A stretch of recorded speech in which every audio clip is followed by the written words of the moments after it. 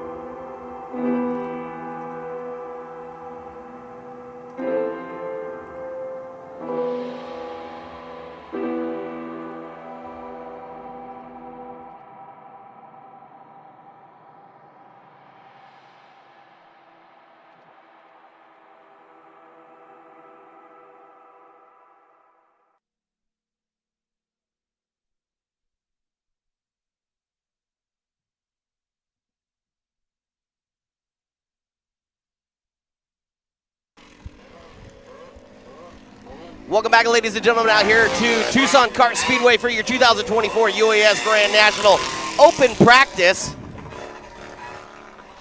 We got a hot track.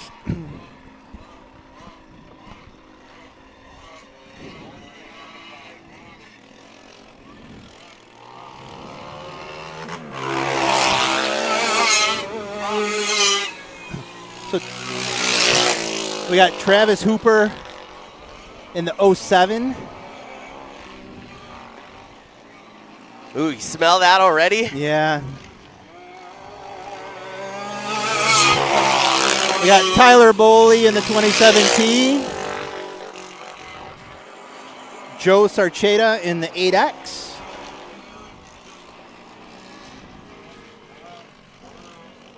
And I'll tell you what the orange card is in a second.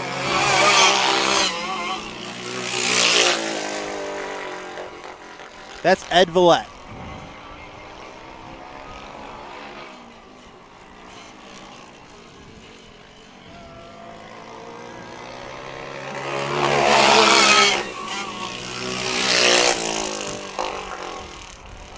Looks like the high horsepower karts are having a little trouble in the turns.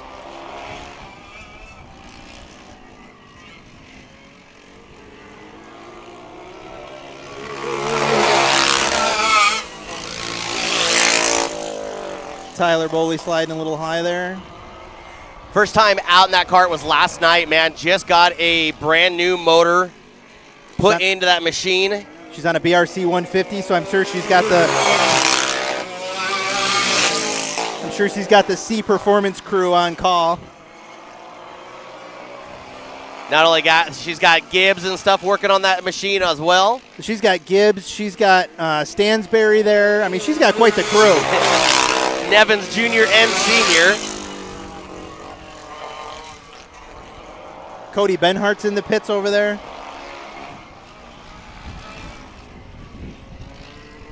Wind starting to pick up just a little bit, kind of drying this track out.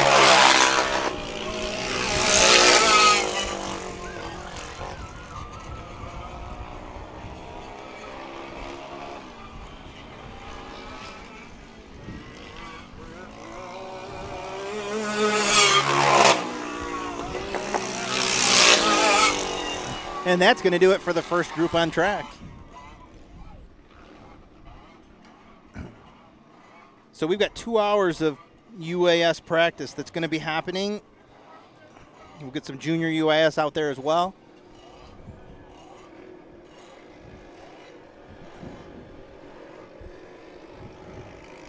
Let's see what we've got.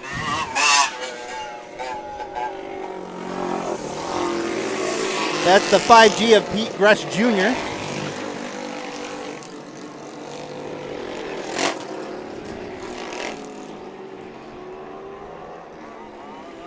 You got the 808 out there. That's the Damian Smith. He's the guy from Hawaii. Cash Hodson in the 28. He's the admin for the new Colorado UAS group. Daniel Watkins Jr. in the 15W. And the Arizona UAS administrator, Daniel Hutto in the 8. Looks like Ryan Erskine came out in the 11E as well.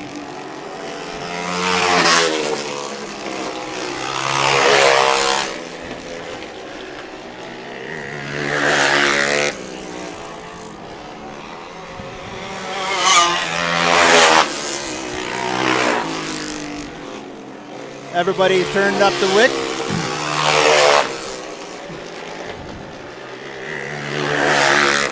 Hutto's looking pretty fast. Daniel just turned in the fastest time of a 15.782. Dan Watkins with a 15.7.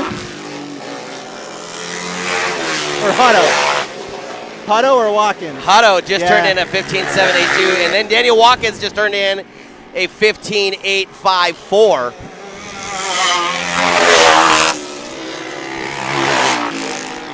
Cash Hudson is 8th fastest right now. He was just passing the line. Hutto definitely looks fast out there. Some of these guys aren't running their transponders yet or not working. That's Peter Gush Jr. He just turned in a 16.637. Who's not reading on there so we can make sure we tell timing and scoring? 22 Some of these guys probably haven't been out there yet. No. So far, right now, everybody is now registering out on the transponders. But so far, the 8 of Daniel Hutto with a 15.302. Times are coming down. Yep, times are starting to come down. Once all the drivers get comfortable with the way the track's going to shape up, we'll see those times really drop. Daniel Hutto out of Phoenix, Arizona. He's the Arizona UAS administrator. He's also tied with Ryan Fernandez and Rusty Rossmeyer for first place right now in the standings. So Daniel has a great chance of winning the national championship. Ryan Longhair getting loose. Took a little ride over one of the discs. Caution flag is out now for that spin. He puts his hands up. Yep. He'll probably go ahead and take that back into the pits. They're going to go ahead and looks like all the drivers are just going to call it quits and head inside. So your top 5 right now is Daniel Hutto with a 15.302. Daniel Watkins at the 15W with a 15.854. That's a half a second slower than your current right now fastest guy. Ed Valenti with a 15.967. Joe Sarcheta in the 8X is a 16.027. And your administrator for Arizona is Travis Hopper. Nope. Hooper. No, Travis Hopper is not the administrator. Daniel Hutto is the administrator. Oh, Daniel, that's right. Yep. The 07, though, of Travis is now 16.031. That's your top 5 so far. So now we've got Chris Southern, and I'm pretty sure the 99 is Corey Hosler Jr. Corey Hosler Jr., yep, he's now on the track. We've got Nick Moore in the 22 just coming on the track, and Aaron Schaefer, again, another Phoenix, Arizona driver. Nick Moore was one of the fastest guys. He was on top of the list until about 9:30 last night, and then started falling off. I know they were working on some things to change. Corey Hosler is trying to notify the track crew there's something going on. He's pointing to something. Looks like there might be something on the track. Hey, maybe we can get on the backstretch and look. Nick Moore is pointing there too, so it looks like there's something on the track on the backstretch.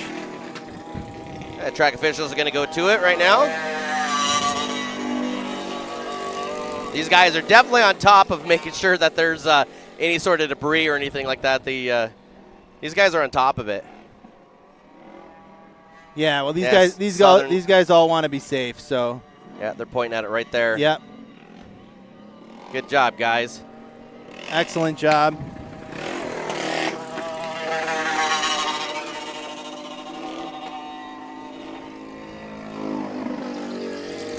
Excellent job, drivers. Excellent job, drivers, for pointing that out. Good job, guys.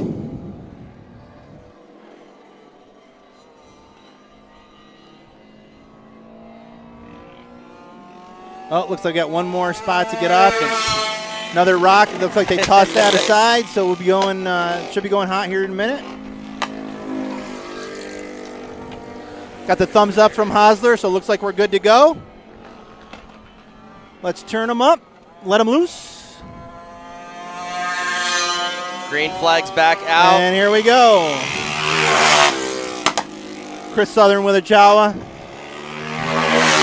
Corey Hosler on a 450. Nick Moore on a 450. And Aaron Schaefer has got a really interesting motor that's been cut in half. Started off as a twin cylinder, got it down to a single. Corey Hosler now second fastest in the 99 with a 15.602, but Daniel Hutto still with a 15.302.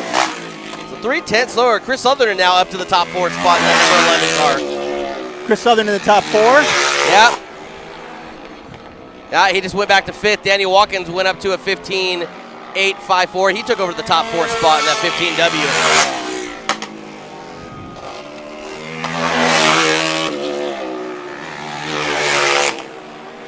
Nick Moore, second fastest with a 15.574, 2/10 behind Daniel Hutto. You watch them, they have been working on that car all night long and knew that they had a package coming out here.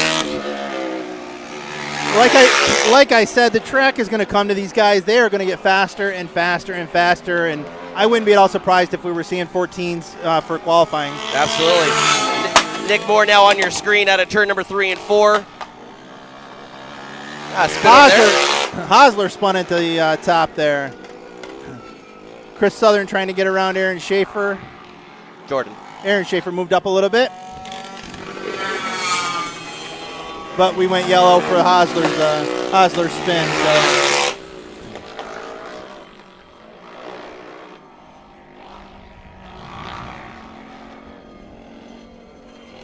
Welcome, everybody. Again, we're in the 2024 UAS Grand Nationals here in Tucson, Arizona.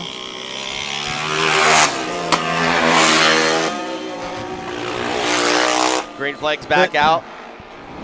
Chris Southern now on your screen down the backstretch into turn 3 and 4. But keep your eye on that 99 of Corey Hosler Jr. He's top 3. He's an Arizona guy as well. Looks like Nick Moore had a spin coming out of 3. He's able to keep it going.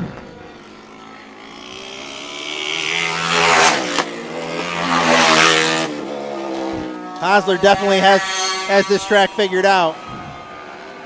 He does. He looks smooth going down the backstretch, doesn't he?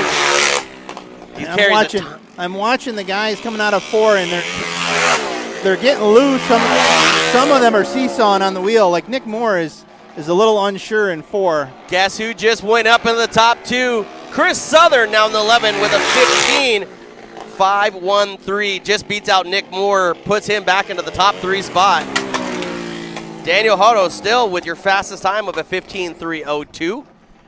Chris Southern in the 11 car, 2/10 off with a 15.513. Nick Moore and Corey Hosler Jr., that is rounding out your top 4, and Daniel Watkins is your top 5. Literally, these guys are split by 2/10 from each other. Hotto with a 15.302, and your top 5 of Daniel Watkins is a 15.854. Wow. Crazy. Wow, that's These pretty guys incredible, yeah. are just pushing it tonight. Here's our next group heading onto the track now. Let's see who we can find out who's coming on. So we have the 22 AZ. That's Cody Welker. Corny Walker in the 22 AZ. Cody Welker, yep. 71 is Tim Mendez. He's in 3rd on the track right now. When the second cart comes around, we'll figure out who that is. I think that's the 27G. That's the other Gresh machine. That's Pete Gresh Sr. Pete Gresh Sr., yep. And the 28X, that's going to be 28. Justin Mitchell. That's the owner of the Delaware Speedway in Iowa, where we'll be going next year, 2025. Crazy, right? Newton. I know those guys are super excited and stuff to know that the UAS is coming back to them. It's going to be the first time the UAS has had the Nationals in Iowa.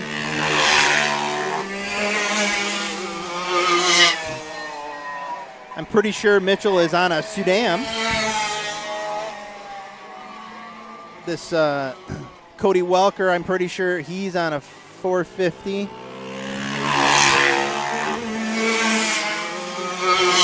Mendez is on a 250, and the interesting thing, the Pete Gresh Sr. machine, it's like a dual TT or something, and it's an offset dual, so and he goes around in turn 3.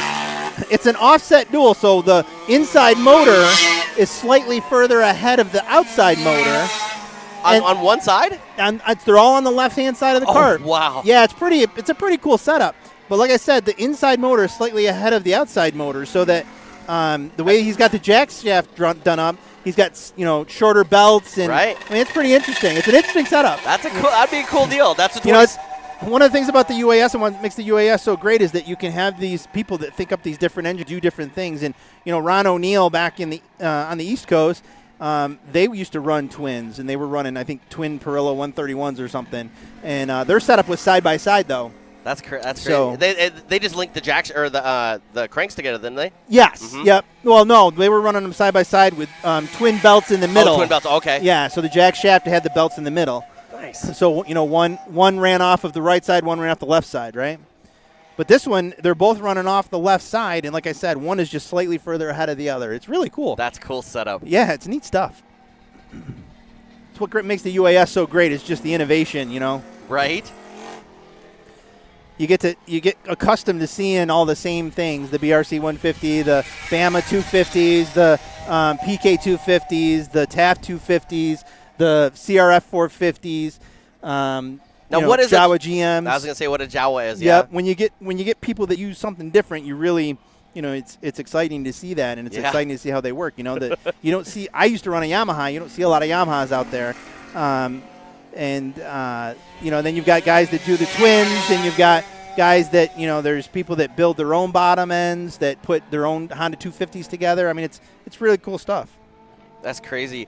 Your lineup tonight is going to be your Junior 1, then Junior 3, UAS, and we're back to Senior green. Outlaws, Clone Heavy, KT, Junior UAS, and the Senior UAS.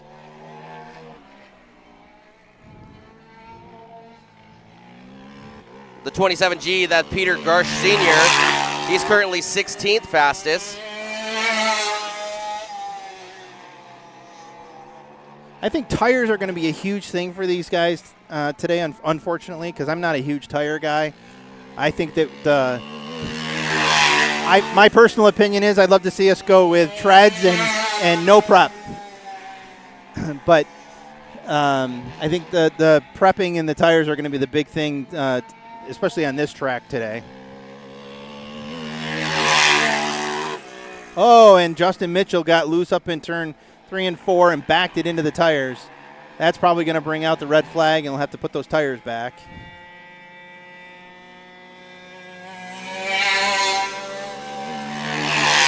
Oh, nope, looks like they're going to just do it live. Oh, and now he spins in 1 and 2. Didn't quite get the wall, so he doesn't get the Hager shirt and sticker.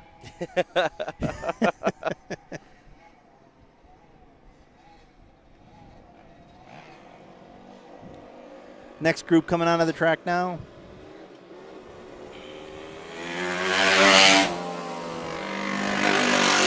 '23 of Renee Angel just entered the track. The first card on, I think that was a 27. It's got to be Jeremy Hubner. He's your Arizona Tucson Kart Speedway president. He was instrumental in getting the karts here. You've got Emilio Torres out there, and you've got Brian Nevins out there. Brian Nevins has got an amazingly reflective, sparkling kart. That's the new setup for them.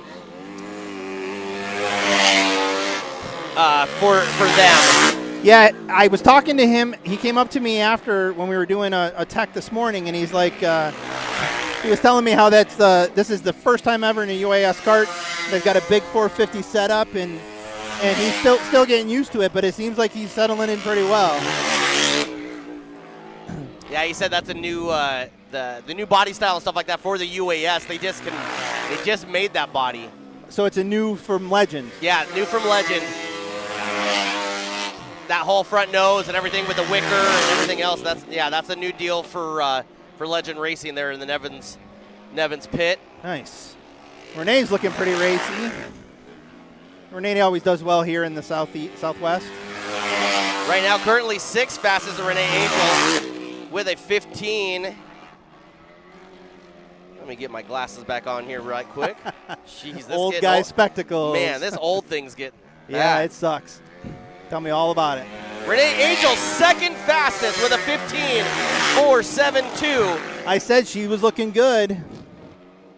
She's got that car wound up, ready to go. Look at the bite it gets out of turn number 2 and just the drive down the backstretch. Yeah, she definitely has it figured out today for sure. Oh, Emilio Torres a little high.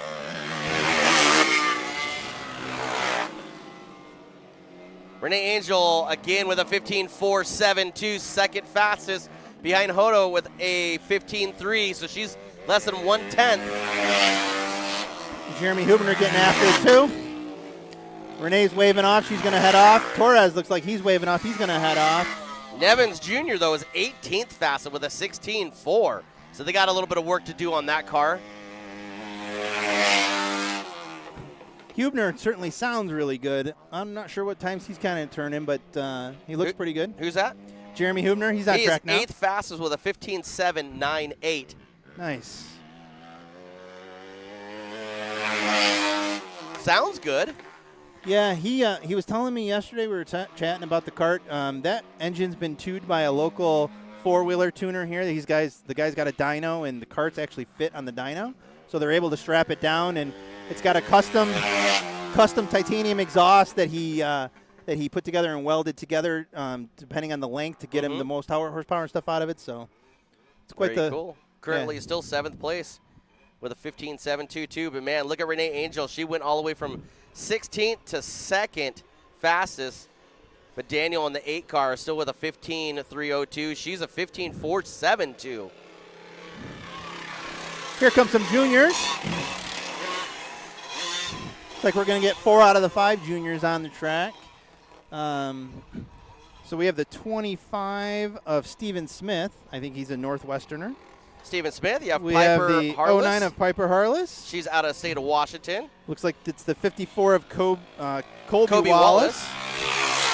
Cale And then, Cooley and the in number 5. 5 of Cale Cully. Cale Cully's dad, Josh, is the Iowa admin. So we've got like 4 or 5 admins from around the country here today, sir. which is great. Cooley's out of the state of Idaho. Yep. Then you have Jackson Mitchell in the 8X. So far, Piper with the fastest time of a 16.215. Jackson Mitchell hasn't come onto the cart. We've got a caution flag out. Where do we have? Oh, he's off No, in the 54, he's off in Wallace. turn 4. Yeah. Oh, Piper spins around in turn 3. Lock up the brakes on those things.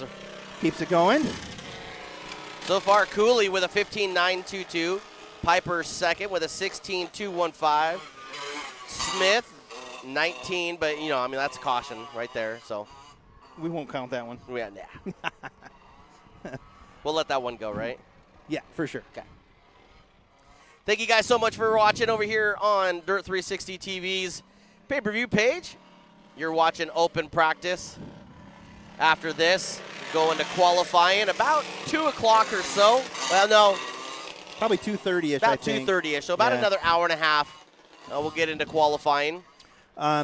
I do want to mention that make mention of this. Probably everybody is seeing our new logo up on online with our new naming of the Grand Nationals. It's now the Unlimited All Stars by Mark Burkfelt presents the Grand Nationals, paying homage to Mark and our executive director as he works through some medical things that he has going on. We all send our well wishes. Wish he was here.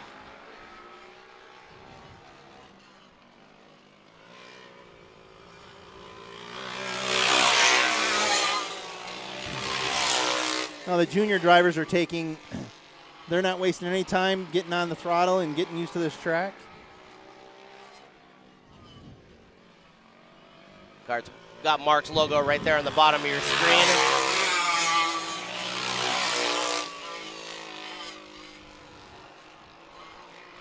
We'll throw that up here in a minute. Cooley with the fastest time still with a 15.922. Piper goes third. Smith goes to second with a 16.1. But Cooley's the only one in the 15.9s. He's almost running what senior UAS is running. Piper, go ahead and put her hand up. She's done for the session.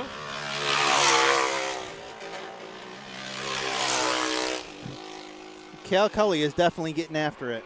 We still don't have no times at the 8X of Mitchell and Wallace of the 54.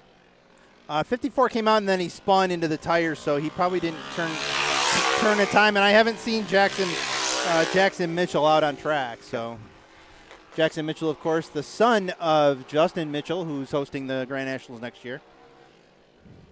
I know they were excited when we talked to them. Talked a little bit earlier, whatever. They're super excited to bring it back to that track, and especially at that track itself. They're super cool. He's the new owner. He acquired that track from the Ricans. Many of you know the Ricans if you've been in karting for a long time, the OutToWin.com Ricans, the same ones that own the kart shops and stuff. They have been looking for a purchaser for a few years, I guess, and then Justin decided that now that his son is of racing age, he wanted to get more involved, and so he bought the track, and immediately said, "I want big races here." And so he worked with Tyler Summerlot, the admin in Iowa, and put together a presentation, and we're going to be going there next year. We got the Cervantes team coming out. You've got Sam Cervantes in the 8S, and you got Ryan Fernandez in the 3, commonly known as Rhino. Dan Watkins back on track in the 15W. Ryan Fernandez is at the top of the leaderboard for points as well. He and Daniel Hutto are the two drivers coming in this weekend with 210. Several other drivers are in the 208s and down into 206s. But we have about 12 drivers that mathematically could win the national championship, depending on how the racing pans out and depending on what happens with attrition. We're going to fire him up here. Go green. Sam Cervantes feeling out the outside a little bit.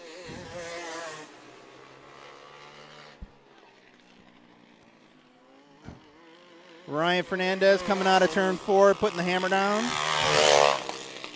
Those Swede Tech PK 250s that they are running in the Cervantes camp are just an amazing motor. That's the motor that won the 2017 national championship, piloted by Ryan Diotti up in AKA. The last time that the race was out here in Arizona.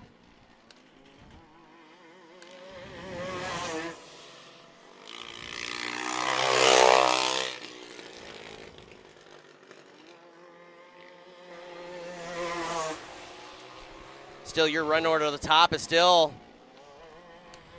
the 8 of Daniel, still with a 15.302. Renee Angel with a 15.472. And Ryan Fernandez in the 3. Chris Sutherland in the 11. And Nick Moore still your top 5. Ryan Fernandez up to 3rd, really. Yeah, with a 15.496. That was on his second lap that he went out there and pulled that. So Ryan, he's going to go ahead, and I don't know if he's going to wait for someone or if he's going to go ahead and pull off. He's pulling looks off like now. He's heading off. I do like the pit exit here. I like how the pit exit is almost in the middle of the straightaway. You like a good runoff, right? Yeah, absolutely. Yeah. And, of course, they do have a hot pit here that loops around the back of 3 and 4 if that's ever needed during the race. They do have a lot of runoff here, so. Dan Watkins getting able to turn some laps by himself out there. Danny Watkins of the 15W, he is 10th fastest. So looks like he's going to pull off now. Everybody so Daniel in the 8 is a 15.3, and the slowest time we have so far is from Emilio, though, in the 44E with a 17.37, and he only ran 4 laps. So a couple seconds in between, 2 seconds in between first and last. What really gets me, though, is Brian Evans Jr. right now is 20th fastest with a 16.406, and they were extremely fast last time out here with a KT. Now, brand new car, brand new setup, first time in the UAS. A lot of things to have to dial out. But for a fact those guys are going to – they're on top of it. They're back there right now probably doing a bench work of stuff. It's a lot of learning. And people think that you could just jump from KT100 to UAS and it's a pretty quick and simple and easy jump, and it's not. The kart setup is different. The horsepower is tremendously different. You're going from like a, somewhere around a 16 horsepower motor to a 450, which can be as much as, as we know, you put them on alcohol and stuff, they can be as much as 100 horsepower. That's crazy, isn't it? Yeah, and the weight differences, because obviously like the 16 horsepower KT, that whole package weighs maybe 25 pounds. Right. To a CRF 450, if it's been jack shafted, that thing probably weighs 70 pounds. So you got to rethink everything you do with your karting. Whole scale numbers and everything. Everything has to change. Yeah, that's a ton of weight on the right-hand side. So that's the 54 of Kobe Wallace in the junior UAS group, and here comes Jackson Mitchell. He's in the 8X. We're gonna get to see the other junior UAS guys running around. We'll get these guys to switch over on their lifetime and scoring stuff for us. There we go.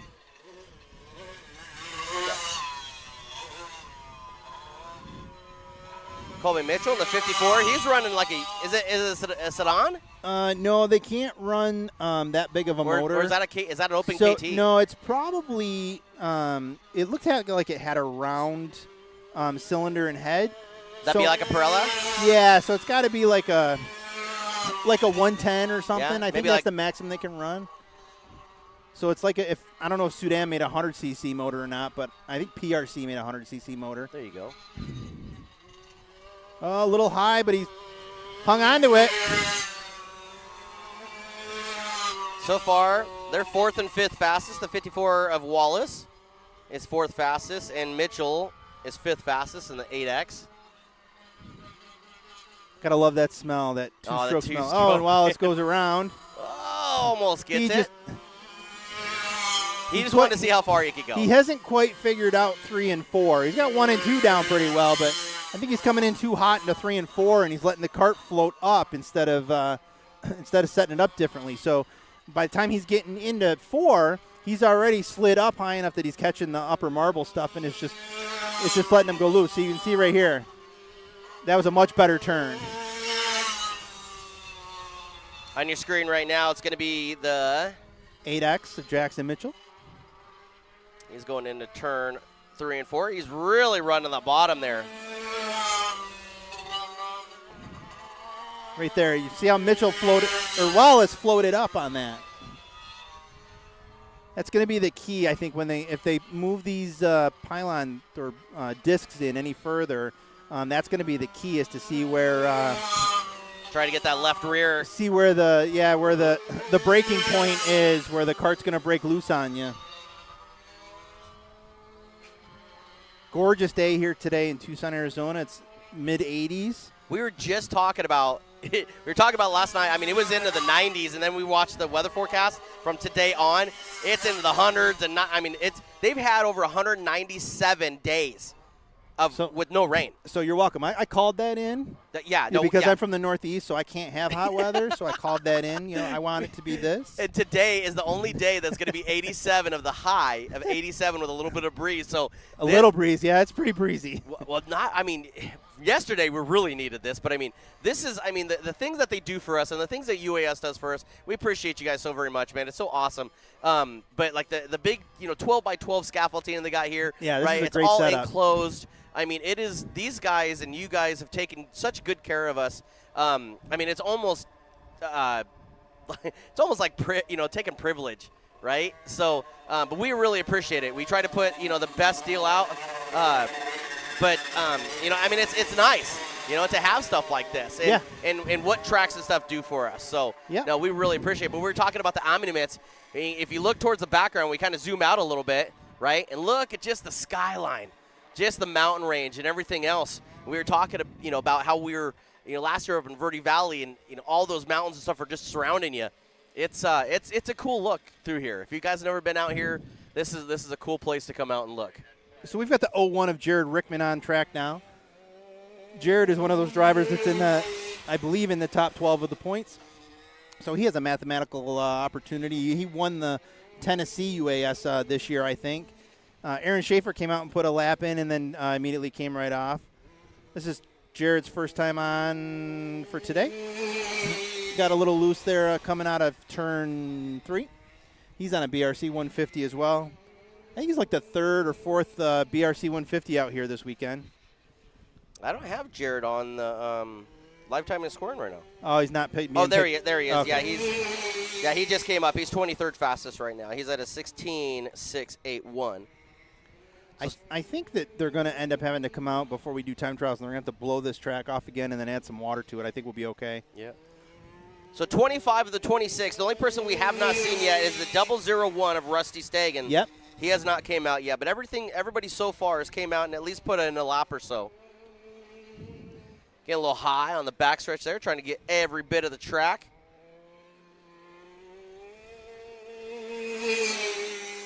He's still 20th fastest with a 16.397.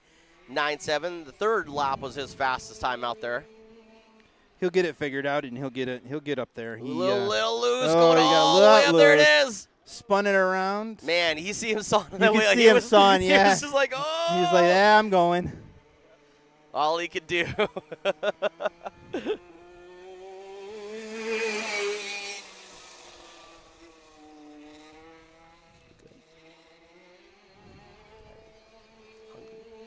Man, it's amazing to me the pull that those BRC 150s get coming out of the turn. They put the hammer down, and just to watch them come out of the turn is incredible. As we all know, that's the engine that Chris C sells from C High Performance. The probably one of the more winningest engines in the UAS. It's won 3 national championships for Evan. Well, I was fortunate enough to be at all 3 of Evan's national championships. Jared just went up to the top 10 now with a 15.764. I said he figured out. Yeah. So apparently he just had to spin and get it out of his system. Right, yeah. You just had to see how far he could push it. Yep. There you go. Yep. He was just trying to make room for himself. What's that? So the only person that we're missing out in practice right now is Rusty Stagan. Everybody so far, this is your top 5. Daniel Hoda with a 15.302. Nobody has touched that since he's went out the very first time, right? Renee Angel, she'll run P2. That's a 15.472. Ryan Fernandez in the 3 car, he's a 15.496. Chris Southern in 11 with a 15.513. And Nick Moore, top 5 out of state of Washington with a 15.574. Now, Nick Moore and all those guys, you realize that those guys were pretty much, except for Renee Angel, the first set that went out there to for practice. Track's lay a little bit more rubber. Do you think it's slowed down a little bit, or do you think some of these guys would have liked that, or just kind of fine tuning, trying to figure out what they have from last night? I think everybody is still trying to figure the track out. Look, you can see now they're going to bring the blower out. There was a cart sitting on the grid. I thought we were going to have one more come up, but they are pushing up some other carts. It looks like maybe Nevins is going to have another go at it, although that cart has a wing on it. So maybe that's Ryan Erskine. So it looks like we're gonna keep going for a little while longer, but I think they're gonna blow off the track and see if they can blow off some of the. I don't know why they don't blow from the inside out. I don't know why they don't go that way. Why do they blow from the outside in? It's almost like they're blowing more stuff into the track. Not sure. Well, that being said, ladies and gentlemen, we'll take a quick little break right here. We'll put up this. This is what we're doing here, ladies and gentlemen. The new logo for the UAS up on your screen right now. Paying homage to Mark Bergfeld, our founder and executive director. Like I said, we wanted to do something for him because he's going through some medical issues right now that he and his wife are working through, and we wanted to take all of the burden off of him. So we're working with Steve Truitt to answer any questions and handle any UAS administrative stuff so that Mark and Teresa can focus on getting Mark better, so we can get Mark to Iowa next year, and he can be there with us. So well, I know he's watching, man. He's sitting there, and he's probably drinking. You know what? I know what he did. He decided, he's like, I'm just going to go and sit back this year. What like that? I'm going to drink a toddy. I'm going to watch it on TV. I don't want to have to travel. You know he's doing that. He took Hager's advice. You know, those two talk a lot, right? So he's probably got his fluffy little slippers on and everything else. And yeah, but Mark, man, we love you very much, man. Thank you so very much for everything that you do with the UAS, the magazine, all that type of stuff, man. It is a pleasure, and it is something that we really, really appreciate you being a part of this and us being a part of you. So, Mark, thank you so very much. Looks like they're going to try and tamp down the dust and stuff that they're blowing off the track, which is cool. Oh, look, they might be taking my advice and going the other direction. There you go. You know, they probably look at that. They must have heard me. You know, they got this. I mean, they got it. Live in there. So yeah, they must all heard me. There you go. They're on the radio. I don't know anything about track prep.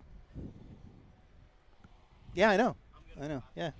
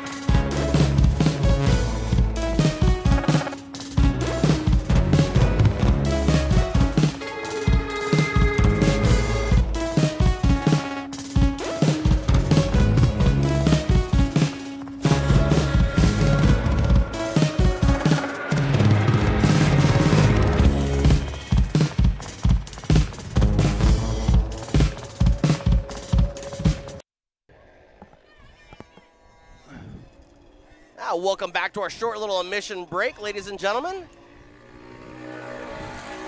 So here comes Daniel Hutto and Rusty Stagen. Rusty Stagen's first time on track today.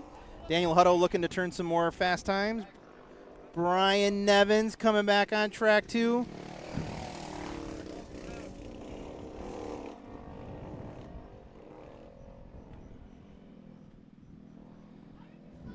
See who else might be coming onto the track. The guys are in their carts and ready to go. Daniel Hutto currently with the fastest time. Rusty Stagen hasn't turned a time yet, so we'll get to see what he can do out there now.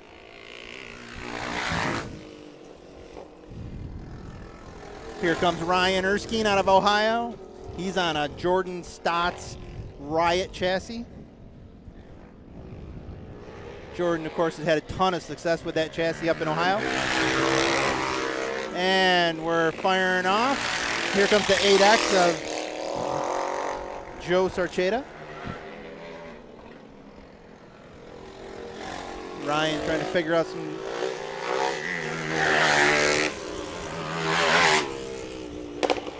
Hutto and Stagen looking pretty good, as is Nevins. Everybody's starting to pick it up now. Erskine putting it sideways, coming out of 4. Stagen looking really good.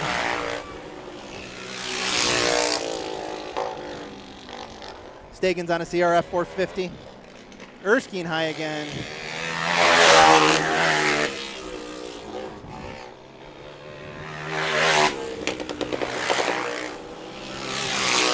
I love that when Stagen backs off the throttle, how it breaks up going in a turn. I just love that sound. Pops. Yeah.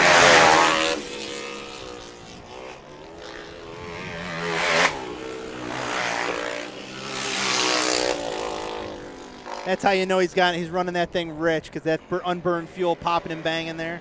Still no change in the top 5. Still Daniel Hutto with a 15.302. Renee Angel second. Fernandez, Sutherland, and Moore your top 5. Rusty still 22nd fastest with a 16.480. Man. That is a good-looking kart, though. I mean, even Nevins. Let's see where Nevins is at. Nevins now up to 13 with a 15.916. Yeah, Nevins looks like he's getting it figured out for sure. He made that move under Stagen there, and it looked like it was pretty easy for him. Yeah, Rusty didn't go out in that first set of practices. He's out now. Looks like there's a little bit of a bump if you're running the middle of the track going into 1. Brian Nevins Jr. now 8th fastest with a 15.686. Every lap he's getting faster and faster. He's now really finding that car.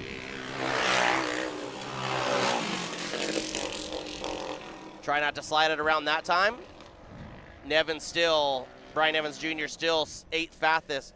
So I think that Nevins did some tire work, and and that's maybe made a couple changes to the kart setup, because it definitely looks way more solid. Well, if you look at him and stuff, he's a little bit loose going into turn 1. I can't really tell what he is at a turn, going into turn 3 and 4. Yep. But he's, trying to ride right at that, soft cushion going into turn number 1, where it kind of gets him a little loose. But, he got his dad, Brian Evans Sr., man, that's a tire whiz right there. They'll go back, they'll look at this set and go, okay, try to figure out, what they need to do to make it work a little bit better. Here comes Tyler Rose Bully back on the track with Travis Hopper, the 34 of, if I can find it, Ed Villette. That bright orange color that he's got a matching helmet. Travis Hopper, another Arizona guy. Tyler breaking in that BRC 150. Looks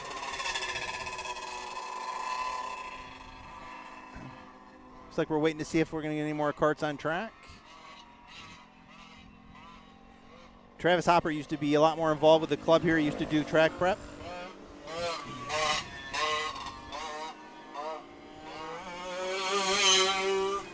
Here comes the 99 of Corey Hostler Jr. Corey was up there earlier too. I don't know what his qualifying time was before, but he was definitely up there. And we're going to set him loose. Boley looking good coming out of 4. Villette spins in the center here, right in front of us.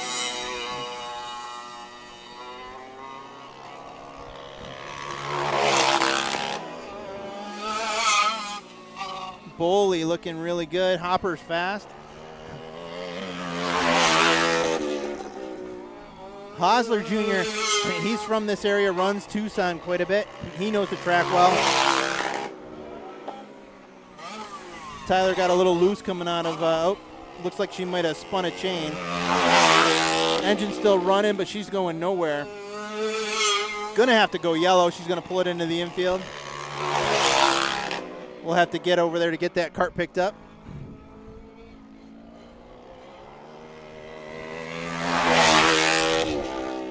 Watch a lot of these guys when they're working the wheel coming out of 4. You can see who's planning and who's not. A little bit of movement from Hosler there, or from Travis Hooper. Oh, he goes around in turns 1 and 2. There's almost no movement from Hosler coming out of 3 and 4. So he has it figured out for sure.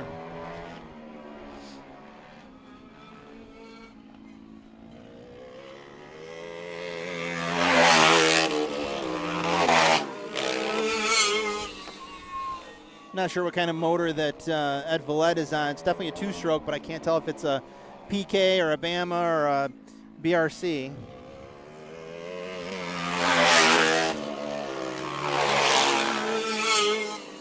Looks like it's a 250 of some sort. Tyler up out of the cart, getting her neck guard off, thrown in the seat.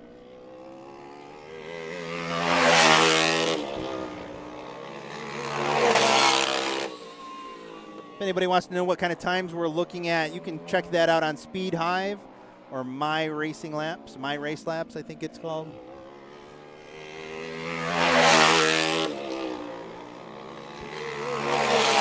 One to go for this practice session. We have a few more carts lined up on the grid. We'll bring in more carts out.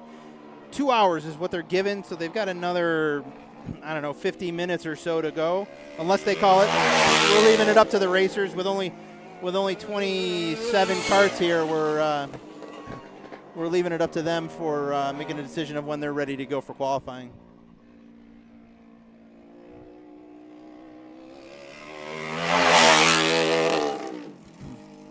Hosler dusting the few fans that we have over here.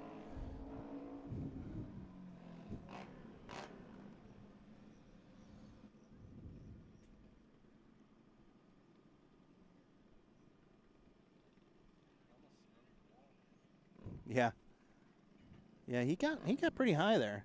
He got up into the wet stuff for sure. They did lay some water down at intermission. They went around the top of the track and put some water down, and then they went and watered the inside of where the discs are, try to keep the dust from down there and the dust from moving up across the track.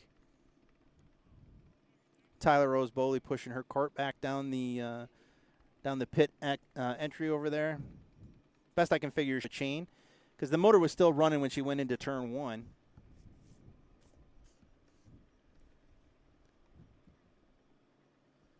We got some carts fired on the grid. We're just waiting for Boley to get out of the way, and then we'll get going with our next group.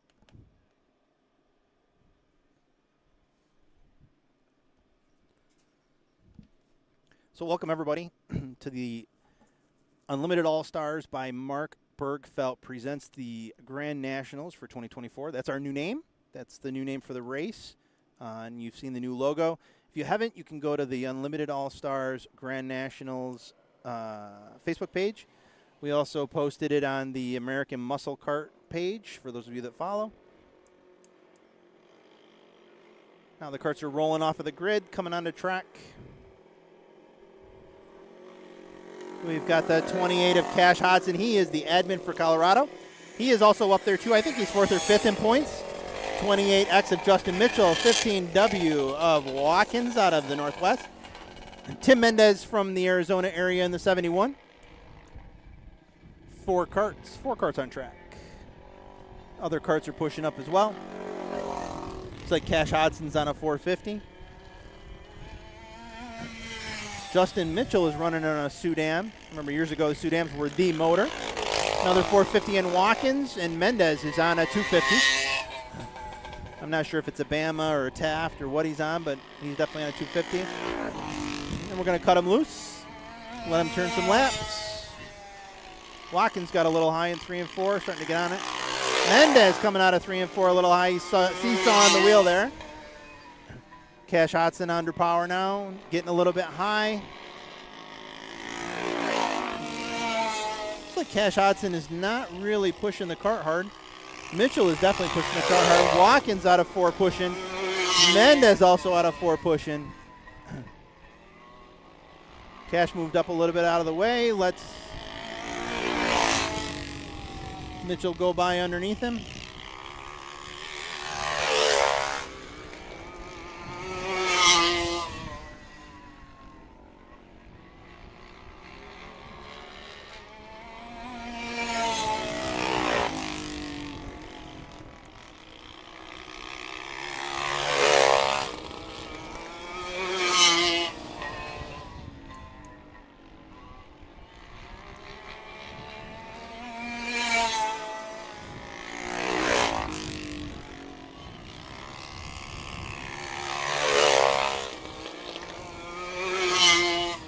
Nice and spread out and even. Kart's turning some laps, trying to still figure it out. I apologize, I don't have the live timing up, so I don't know where the karts are right now.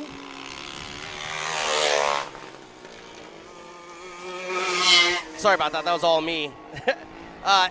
The 34 of Ed Valente is now second fastest with a 15.396. The 28 of Justin Mitchell, third fastest. That puts Renee and Fernandez in your top 5.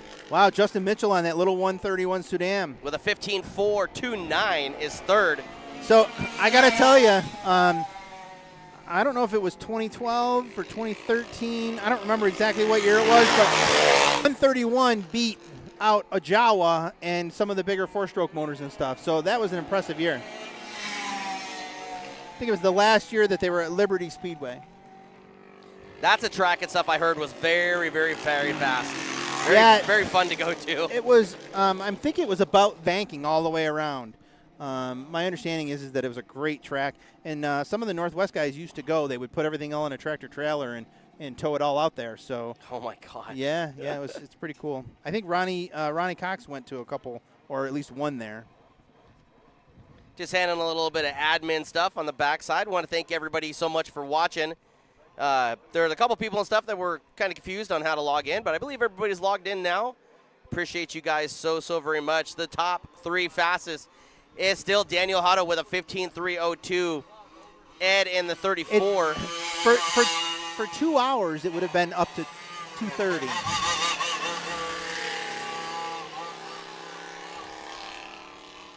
That's 1:43 right now. We have about 45 minutes left, roughly. 2:30 is when we're cutting it off, or when the drivers tell us. We got the juniors back on track. That's Piper Harless. The 54 of Kobe Wallace came on track as well, and the 8X of Jackson Mitchell. Here comes the 25 of Steven Smith. Steven Smith, your BK champion from this year. He's still second fastest with a 15.879. I don't see Cal Cully out here right now, but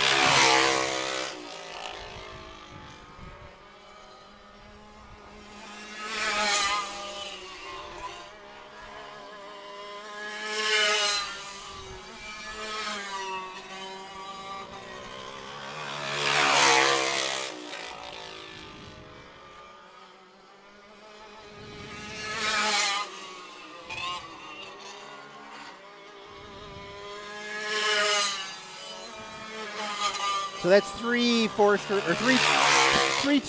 and 1 4-stroke, and I think Cal Cully's on a 4-stroke too. So it'll be 3 2-strokes versus 2 4-strokes. 5 junior UAS karts made the trip. 1 from Iowa, at least 1 from Idaho, and a few from the 2 from Idaho, and at least another 2 from the Pacific Northwest. Coley's he's from the Pacific Northwest, from Idaho. He has ran now the fastest time with a 15.559. Piper out of Washington State, she's running a 15.728, running that 09 car.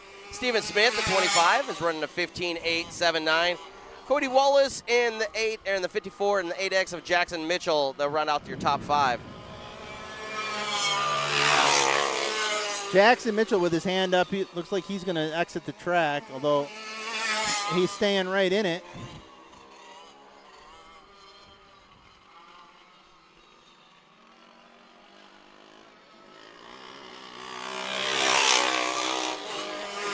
Getting a little dusty up here in the booth.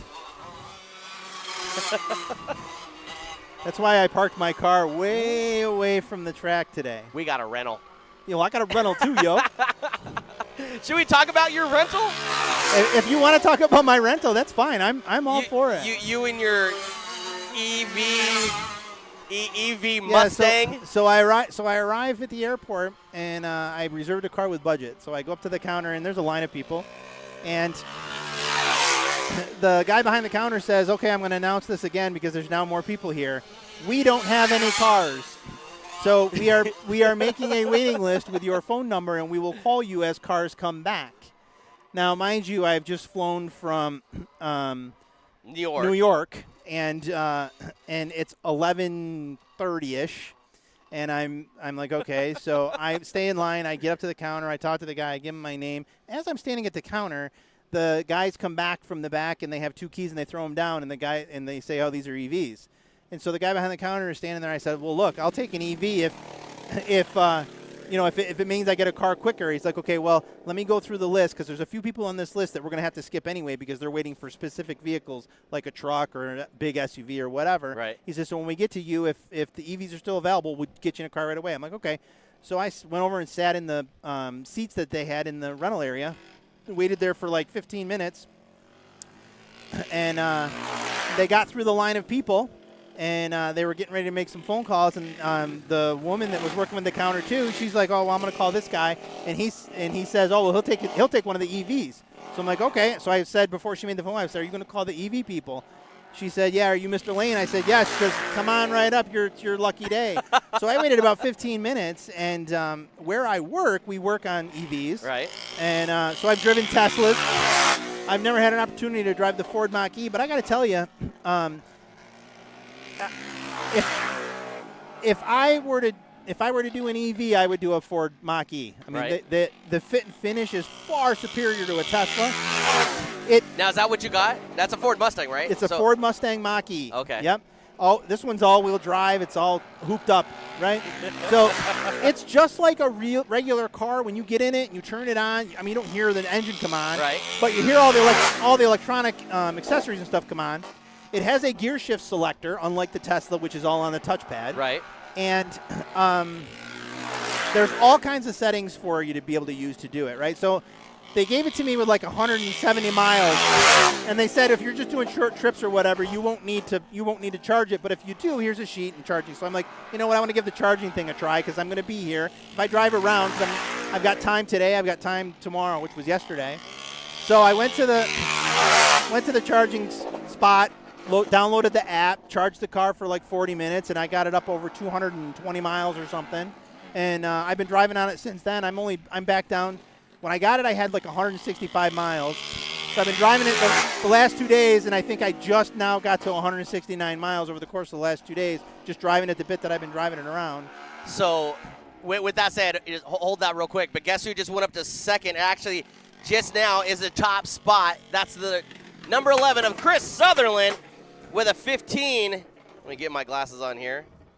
15.088. That puts Daniel back in a second. But what is the Achilles heel? Is who is on the backstretch right now, come past the flag stand with no motor sound. That is Brian Nevins Jr. That did not sound good coming out of turn number 3.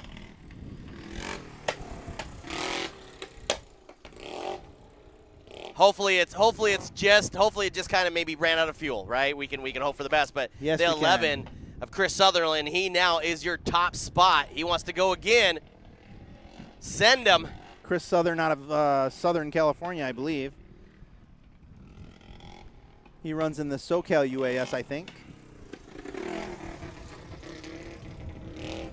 That put him at the top spot. Lap number 16 that he ran, 15.088. The next quickest is Daniel Hodo with a 15.3. So track seems to be getting a little quicker, or the guys are figuring out tires, whichever is the case, but definitely something has happened. Oh, it looks like we might have some more debris on the track. They're going to clean that off a little bit.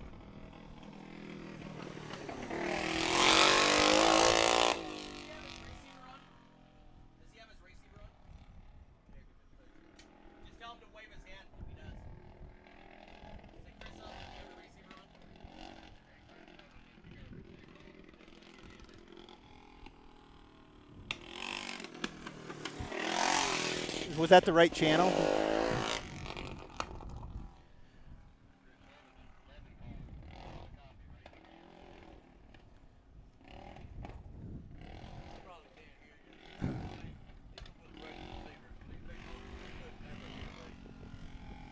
Back there, race director Dave Chisholm. Race director of Dave Chisholm sitting there trying to get on the receiver with Chris Sutherland, let him know that he can still have a good couple laps left to practice here. He's going to sit there and see if he can beat his time of a 15.088. They're going to send him now. Open track. Looks good out of turn number 2. How about we do this? How about smells like that jaw was on alcohol. How about we crank it up for the folks? You like that? Yep, works for me.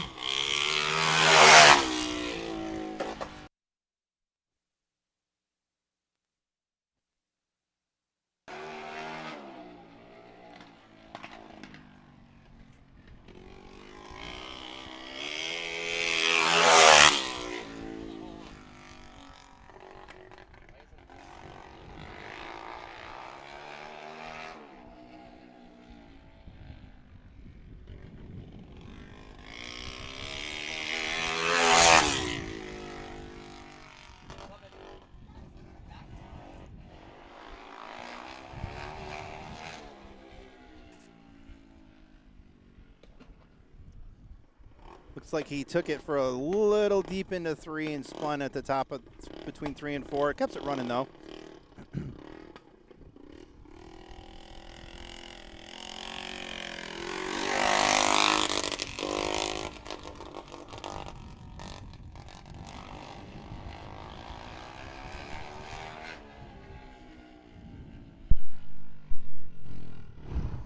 Gaunt once again deep into 3 and spins it out in 3 and 4. I think he's just testing out where the groove is best for him. Let's see if we can crank it up now. Here we go. We'll mute our mics and we'll crank it up just a little bit for the folks at home. So.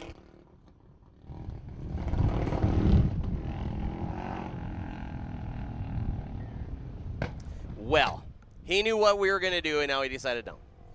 That's all good. Yeah. Got a couple more karts coming on the track. The 27 of Jeremy Hubner.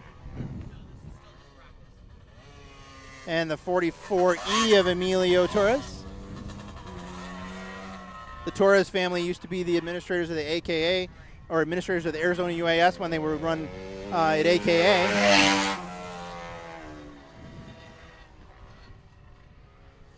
So your top 5 right now is Sutherland, Hodo, Letty, Mitchell, and Angel. That's your top 5.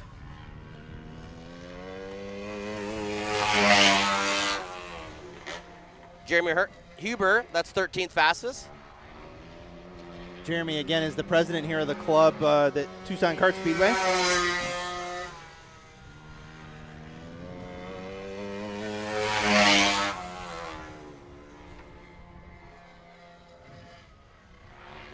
Is that the 44C back there? 44E, that's the 44E of Emilio Torres. He so far is 26th fastest out of 26 cars that He's showed got his up. arm up. They're definitely struggling. They're struggling with motor and stuff from what I can tell. He had his arm up. He's definitely going to point Hubner by, probably down here on the front straightaway because I think Hubner will catch him there, but trying to play with the carb a little bit, trying to see if he can get more out of it, but He starts to pick up a little bit more now. It's almost right there from the middle. The top end just kind of falls off a little bit. yeah, it's definitely something weird going on there.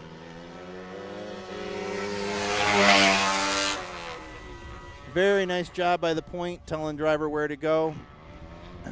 Interesting that Torres has such a huge steering wheel on that kart. That's something that Ronnie Cox used to do too. He used to run like a sprint car steering wheel. Yeah, look at this thing. Like an 18-inch steering wheel. Yeah, it's crazy. I guess when you run a big steering wheel like that, you don't have to have too much English in the wheel. So maybe he's comfortable that way. Yeah, definitely. Huber just went up to the top 10. Travis, hold on, wait. Jeremy Hubner. went up top 8 with a 15.531 on that lap. Looks like Torres is going to pull off the track.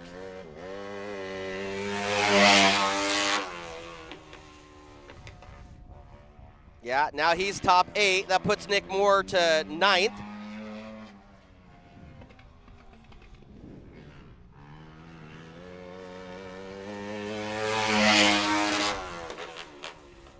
With a 15.531. 15.531 for the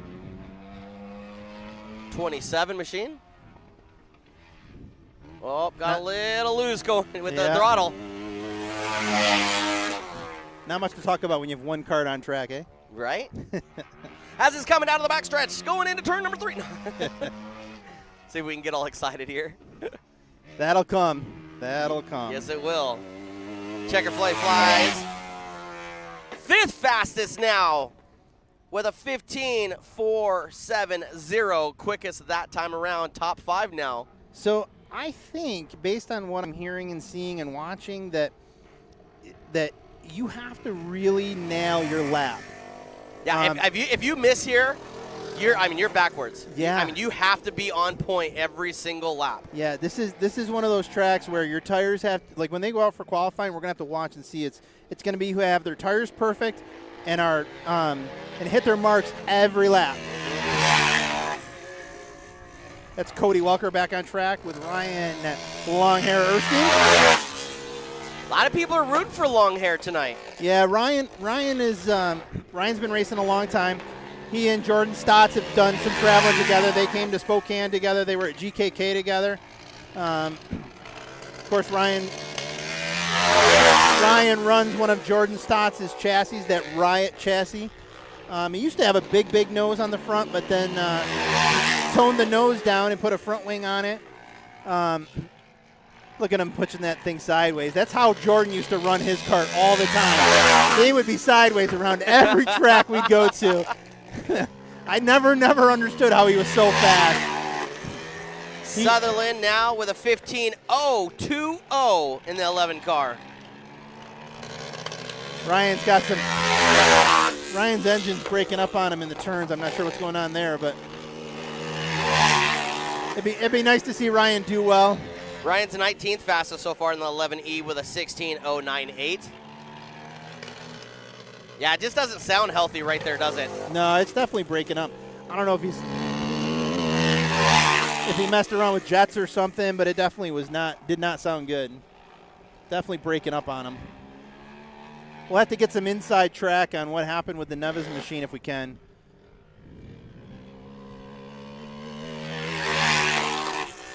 Is that Cody Walker?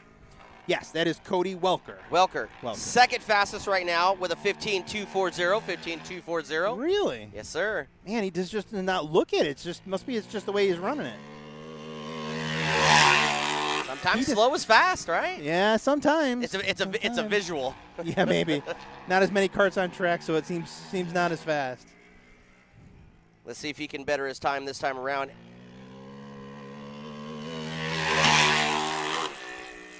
He does not. You know what he's doing differently is that he's rolling through the turn and staying lower instead of see, now there he's a little sideways there, but instead of trying to run it in deeper and then hit the apex harder, he's not. He's lifting sooner and he's rolling it through the turns. A lot like Evan C. would do if Evan was here. That is one person who I thought would have made it, but a little too far. Yeah. They don't have the support group like they've had in the past years out here that, where they can ship carts to and that type of thing. I think. Don't hold me to that. I mean, obviously we'll have to have Chris tell us the insides of what's going on. But, they could have had some family things going on too. That's true. And he's a 3-time champion. Really, what else does he have to prove? Nothing at all. Maybe we'll see them in Idaho next year. It's always great to see the C family. Wait, in Idaho? I'm sorry, Iowa. In Iowa. So far, your top 5 quickest, fastest is 11 of Christopher Sutherland with a 15.020. The 22 AZ of Cody Welker is a 15.240. Right, that's 2/10, literally right at 2/10. Daniel Hodo in the 8 with a 15.302. Ed Valente is a 15.396. And Justin Mitchell just broke into the top 5 with the 28X with a 15.429. He's on that little 131. That's, I mean, I think, I don't know that the high horsepower is going to be super helpful here today. Well, you think this, too. The president, Jeremy Huber, is a 15.47. He's in 6th. Renee Angel, 7th. Ryan Fernandez, 8th. Corey Hostler Jr., he is 9th. And Nick Moore still in the top 10. So pretty good. Brian Evans Jr., when he was out there last before the motor decided it wanted to stop, I'm sure, hopefully that's not something, critical or whatever, was a 15.686. Look at this. Look who's in the top 16. Is that 27T of Tyler Boley with a 15.831 when their very first time out in a UAS Kart, right? Never been in this car, never had this motor. I mean, been in the car, but never had this motor, right? Just got it 2 weeks ago. She's top 16. That's great. That is really good. She's a graduate from the junior UAS program. And so it just goes to show you that if you, if you pay your dues, run your junior UAS, and you reach the age limit, you grow into the senior UAS. Excuse me, and you can be successful. Cervantes Camp coming back on track. The 3 of Ryan Fernandez and the 8S of Sam Cervantes. Ryan Fernandez. Yeah. Isn't it how it's said? Yeah. That's how they all like to say it, I guess, out there. I don't do that, but that's okay. I got you. Again, I know we've talked about this before, but those are the SwedeTech motors that are they're the PK250s that are tuned by SwedeTech. SwedeTech's out here somewhere. I think they may even be in Arizona. I'm not sure. Got some other carts that are rolling on now.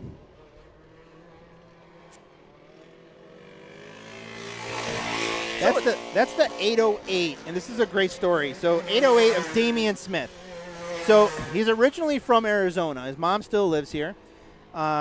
He has migrated to Honolulu, Hawaii. Right. So he's in Honolulu, Hawaii. That's where he works. He's fortunately in a business where he can afford to do karting and stuff. And what he does is he leaves everything at his mom's. He flies in, stays with his mom, gets all of his stuff, and then goes racing.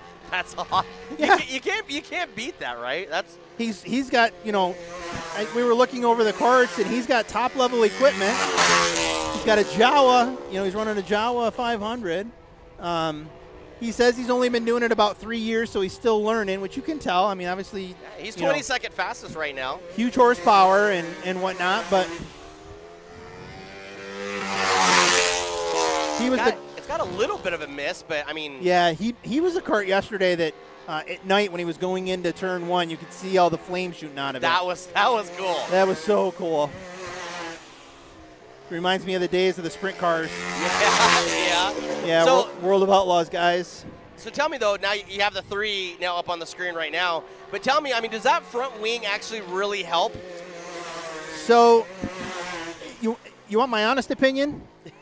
My honest opinion is I don't think so. They're not shaped right to do what you need to have them do under the speeds that they're going here. Right. Now, there are going to be people that are going to disagree with me and tell me that, no, it stabilizes the front end, no, it helps plant the front end, no, it does this, no, it does that. I got to tell you that, and again, I was not nearly as fast as some of these guys are when I was racing, but the front wing that I had didn't make hardly any difference at all to when I had it on or didn't have it on. Gotcha. I think they look cool. I think it's a cool aesthetic for the karts. And if, it's certainly when Wes Snow started running one, it was very intimidating to people. So guess who just went to the top spot? Ryan Fernandez. Yep, with a 14.992. 14.992. The very first person that hit the 14-second. We knew that was going to come. Ryan has come to play. He wants a national championship. He wants to be the champ. He's coming into this thing with Daniel Hutto, both at 210, and Ryan is getting it. So now I don't know if this is anything, but on your screen, if you're watching your screen right now, as you're going into turn 1, there's almost like a little, what looks like a little oil line. Now I don't know necessarily if that's something that might have been laid down from somebody, or. I wonder if that's from Nevins. I'm not trying to jinx it, But as soon as Ryan gets off the track, maybe we can get Jordan on the camera or whatever like that to kind of get a little bit of a look-see. I can tell you that the track is definitely rubbering up. Definitely. So it's definitely going to get faster, and hopefully we'll see some super cool times when we get to qualifying. But it looks like they're starting to get. Guess what now? He's faster. 14.922. So a 14.922. So Ryan was doing exactly what Welker was doing. He was lifting a little sooner, and he was letting the cart roll so he could get lower in the turn. That's got to be the trick. Zoom in just a little bit, Jordan. Kind of see that right there. So come over here, Dave. So look, you can see right here on the track. See that oil slick? Cash Hodson back on track. He's the Colorado UAS administrator. It's his first time at a national event. He was at the Nationals last year speaking to us about wanting to start a region. They had been running open carts up in Colorado. I think he has four to six carts that they go to between a couple tracks. First time there's ever been a region in Colorado. Super nice guy. He's currently 7. That's Justin Mitchell in the 28X. No, this is Cash Hodson. Oh, Cash Hodson. Oh, my bad. He's currently 22nd. Yeah, like I said, he's new to UAS. I say newish. I don't know how long he's been running opens, but actually running UAS in a UAS event, he's new.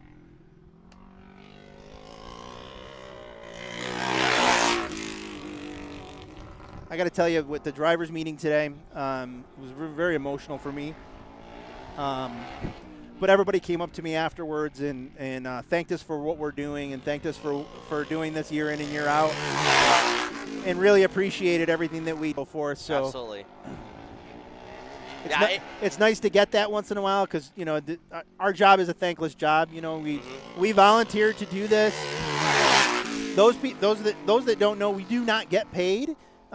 We do this out of the care and love for our UAS drivers, and we want to make sure that our drivers see a great national every time that they go. And Dave Chisholm spent all of his own money to get here. I spend all of my own money to get here. This is not something that we're just gifted and we get to do this because we have all this backing and stuff. No, that's mine. I'll keep it. Yeah. Okay, I'm putting this one back in here for you. And you're right. And we do this and we give back so much too to the racetracks and everything, and it's just the show of the support that everybody is given.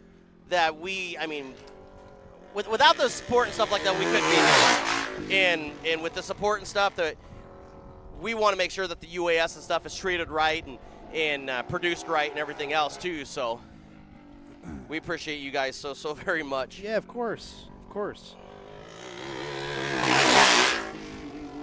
Cash is top 4 now with a 15.107. Slower is faster. That is what is happening. Cody Welker in the 22 AZ is top 5. Fernandez is a 14.922. Yeah, I think that we knew that it was going to get into the 14 sooner or later. Yeah, I think these guys are going to realize that faster is slower is faster. It is. It's a rotating, it's a rotation that they have to do. Up on your screen again, what we were just talking about, Mr. Mark Bertfeld. Thank you so very much. Unlimited All-Stars by Mark Bertfeld presents the 2024 UAS Grand Nationals here at Tucson Kart Speedway. Mark, we're glad that you're doing better. Wish you all well and waiting for you to get back on the track. Iowa, buddy. It's a shorter distance for him, It is definitely a shorter distance for him, for sure.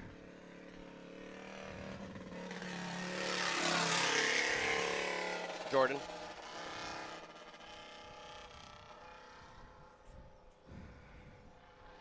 Sorry, I'm just checking into my flight for tomorrow. You're good. Jordan, our cameraman here. I stole him from another racetrack. Doing amazing on the camera this week. We appreciate you so very much, brother. Can you wave? Can you wave at everybody? Shake that camera up and down. There you go. There you go. No, not shake your body. Shake the camera. Oh, dear Lord. The 25 of Steven Smith back out there on the track. He's currently third in the junior UAS with a 15.879. So far, the 5 out of Idaho, that's Cooley with a 15.559. So, I mean, they're real close. All the junior UASs and stuff are very close together. All right, so here's Jeff Davis just got back to me. So for anybody that doesn't know, and off he goes into the tires. No. For anybody that doesn't know, Jeff Davis is our official UAS points keeper. Okay. And so he did a quick, I sent him all of our information. He did a quick check. So here's how the points look with the carts that are here. Ryan Fernandez and Daniel Hutto both come in with 210. Ryan Erskine, Cash Hodson both come in at 208. Tyler Boley, Jared Rickman both come in at 206. The next 3 drivers have 204. Sam Cervantes, Chris Southern, Dan Watkins, Corey Hosler Jr. at 200. Nick Moore at 198. Renee Angel at 194. Rusty Stagen at 190 and Brian Nevins Jr. at 180. He had Daniel Hutto on there twice, but I already mentioned Daniel Hutto. So those are the mathematically drivers that have an opportunity to win the national championship based on their finish in the Grand Nationals today. Wow. Yep. And then over on the junior UAS side, we have Steven Smith at 210 and Jackson Mitchell at 210. Cal Culley and Colby Wallace both at 208. And Piper Harless at 206. So I mean, it's anybody's deal in the junior and UAS. And the juniors, too. It could be anybody. Yeah. Yep, it could definitely be anybody.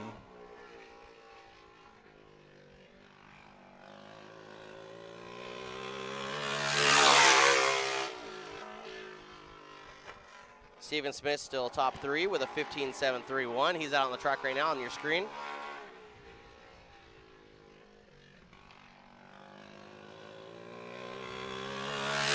Over some of those little rumple strips out of turn number 3 and 4.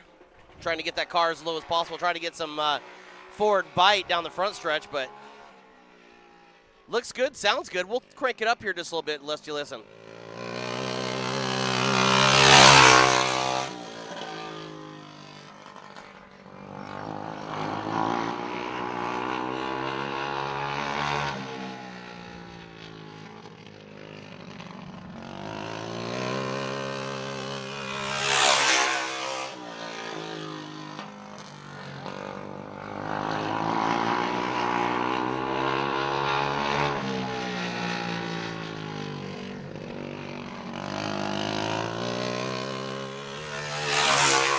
Just rolling through the turns, you can hear that.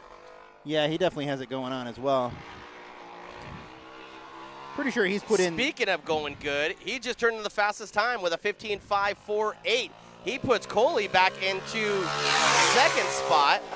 Piper in third, Wallace fourth, and Mitchell, you'll round out your top 5. So it is. I mean, guys, if you're watching in the pits right now, this is the way to do it. You got to roll through the turns. All this driving it in and all that type of stuff definitely isn't working.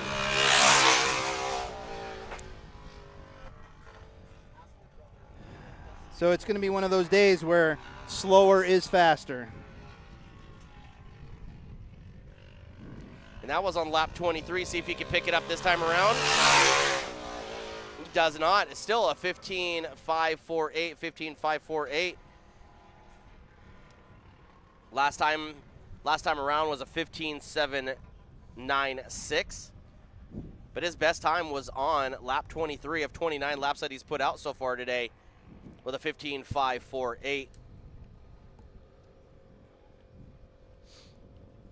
Piper herself out of Washington has only ran 16 laps, and on the lap number 8 was the fastest time of a 15.728. So Nick Moore coming on the track now. We got about 15 minutes left, 14 I guess. Daniel Hutto coming back on to see what the track is doing, see if he can improve his time.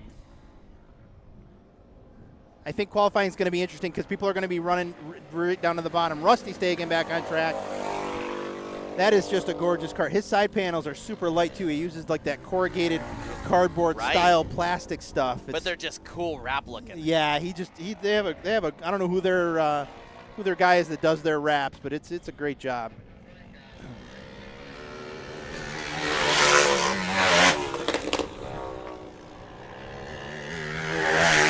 Hutto on the power coming out of turn 4. Nick Moore on your screen right now, going into turn 3 and 4. A little loose coming out of 4. Stagen floated up out of 4 as well. Nick still top 12. Next one back from him.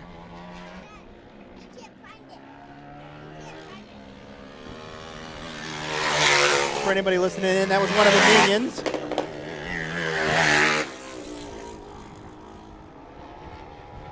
These guys are definitely giving it their all. They're definitely trying to figure out how they can get faster and faster. And it looks like Moore is starting to figure it out. Stagen's still a little bit high. Nick Moore just went to the top 3 with a 14.955 right behind Ryan Fernandez. And Sutherland now. Chris Southern is a 15.020. So the guys are starting to figure it out. Ryan Fernandez was the first one. Nick Moore is the second one. Chris Southern figured out a little bit. You need to be off the throttle and in through the turn. So you need to roll low through the turn and be able to get on the power. This is going to be great.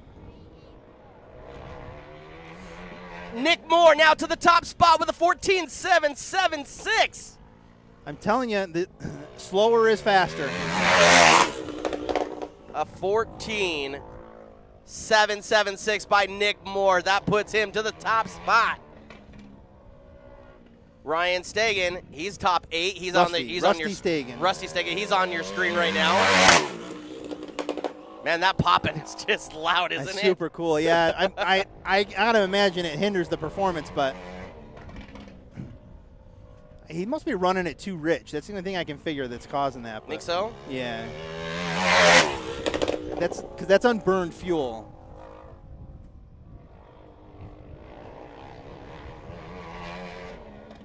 Rusty is his own engine builder. He builds all of his own motors. His son's. I think his son is Dustin.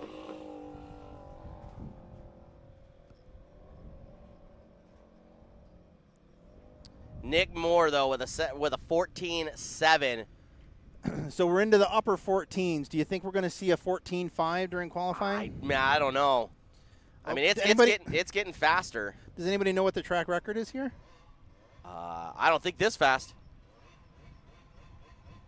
We'll have to figure that out, definitely. Yeah, we'll definitely ask the Kart if they know what the track record time is. Here comes Jackson Mitchell, one of our juniors.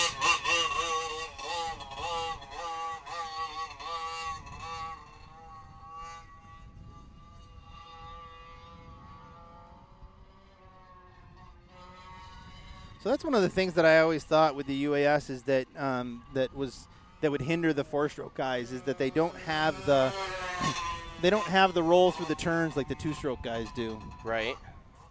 So, I mean, I never drove a 4-stroke with a jack shaft with a clutch setup on it. The big bully 1-inch clutches or whatever. Right, definitely. Mine had a transmission in it, and mine had wicked engine braking. I had to work with Recluse to try to get the engine braking out of mine. Jackson going through the hot pit. First time we've seen that used today. Maybe he's trying to make sure the track is clean. And yeah, that was kind of weird, wasn't it? Yeah. He definitely felt something was wrong, so he had to go check in with the pit crew.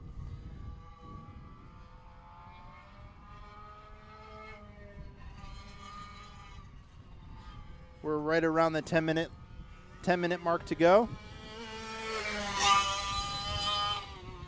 I assume we'll take a brief intermission and then we'll get right into the qualifying.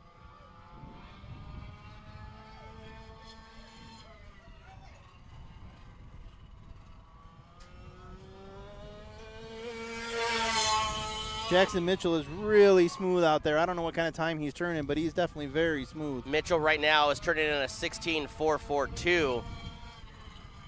Where's that? His last time was a 16.442. Yep, that puts him in 4th spot.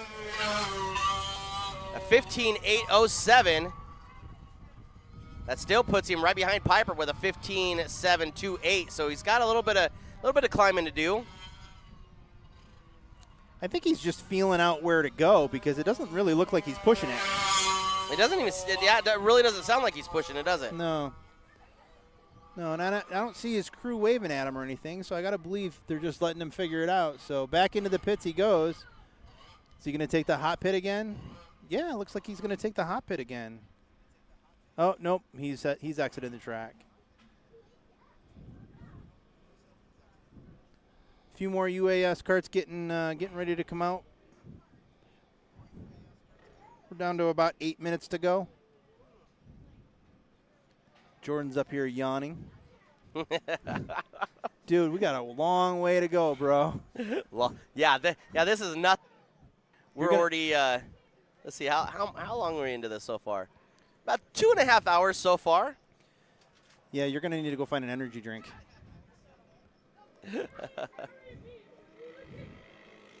Let's see who we've got coming on track now. Let's see, is it Corey Hosler Jr., Jared Rickman, Dan Watkins. One more cart in the pits. Drivers getting suited up. They're going to send this group loose.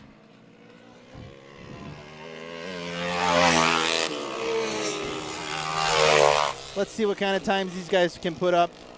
14.7, that's where we are now. Let's see if these guys get us under anything less than that.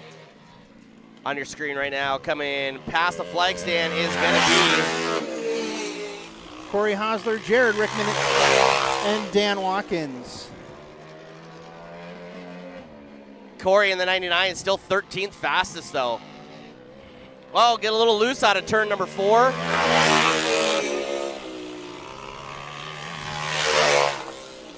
Looking at the top spot, still Nick Moore, Ryan Fernandez 3rd. Rickman, though, in the 01, he's 4th. Chris Southern, he's top 5. Rickman's on a BRC 150. Those guys with the 2 strokes have definitely figured out how to roll through the turns and keep the speed up. So, sorry, Dave. I did. Sorry. Dave's at Jungle Gym right behind me. The 99 of Corey Hosler Jr. now top 3 is a 14.875. Rickman pulling off. Puts Fernandez now back to 4th. Rickman's 5th. Where's Watkins ended up right now? Daniel Watkins of 15W. He's in 9th right now. Yeah, so you hear Hosler getting way out of the throttle.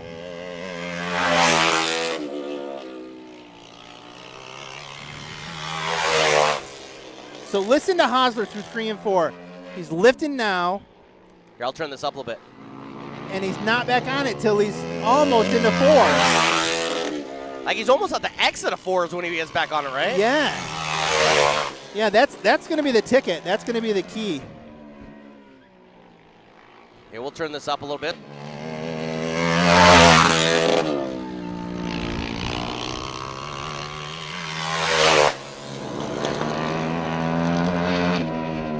Hosler's is a CRF 450, but it's still got all of the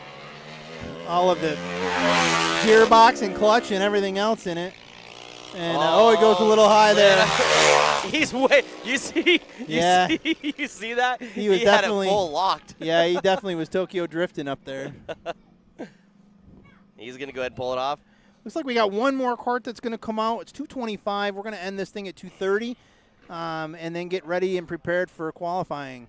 I'm sure they'll do a little bit of track stuff. Hopefully they'll blow out some of the dust, some more of the dust away, and we'll get going here. We'll try to find out what the Travis Hopper or Hooper. Let's see. Hooper. Travis Hooper. I'm sorry. Coming on track now. We'll find out what the track record is if we can. I don't know how often they've used transponders here and actually done time, but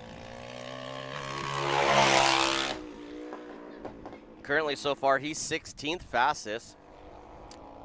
I have a feeling these guys, all of this is going to change. Once we start doing qualifying, you're going to see this thing really pick up. 15.299. Yeah, so he's getting faster already. See, he's doing the same thing the other guys are doing. The wind's really picked up The now. wind has definitely picked up. That's going to be they've got a headwind going into 3 and 4, so we'll see what that does to the. He was slower that lap with a 15.307.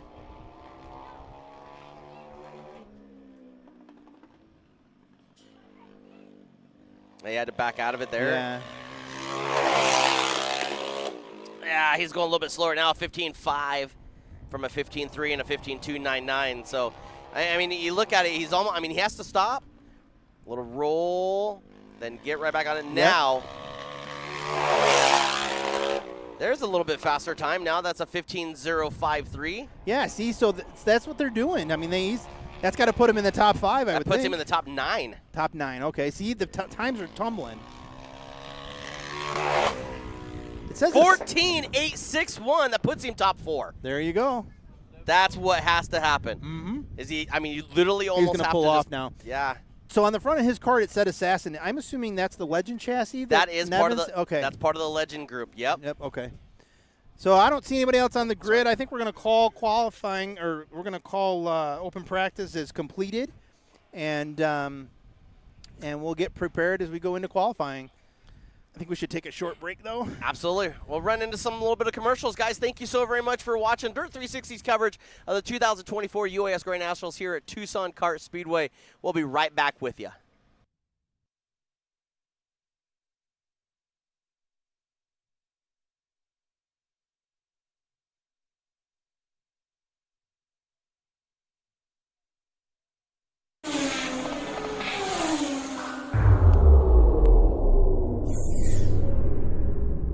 Pit Stop USA is the online motorsports superstore. Pit Stop USA has over 100,000 products from over 600 of the top brands in racing. From sprint cars to street stocks, late models to modifieds, racers everywhere have trusted Pit Stop USA for over 17 years. Racers nationwide trust the experts at Pit Stop USA for keeping them safe. And we carry the largest selection of driver safety equipment on the planet. Whether you're looking for a new helmet, a racing suit, driving shoes, or the latest in head and neck restraints, Pit Stop USA has.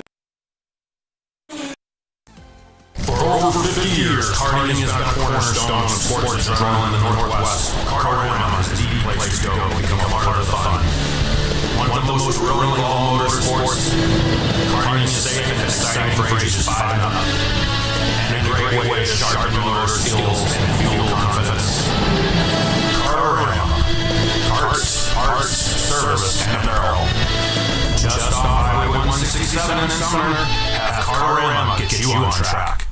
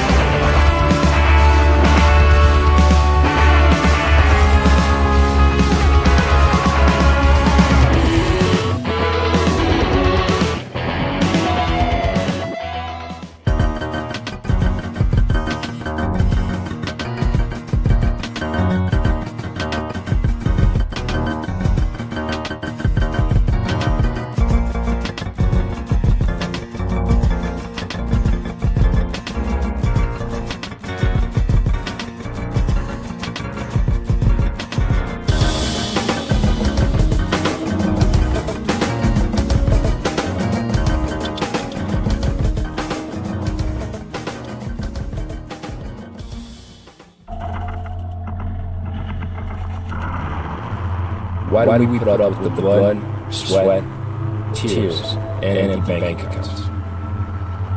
For some, it's point A to point B. But for us, it's part of who we are. That calm, yet exciting sound in the air. An extension of our personality. A superhuman extension of ourselves.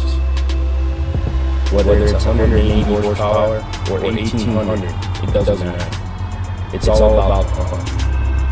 The hunt for the cheapest parts, the fastest time, our friends' egos, the UAS man, it never ends. We are out there drag racing, drifting, slashing corners. Some prefer the hard part, and others prefer the exclusiveness. But we all do it for the same reason, to express ourselves and to go fast. We spend quality time with friends, family, conversations learning about technical things or about each other. Late nights in the garage finishing your build, and early mornings at that track. That eighth time out and back your transmission. The day that you get driving and feel the form that you wanted. That's the day all the broken knuckles, countless hours, and $1,000 are truly worth it. Take away cars, and you take away us. It's our reason to be. A car is freedom, getting away from home, meeting new people, and going to new places. The challenge of building things and making things work. Even though more often than not, that wrench is getting thrown across the garage. Some say poor financial decision. Some say ego, which for some may be true. Some dare say pointless. But for us, it's an addiction, and a good one. And what the hell else would we be doing?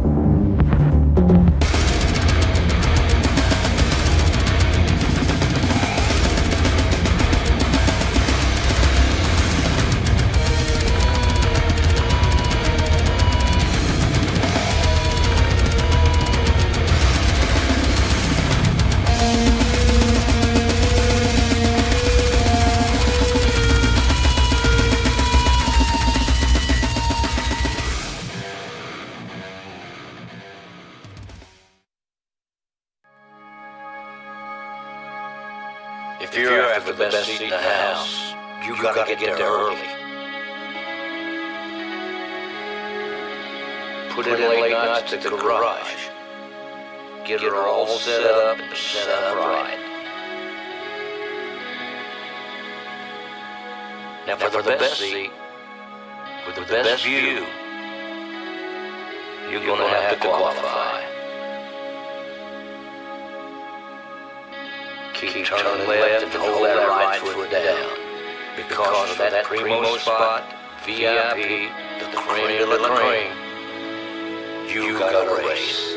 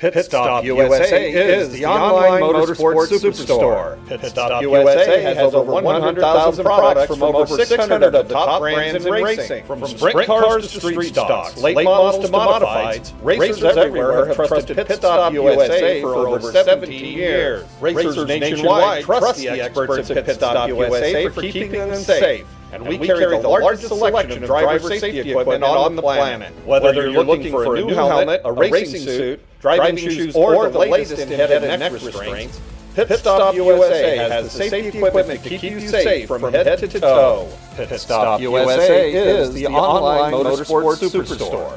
Visit us today at pitstopusa.com. For over 50 years, karting has been a cornerstone of sports adrenaline in the Northwest. Kartorama is the place to go to become a part of the fun. One of the most thrilling of all motorsports, karting is safe and exciting for ages 5 and up. And a great way to sharpen motor skills and fuel confidence. Kartorama. Karts, parts, service, and apparel. Just off Highway 167 in summer, have Kartorama get you on track.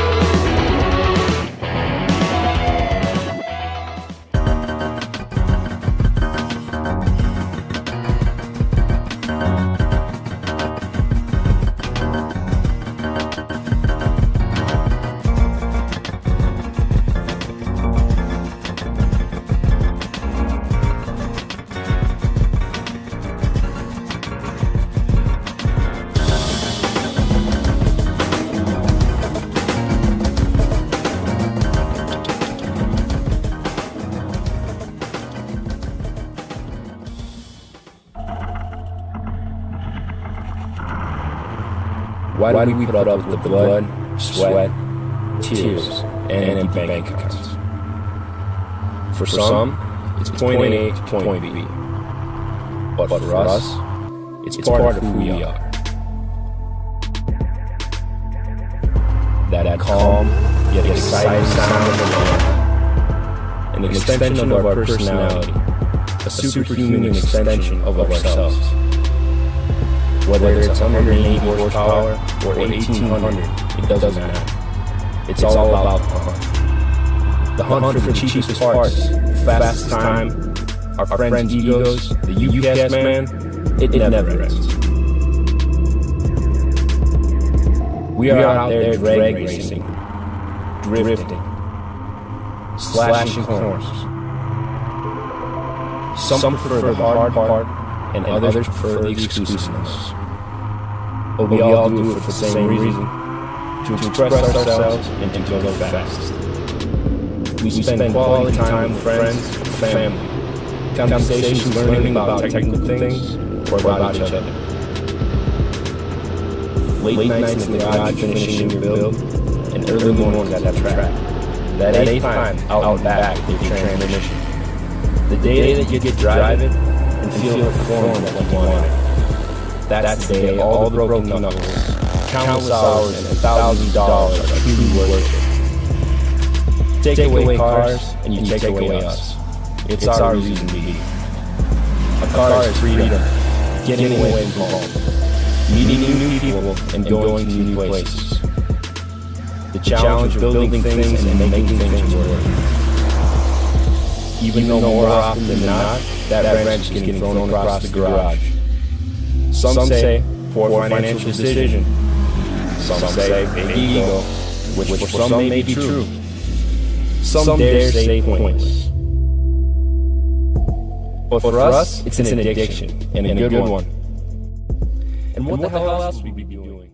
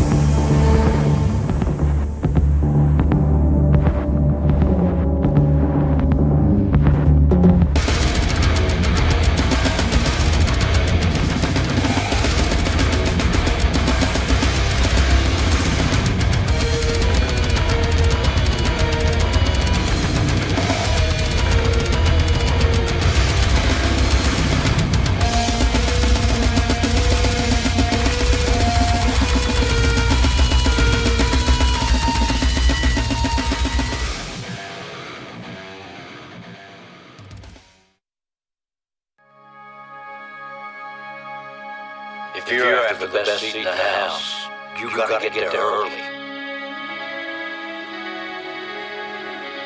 Put in late nights at the garage. Get her all set up and set up right. Now for the best seat, with the best view, you're gonna have to qualify. Keep turning left and hold that right foot down.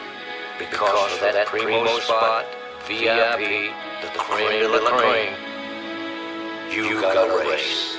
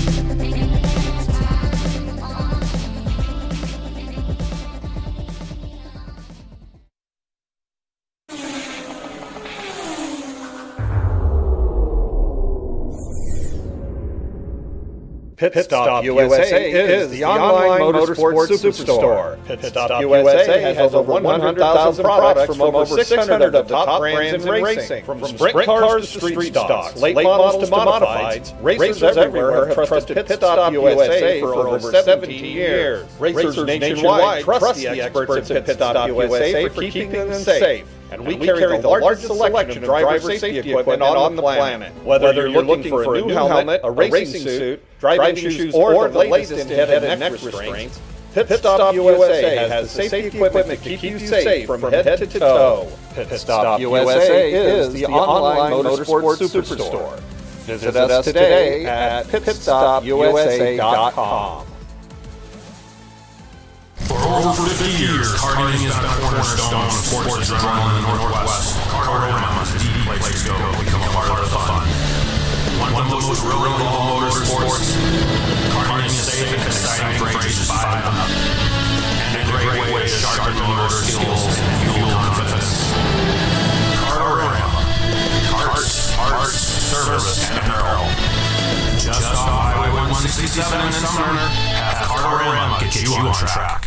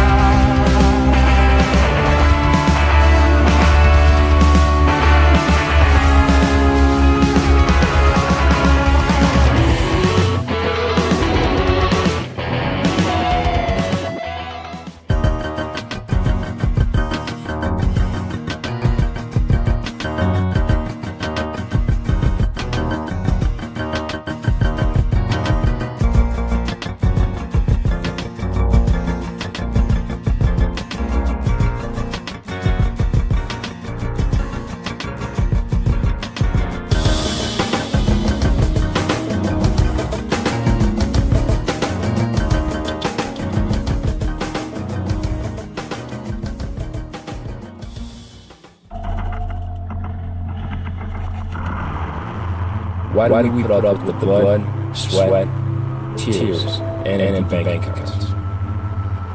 For some, it's point A to point B. But for us, it's part of who we are. That calm, yet exciting sound of the air. An extension of our personality. A superhuman extension of ourselves. Whether it's 180 horsepower or 1800, it doesn't matter. It's all about the hunt. The hunt for the cheapest parts, fast time, our friends' egos, the UAS man, it never ends. We are out there drag racing, drifting, slashing corners. Some prefer the hard part, and others prefer the exclusiveness. But we all do it for the same reason, to express ourselves and to go fast. We spend quality time with friends and family, conversations learning about technical things or about each other. Late nights in the garage finishing your build, and early mornings at that track. That eighth time out and back your transmission. The day that you get driving and feel the form like you want it. That's the day all the broken knuckles, countless hours, and $1,000 are truly worth it. Take away cars, and you take away us. It's our reason to be. A car is freedom, getting away from home, meeting new people, and going to new places. The challenge of building things and making things work. Even though more often than not, that wrench is getting thrown across the garage. Some say poor financial decision. Some say big ego, which for some may be true. Some dare say pointless. But for us, it's an addiction, and a good one. And what the hell else would we be doing?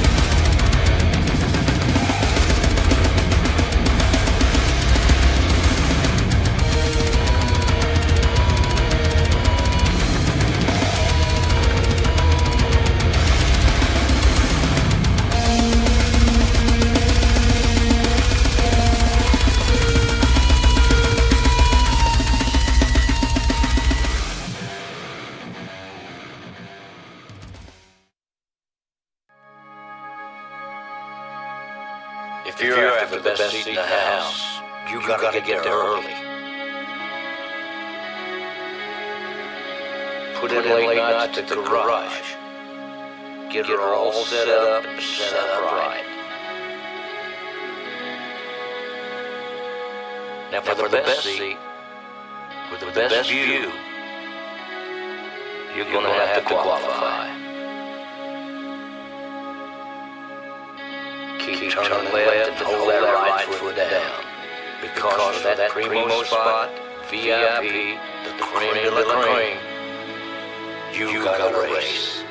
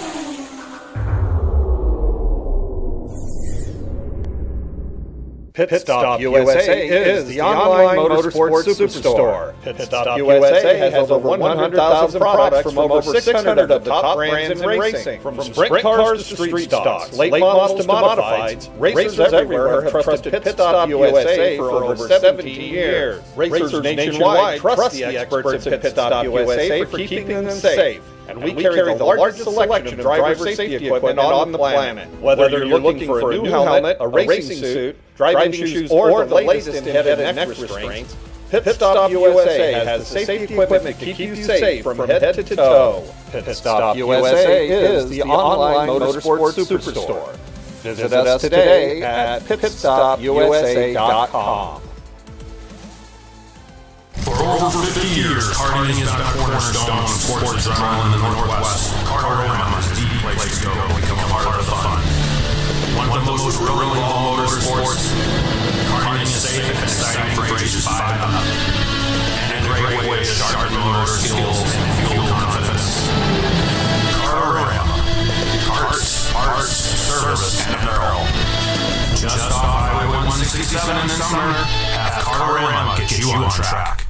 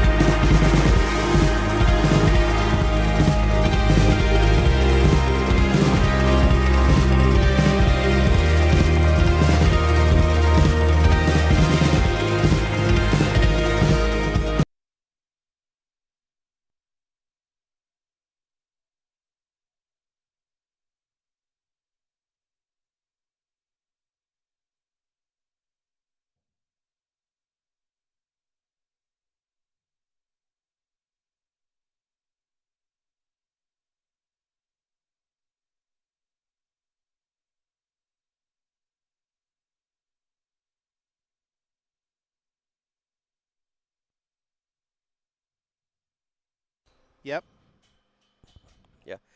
Welcome back, ladies and gentlemen, to Tucson Kart Speedway. We're about to get ready for junior UAS qualifying. Thank you so very much. First up will be Colby Wallace in the 54. Then Jackson Mitchell in the 8X. Piper Harless in the 09. Cal Cully in the 5. And Steven Smith in the 25. So as soon as we can get them fired and get them going, we'll get their qualifying in. And then we'll go right into the senior UAS qualifying. Yeah, right. Got that right. I hope so. How was your food? It was good. I've never had tacos from a taco truck, like a true taco truck before, so that was good. Want to give a big old shout out to Legend Racing, sponsoring tonight's Junior 1 class, and Asklin Photography and Design. I want to thank those guys so very much for being a huge part of the UAS and Junior 1.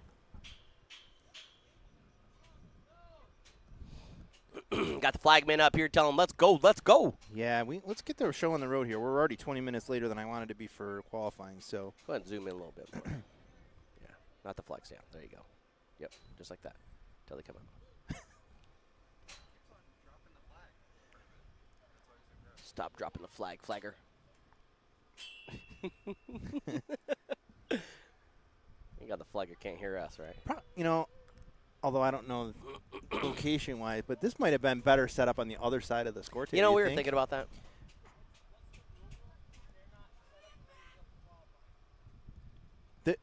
Well, Dave, there is no specific rule. We just need to tell him that. I'll meet you. Oh.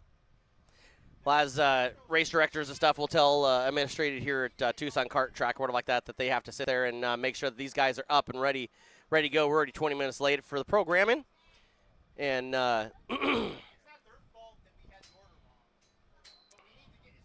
so junior UAS, you see on your screen right now, getting everything up and rolling. Dave down there. We'll get Mike back up here on the mic here. Mike playing 17 rolls like he usually does at the Grand National. That's the reason why I'm behind the booth here and you're up front. Yeah. You got that green official shirt on. I think what you're going to have to do is we're going to have to find an announcer for next year, though. No. Yeah, because I'm gonna be busy. Well, hey, you volunteered. Yeah, well, I didn't think that I was gonna be coming either, right? So I was gonna be announcing from at home while I was watching on the stream. Yeah, we couldn't do that. I couldn't have you do that. It wouldn't be the same. I wouldn't have that emotional, feeling here. that one-on-one, that dinner time. Listen, I'm married. Thanks. It's all right. Looks like they're starting to move a little quicker here. So fortunately, they're getting going. Welcome to the UAS Grand Nationals, where nothing is on. Nothing goes smoothly. Well, it was funny that we were about to go ready, and then all of a sudden we hear, wait, well, hold on. Yeah, got a problem with my laps. My laps not working. We pushed back a little bit and.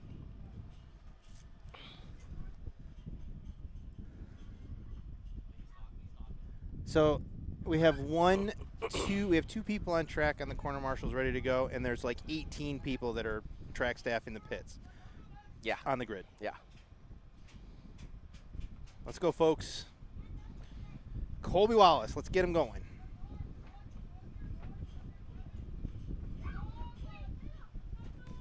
Should we send the minions down there? They can do it. I bet you they'll get things going. I know that little one will. Dave's over there. Oh, I hear a cart running.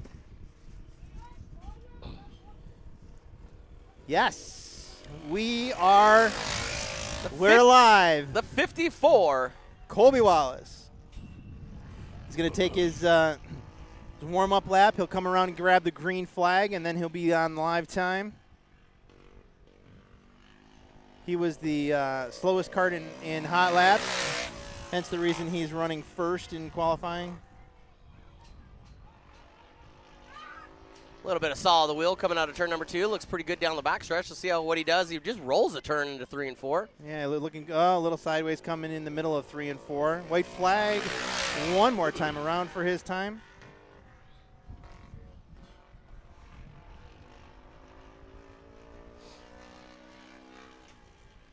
Coming through 3 into 4. We'll see if he gets sideways again. He does a little bit. Coming to the checkered flag. And the next cart should be coming out. We got a time on him. Here, I'll read those if you want me to. Yeah, you do that. All right, I'll do that. Yeah, you get that part. Thank you. Yeah. See, this is why you need somebody else. Here comes Jackson Mitchell. Cody Wallace's fastest time was a 17.129. A 17.129. Jackson Mitchell now on the track. Seesaw getting some heat in the tires, getting ready to roll out for his time lap. He's coming around. We're in the 8X. Coming around 3 and 4 now, getting ready to come to the green flag, and here he comes. Blowing smoke out of 4 on the clock. Jackson Mitchell into turn 1.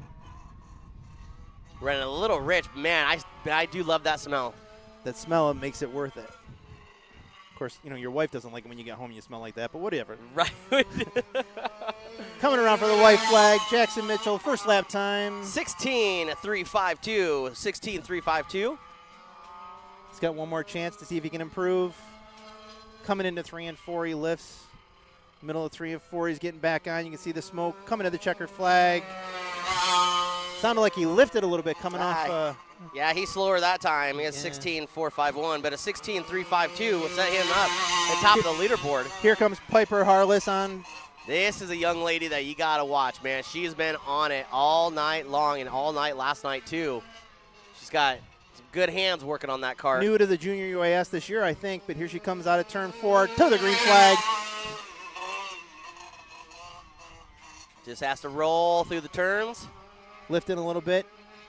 Coming down the backstretch, really building speed, going into 3 and 4. See if she's getting a little loose in the middle of the turn. Coming up high, but keeping the hammer down. Piper to the top spot with a 16.068. 16.068. That's 0.0284 faster than Mitchell. Let's see if she has anything better to do this time around. Coming through 3 and 4. She's even higher now. Oh, she lifted.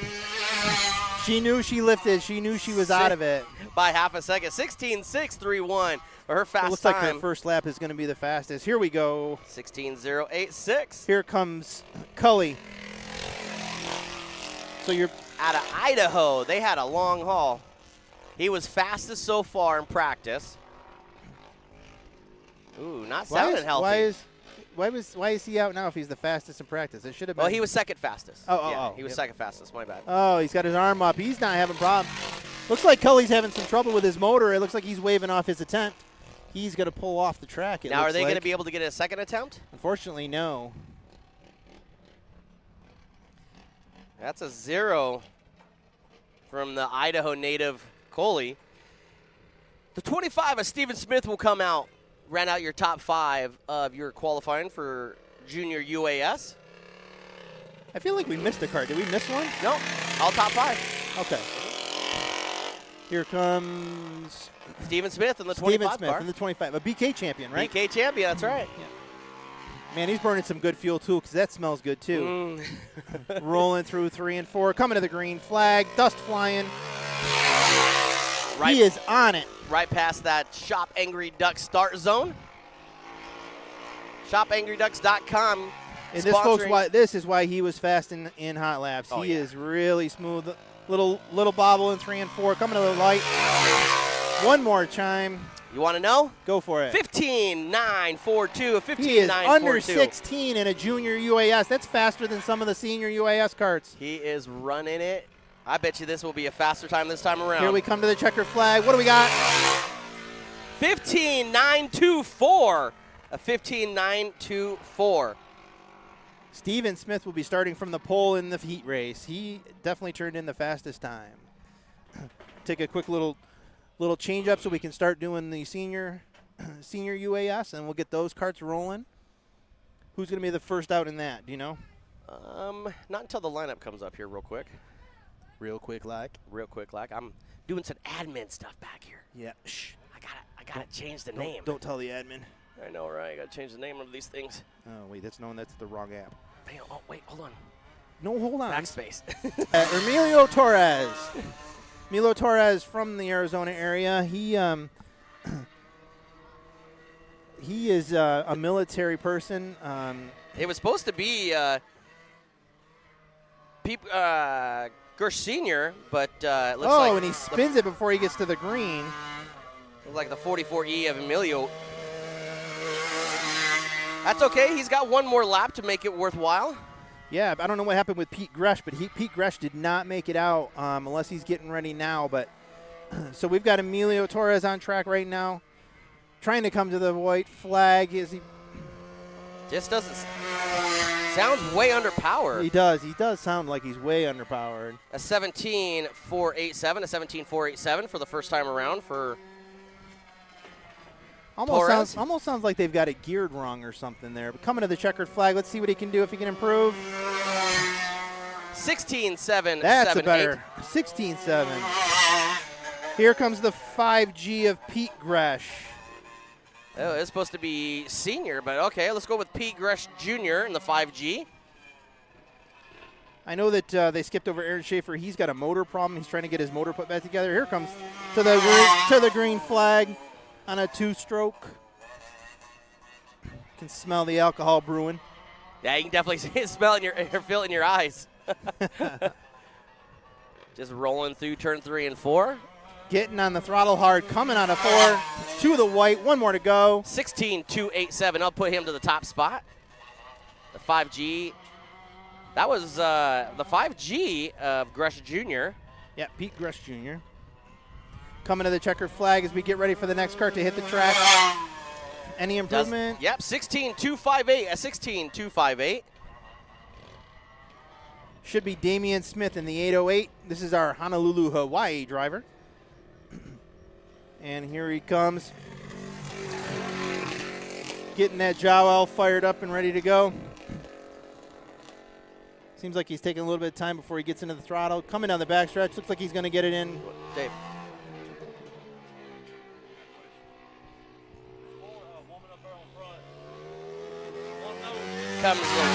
Comes a green flag this time around. They'll put Damian Smith on the clock. He'll roll into turn 3 and 4.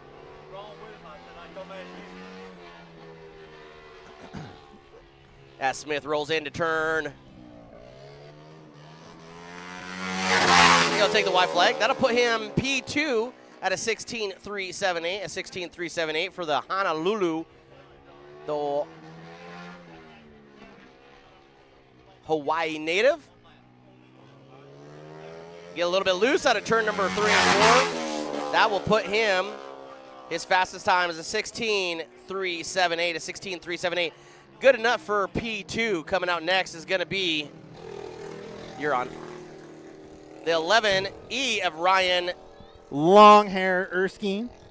Long hair Erskine. That mean he's got long hair? Oh, he does. Oh, okay. Yes, sir. 11E of Ryan. Keeps it in a ponytail. Erskine.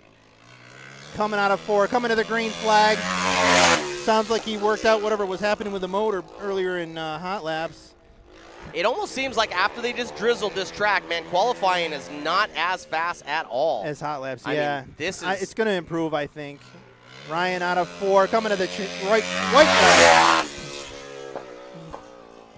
There is nothing on lifetime in his scoring for him. Oh, that's weird. Erskine does not have a transponder.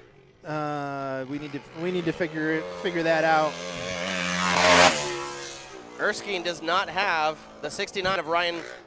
Or sorry. We need to let somebody know No, that. correction. It did come through now. Ryan Erskine top of the leaderboard with a 15.792. A 15.792. Okay. That was weird. All right, Tim Mendez on track. It only gave him one lap. Tim Mendez in the 71 coming around now out of turn 3 and 4. Coming to the green flag, smoke flying. He is an Arizona driver. He runs here at regular. See if we can turn that up just a little bit. There we go. Coming into 3 and 4. Let's see what he does. On the throttle, coming up to the white flag. Did we get a time? 15.699. Top of the leaderboard for Tim Mendez. 15.699. First time around down the backstretch into turn 3 and 4. A little bit loose and going up high, but he stuck his foot in it to try to keep it going straight. 16.156. I think he'll keep the 15.9. Yeah, definitely. Or 15.699. We got Joe Sarcheda coming on now. Hope I'm pronouncing that right. in the 8X. He is from Idaho. From Napa, Idaho. Nampa. Interesting. N-A-M-P-A. Yep. Nampa. Coming through 3 and 4. Coming to the green flag. He's on the throttle. Looks like he's pretty stuck about the middle of the track. A little loose going into 1. Let's see what he does down the back straight and how he sets it up for 3 and 4. Kind of sawing the wheel down the back stretch Yeah, just a little bit here. And he sawing the wheel a little bit here, too. Coming out of 3 and 4 to the white flag. 15, 5, 6, 7. That'll put him to the top of the leaderboard. Yeah, we're gonna see the times continue to drop. Yeah, now they start that moisture that they put in, and now rubber starting laid back down. Absolutely. 3 and 4 to the checkered flag. Any improvement? Did not. A 15.901. So he'll keep the 15.567. Tyler Boley coming out on that BRC 150 motor. New motor package for her, same cart. They had an issue during hot laps. Out of Orange County, California. First time in senior UAS. She's been running junior UAS all of her career in the UAS. Here she comes out of 3 and 4 to the green flag.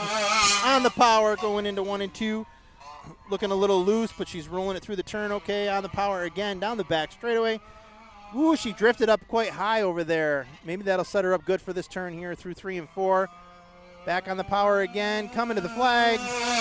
You can hear the wheel spin, a 16.324. 16 little improvement she needs. At top 5 right now. Even Stansbury is in her corner this weekend and talk about, rolling it into the turn and all that. But man, different power from the Yamaha she's used to. So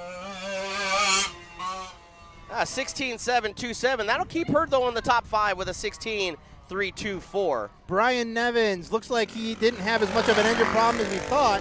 He is on track, on the gas, going through 1 and 2, getting his warm-up lap ready to come around and take the green flag. That is a sexy cart. That is, isn't it though? Yeah, coming through 3 and 4 in the middle of the turn to the green flag. He's on the clock. Nevins working his way through 1 and 2. All the way from Iowa. Hammer down the back straightaway, setting up turns 3 and 4. Hopefully he can get it down close to the discs. Drifting a little high out of turns 4 to the white flag. 1 more to go. That'll put him to the top spot with a 15.451, a 15.451. I think we're going to be in the 14s for pole today for sure. Yeah, everybody's from the 16s all the way up now to the 15s 4, so. A little better coming out of 4, might be a little better time. 15.438, that will make a better time that time around. Here comes Renee Angel. Originally a Pacific Northwesterner and now out of Tennessee. New Bern, Tennessee. On the throttle down the back straightaway. Renee knows this track well. She runs Holiday Classics out here. She's working it through 3 and 4, getting ready to get on the green. Hammer down to the green flag. That motor sounds tough, doesn't it? Yeah, she definitely has a stout package.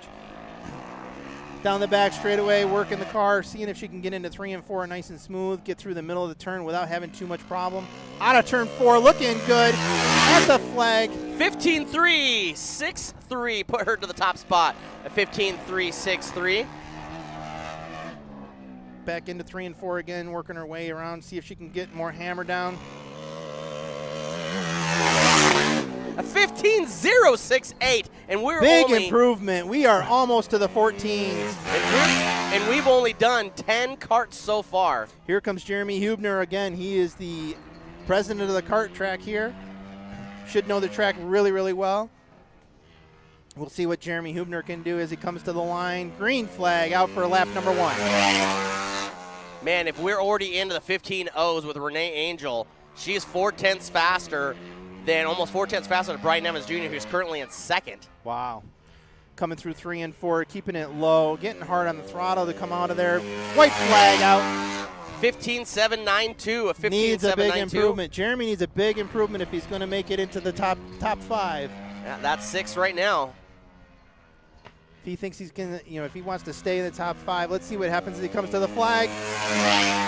Top 5, right there, a 15.715, a 15.715. I don't think that's going to be good enough to stay there. I don't think so, not with all these heavy hitters. Small Motor Mafia, Justin Mitchell, 131 Sudan. Let's see what he can do as he's coming on track now. We're missing Pete Gritch Sr. and Aaron Schaefer in the 90 or in the 69. That was Apparently they couldn't get Gritch Sr. started, so they're going to try and run him at the end. okay. To the green flag, 28X. Justin Mitchell, owner of Delaware Speedway in Iowa, where we're going next year. Down the back straightaway into 3 and 4. See if he can keep it down on the bottom where he needs to be. On the gas, blowing smoke to the white flag. 15.440. Needs a little bit of improvement if he's going to stay in there. Good for third. Oh, a little bobble coming out of turn 2. Sawed the wheel a little bit. Coming into 3 and 4. On the throttle again. Coming to the checkered flag. I think it's going to be 15.530. He's a little bit slower than that. But that bobble. does put him in the top 3 right behind Angel Nevins and then him.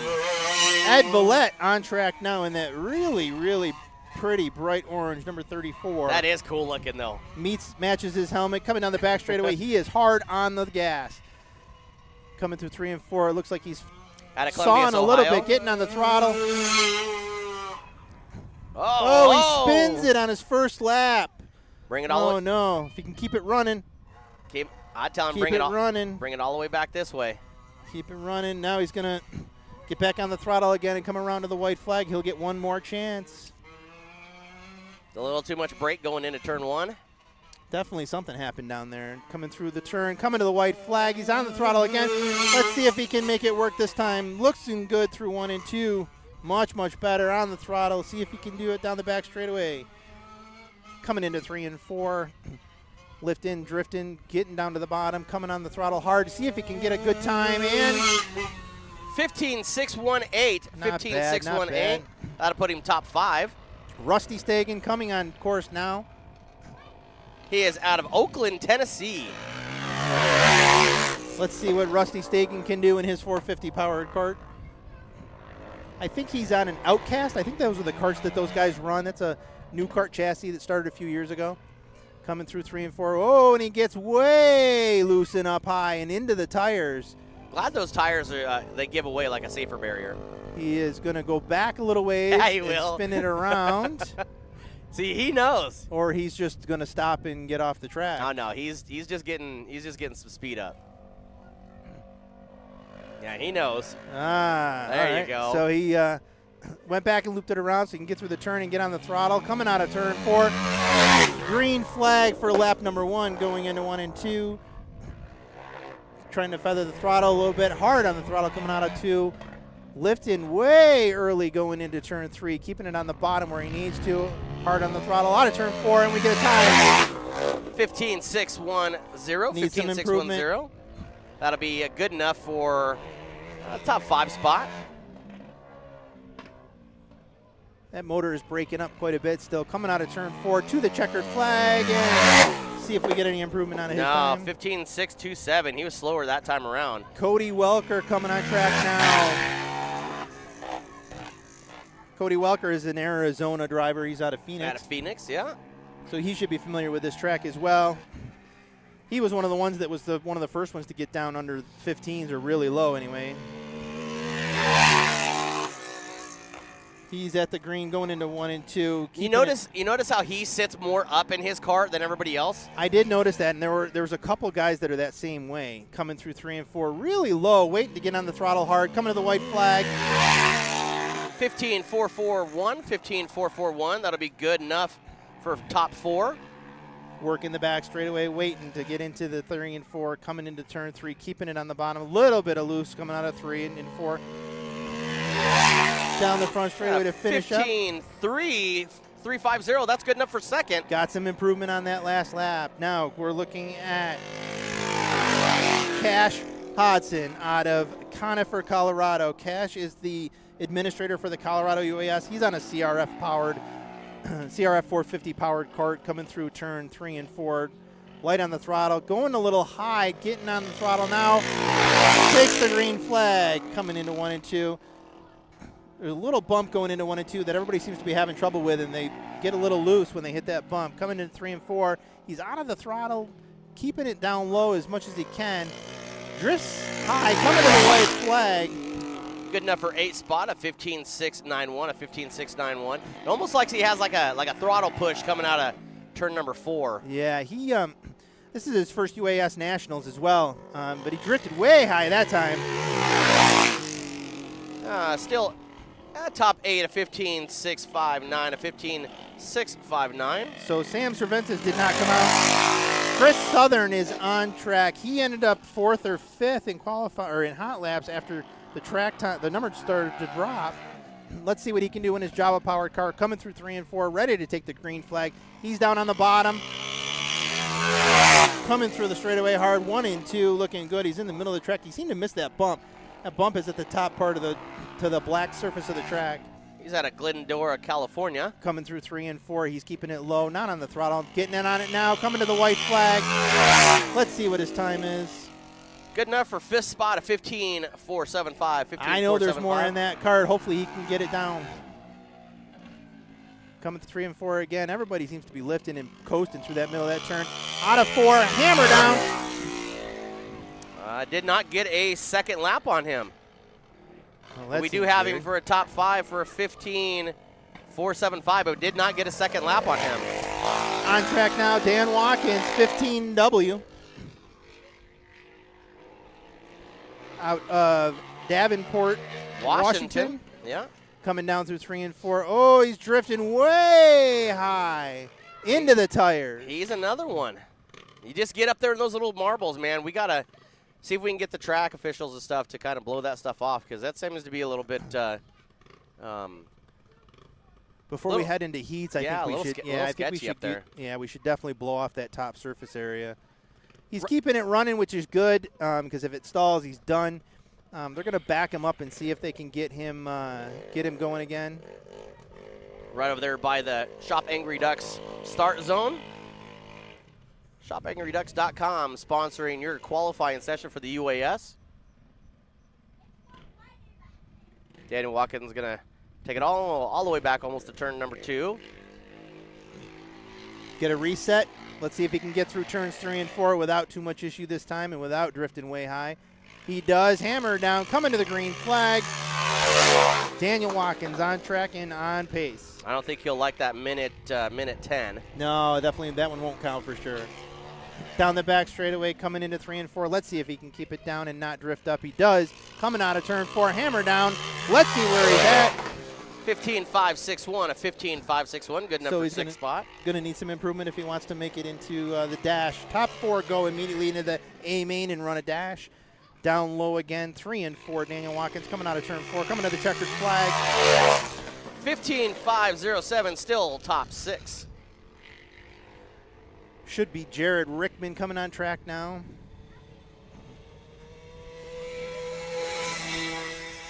He is out of Hornsby, Tennessee. Hornsby, Tennessee. Down the back straightaway, on the throttle hard, coming into turn 3 and 4, lifting, getting down through the bottom of the track, on the throttle again, coming to the green flag. Little bit of seesawing going into 1 and 2.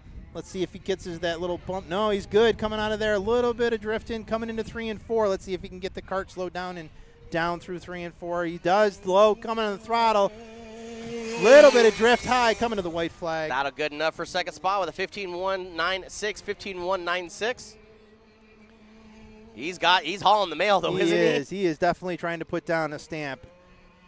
There's coming out of 3 and 4, a little bit better through that turn. 15.140, still good enough for 2nd. Renee Angel still with the top spot with a 15.068. Ryan Fernandez, one of your top leaders in points, coming on track now. Sweet Tech PK250, getting his warm-up lap done, ready to fire away. Montecito, California, for Mr. Fernandez. Coming through 3 and 4, keeping it on the bottom like he did during hot laps. He knows what's up. Looking good through 1 and 2. A little bit of a bobble. Coming out of 2, down the straightaway, lifting. Getting the kart down low, ready to get on the throttle again. Out of 4, coming to the white flag. 1 to go.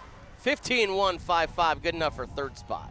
He's currently sitting in the 3rd spot. Let's see if he makes an improvement on his 2nd lap. Looks like he's trying to push it a little bit, getting back down low again. Coming out of the corner to the checkered flag. 15.112, a 15.112, good enough for 2nd. moved up to second. Now we have Travis Hooper coming on track. The Hoopster. That's a out 450. of Tucson, Arizona. Shifting as he went by us here, getting his warm-up lap in. He is Coming your through 3 and 4. Got a little high. Hammered down now as he goes down the straightaway. Going through 1 and 2. He's looking pretty planted. Getting on the throttle. Coming out of turn 2 down the back straightaway. Let's see where he sets up for 3 and 4. Lifting quite early. Getting down low. Coming out of turn 4. On the throttle. Hard to the white flag. 15.445. Good enough for 7th. 15.445. Got one more chance to see if he can make an improvement. Going into 3 and 4. Out of the throttle, getting on it again. Coming to the checkered flag. A little bit better that time. Top 4, 15.187. 15.187 for the Hoopster out of Tucson, Arizona.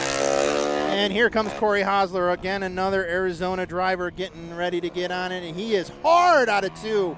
He wants his warm-up lap to count. Yeah, he does.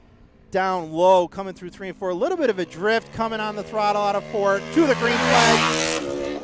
It's Hosler going through 1 and 2.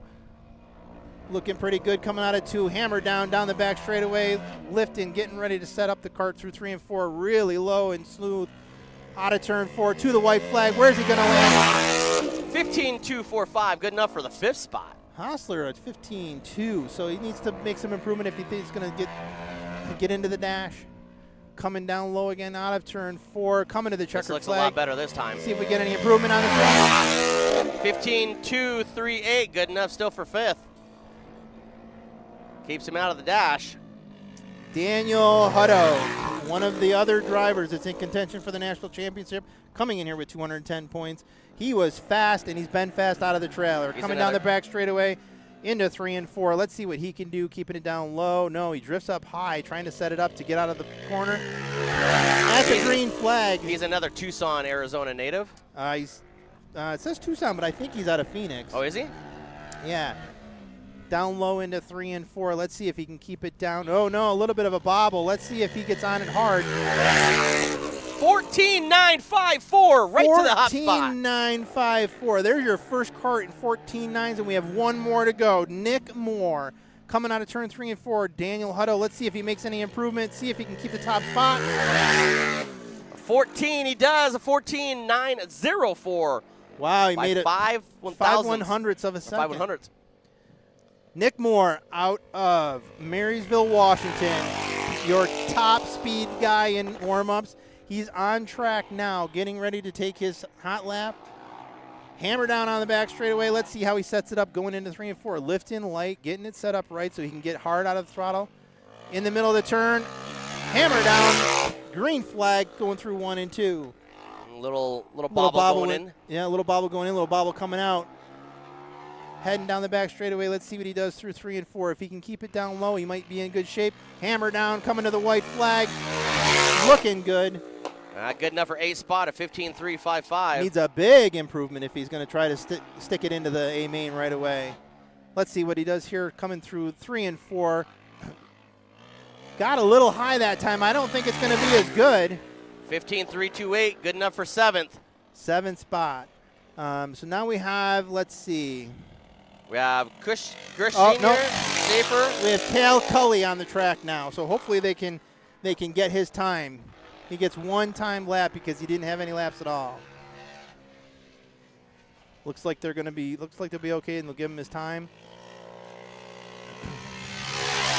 Looks like they figured out what was wrong with his motor.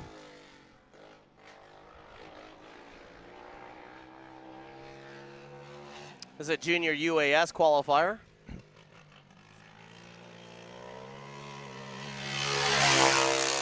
He goes to the top spot with a 15.325. A 15.325. Stephen Smith, Piper, Mitchell, and then Wallace as your top 5. But they gave him the top spot with a 15.325.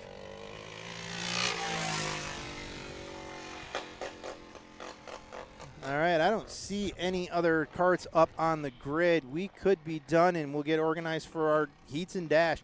Daniel Hutto, top spot, only cart into the 14s. He was boogieing. That was pretty darn fast right there. I'll tell you what, man. It was super. I mean, you watch some of the guys and stuff trying to, figure out the track there a little bit, but the track has definitely changed from the from hot laps till now. I mean, obviously they put a little bit of water down, but I don't think that really caused too much of an issue. Most of the guys were running in the spot where there really wasn't, affected by the water. I think it's just a changing track. I think it's getting more rubber down, and I think that as it continues to change throughout the day, it's going to be a tough tire call when you get into the A main. KT100 will be your first heat race.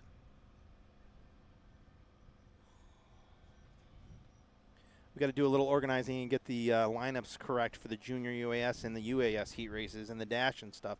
So I may need to take a break and go help them do that. Absolutely. You go take a break real quick, and we'll go to a quick commercial break. All right. Thank you guys so very much for watching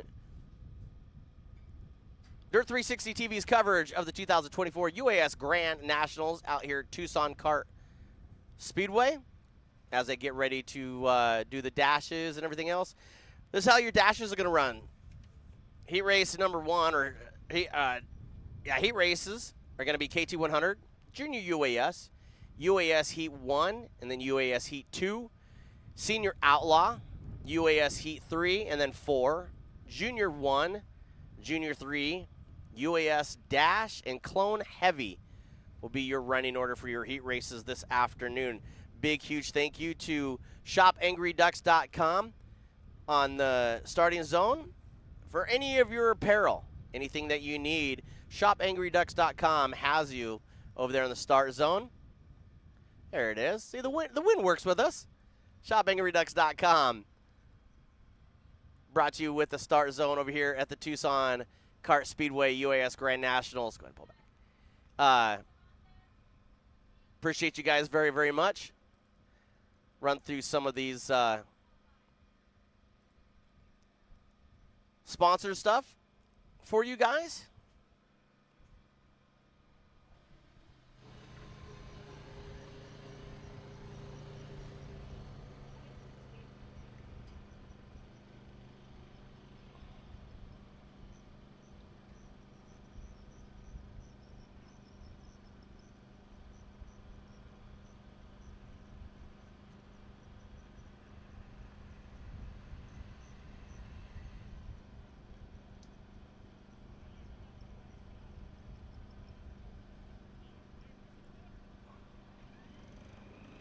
Your live timing fastest in junior UAS. Kale Cooley with a 15.325, 15.325. 25 of Steven Smith. Piper in third. We're going to get another qualifying one here for senior UAS.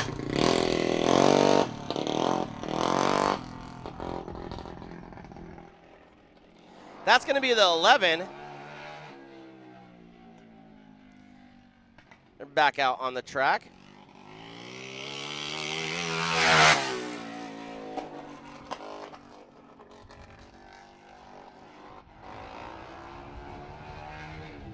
He only got, sorry, that's Chris Sutherland. He only got one time in. Second time is going to be a 15.404, good enough for ninth spot, 15.404. There's a couple other ones. Justin Mitchell only got one time in. So did Rusty Stagan. He only got one time in. The 8X of Joe. Unless he got one time in. Your running order for senior UAS, Daniel Hodo in the 8 car with a 14.9, the only one that's got into the 14s tonight. Renee Angel second. Ryan Fernandez was third. And Richmond in the 0-1. That is your trophy. That is your dash right there. Travis Hopper, Hessler Jr., Nick Moore, top 7. Cody Welker in the 22 AZ. He's 8th.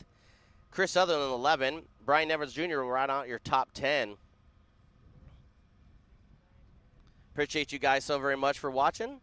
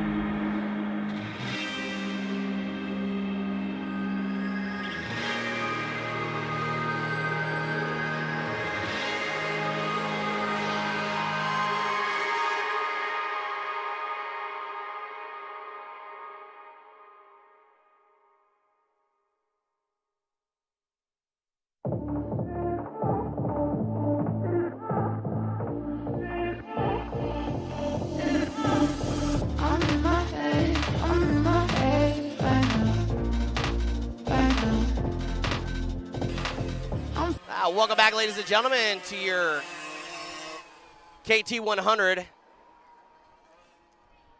class. Inside front row is the 05 of Clint Holcomb. Outside of him is going to be the 33 of Scott Bassett. Inside of row number 2, the 27 of Tyler Bully. Outside of her, the 1 of Brian Nevins Jr. Tommy Huska in the third row inside, the 07 of Travis Hooper, and the 69 of Aaron Schaefer.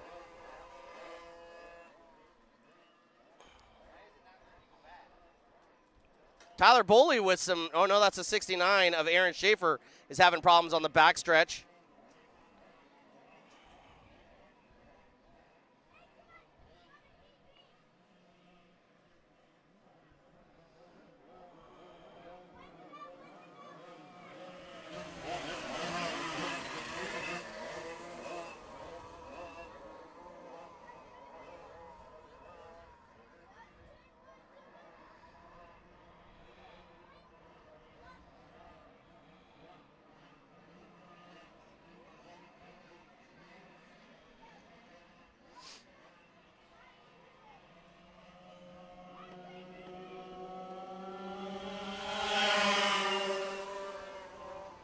Green flag is out.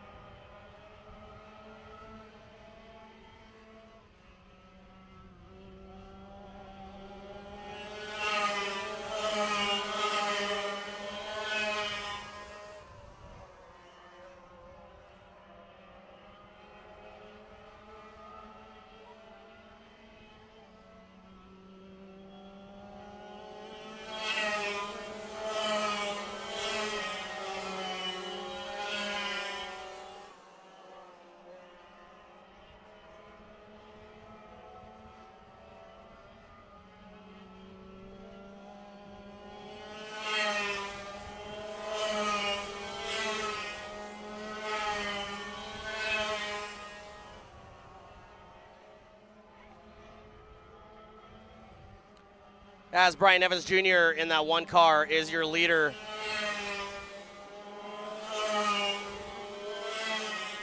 Apologize, just trying to get some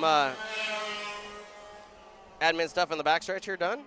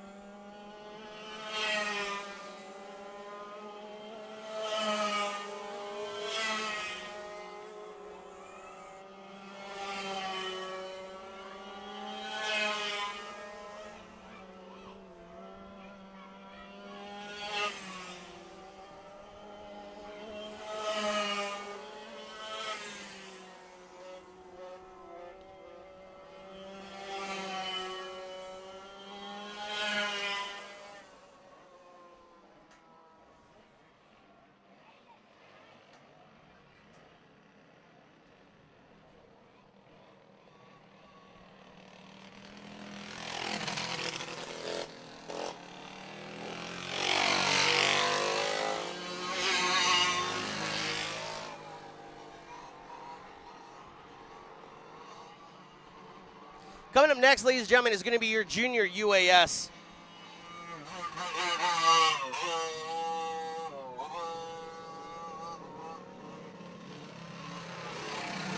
Starting run number 1, that's going to be the 5 of Cal Colley. Outside of him is going to be Steven Smith.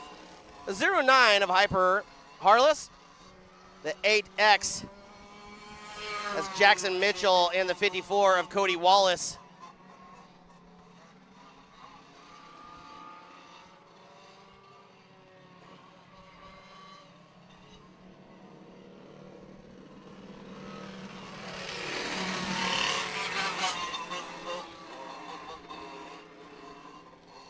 Trying to get in line right there.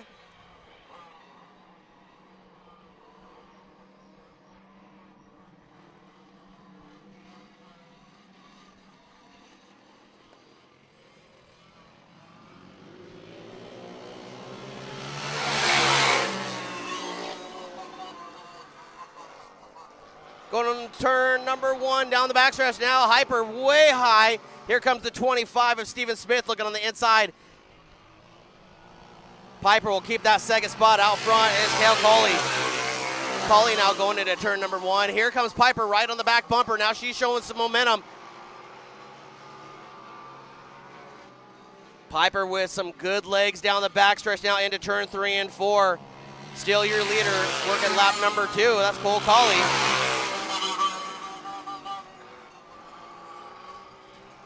Piping the 09, but all out front is your leader. And the 5 out of Idaho, that's Coley, Harless, Smith, Wallace, Mitchell, your running order.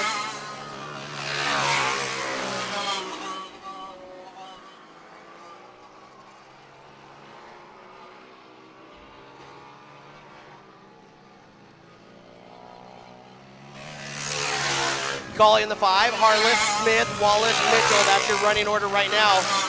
Piper now starting to fall back. But on the min, oh, gives way wide, now spins out of turn number 4. That's your Idaho native, that was your pole sitter. Cal Colley, that'll give the lead to Piper Harless now. Smith now second, Colley third, Wallace and Mitchell. That's their running order, having a real bad problem back there. That's gonna be the 54 of Wallace. He almost gets loose out of turn number 2.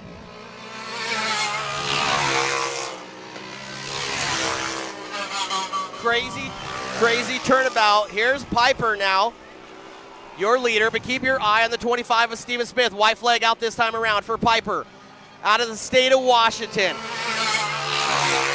Steven Smith right behind her. He is out of Idaho. Washington, Idaho, your front 2. Does Piper have it going down to turn 3 and 4? She's good sealing. All she has to do is make it out of turn number 4. Give it to the 09 of Piper Harless. Steven Smith second, Cole Colley, Mitchell, and Wallace will round out your top running order. Coming up next is going to be your UAS heat race number 1. Hey, Dave, it worked out anyway, right? So I tried to go down and I was going to have a conversation with Josh, but they decided to fire it.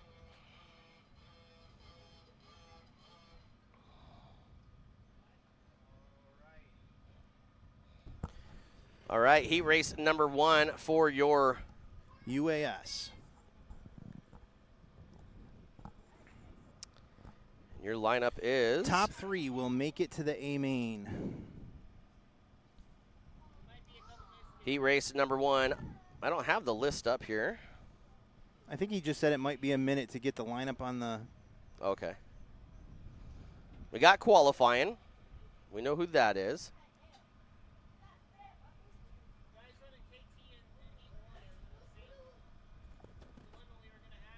Yeah, we just had a race.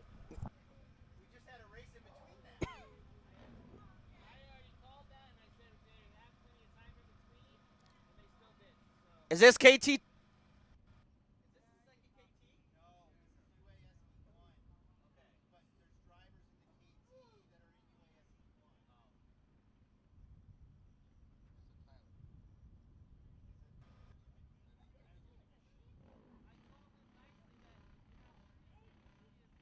All right, as we get ready for heat race number 1 of the UAS.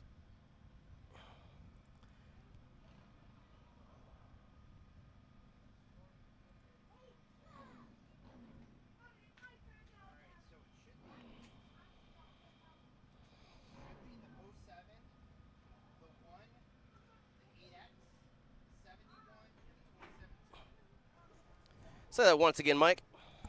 So the lineup for Heat 1 should be the 07, which is The 07 is going to be Travis Hooper, Mm-hmm. followed by the 1 of Brian Nevins Jr., followed by the 8X of Joe Sarcheta, followed by the 71 of Tim Mendez, and the 27T of Tyler Boley.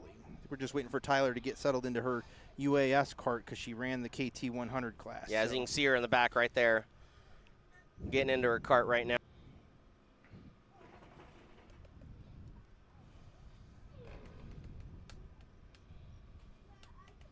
And then you'll have heat race number 2 for the UAS, then Senior Outlaws, and then it goes right back into the UAS Heat 3 and 4.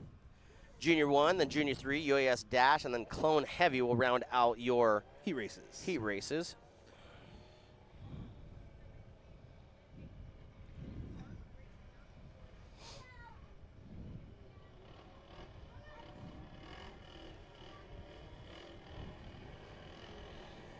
Okay, All right, here we go. Travis Hooper on the inside of row number 1. The 1 of Brian Evans Jr. outside of him. The Joe Serrata in the 8X, row number 2. Tim Mendez at 71, and Tyler Boley will round out your top field. Why is the 11 on track? He's not supposed to be on track. He's not coming out till Heat 3. We got a big...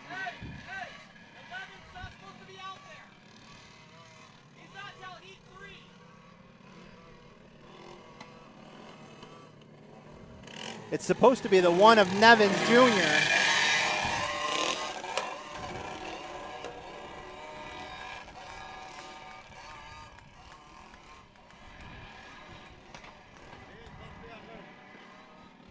No, it's supposed to be the 1 of Nevins Jr. All right, if that's what they've got, let's just go. Tell Dave.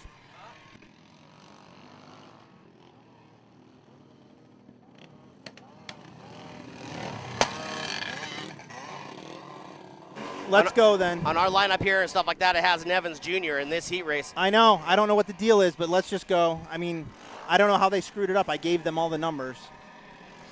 All right, the 07 of Travis Hooper, Brian. Well, it's supposed to be Brian Evans. It's going to be the 11. Chris Southern.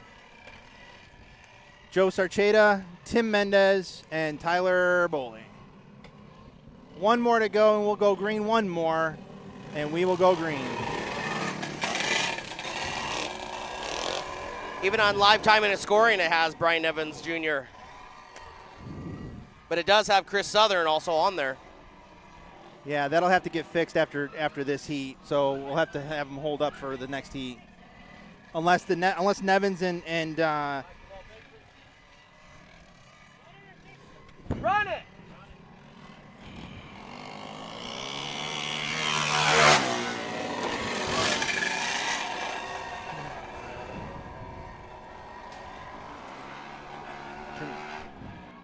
Chris Southern now looks like he is, I think they're going to go ahead and fix it.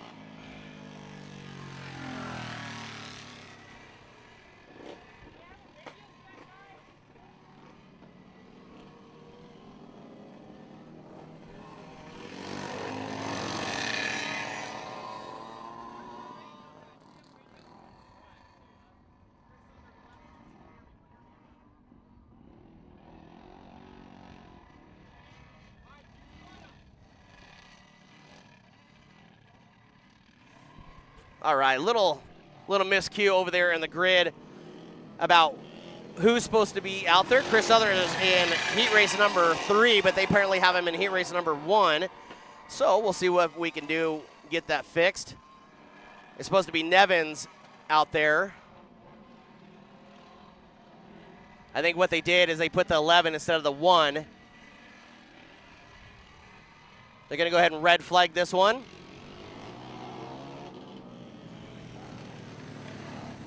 Well, as they get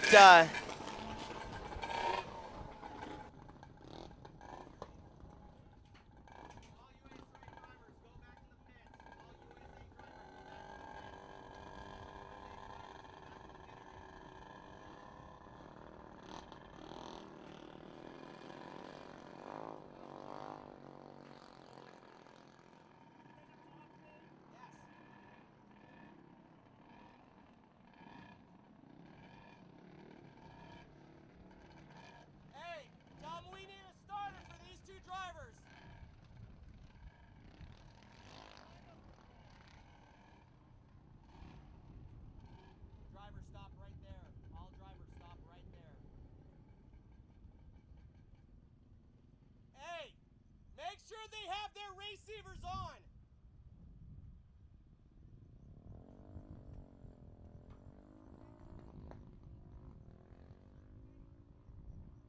A little miscommunication there through the grid area, and apparently from time and scoring is the 11 of Smith was supposed to be in heat race number 3.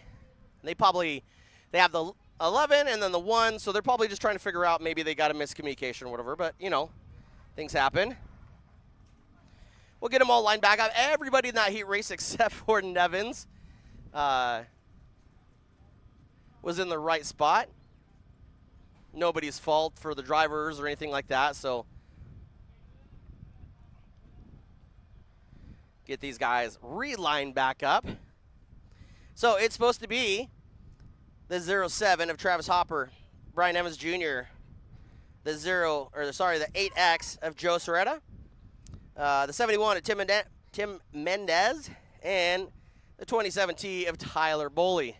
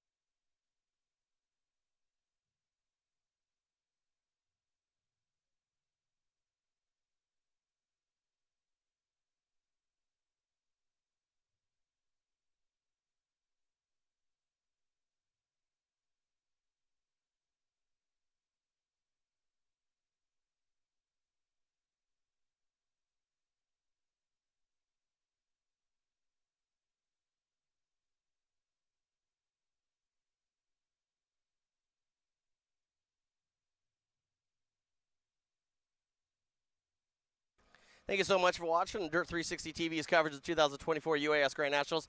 You know it wouldn't be a Grand National if they didn't have a little bit of hiccup. So we'll sit here and make sure that the grid workers and staff get the lineup just right. Again, a 1 and 11 might sound a little crazy. You know, just depends on what they did down there at the grid. So Mike Lane and the staff, UAS, is going to go down there and double check, make sure everything is good to go.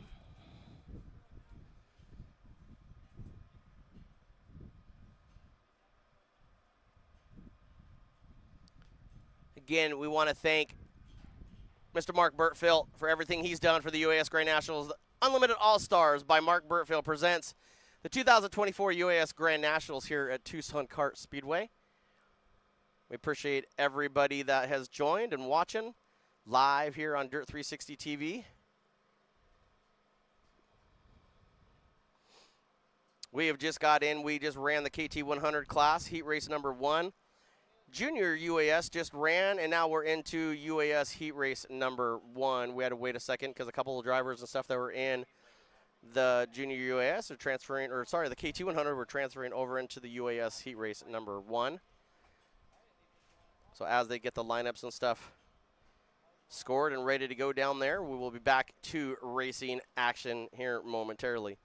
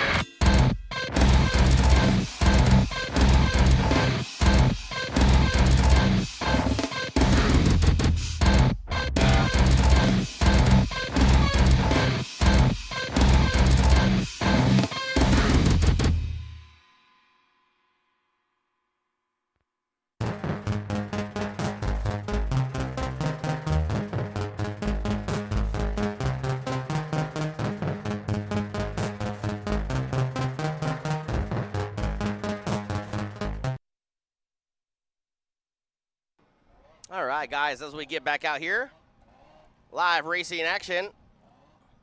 Back here to the UAS heat race number 1. And they stop them again.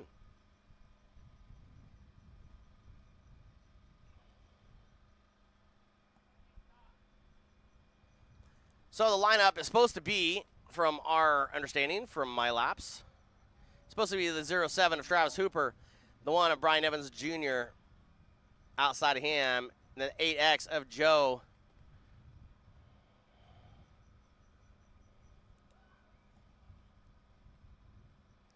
Scargita, Tim Mendez, the 71, and Tyler Rose Boley, and the 27T. I know they're going to go ahead and fill a cart up full of fuel.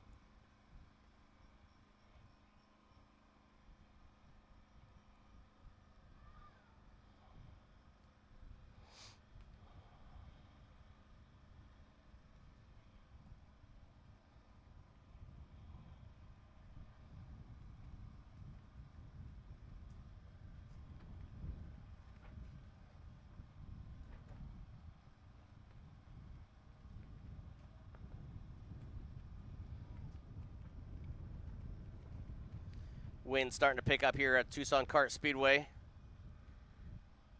Out here in Tucson, Arizona for the 2024 UAS Grand Nationals.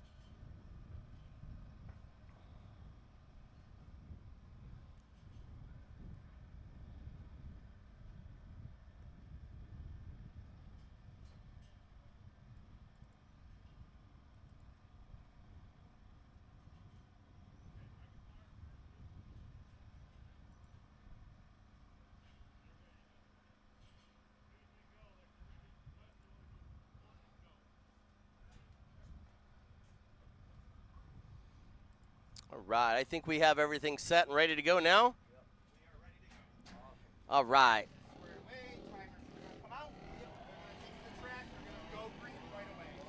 So is Southern still in heat 1? All right.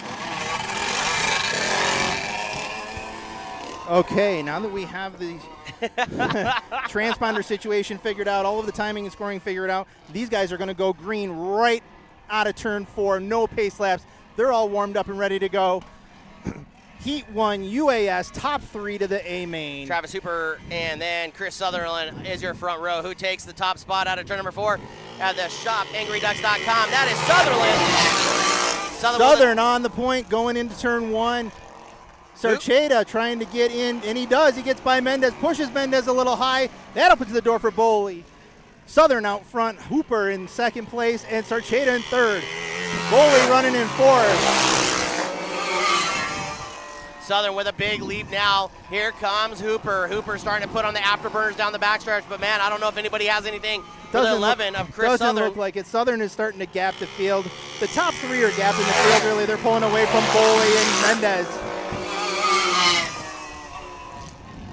Southern Hooper continuing to bring the distance. Tim Mendez, your top 3. Over there, Tim Mendez Boley is now. Boley spins off a turn 2, comes back on the track. We stay green. No caution. No caution. Southern still running out front, followed by Hooper and then Sarcheda. 4 laps down this time around. 8 laps is the distance. 8 laps. And Boley spins again. We need to go. Caution, I think. She's up on the berm. We're going to go caution, I hope, here soon. Oh, nope, she kept it going. She's having trouble taming that cart, I think. Southern still out front. Hooper in second. Sarcheda in third. They're gapping themselves. Hooper's trying to stay within striking distance. He's just not there. Southern has just about half a straightaway lead over Hooper, and Hooper's got a straightaway on top of Sarcheda. Coming out of turn 4. Looks like we're getting pretty close to seeing 2 to go. Southern now, Hooper starting to feel the groove. It took him a couple laps to get into it. But does he have anything going into turn 3 and 4? He's got 1 more lap to go around Tucson Kart Speedway. 1 more lap to go. Hooper looks like he made up a little ground. Looks like Southern is trying to coast it off, but Hooper is starting to gain on him. They're both pulling on Sarcheda with Boley off in the field again for a 3rd time. Turn no 1 caution. is not her friend no, at it's all. Not. Out of turn 4, it's going to be Southern, followed by Hooper, and rounding out the top 3 going in is Sarcheda. He's going to be followed by Mendez and then Boley, your top 5. Southern appears to be fast in the heat race. He's followed by Hooper and Sarcheda. Those 3 will go to the A main. Yeah, Boley's just having a rough time over there in turn number 1. Boley definitely was having a rough time in that race for sure.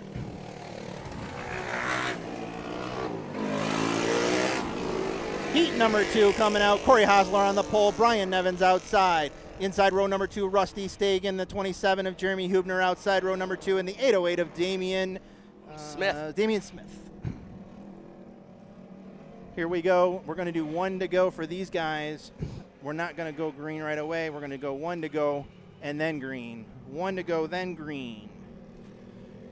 Should be a fast heat with this one. Hosler was fast all day yesterday. Fast again today. Just not enough to crack the top 4 and make it into the dash. Hosler, Nevins, Stagen, Hubner, and Smith looking to go for heat number 2. Going down the back stretch, getting ready to enter the final turns before they go green. Keep your eye on the outside of the front row. That's Brian Evans. He's got the Achilles heel. He's got the... Hosler takes the point. They come to the start.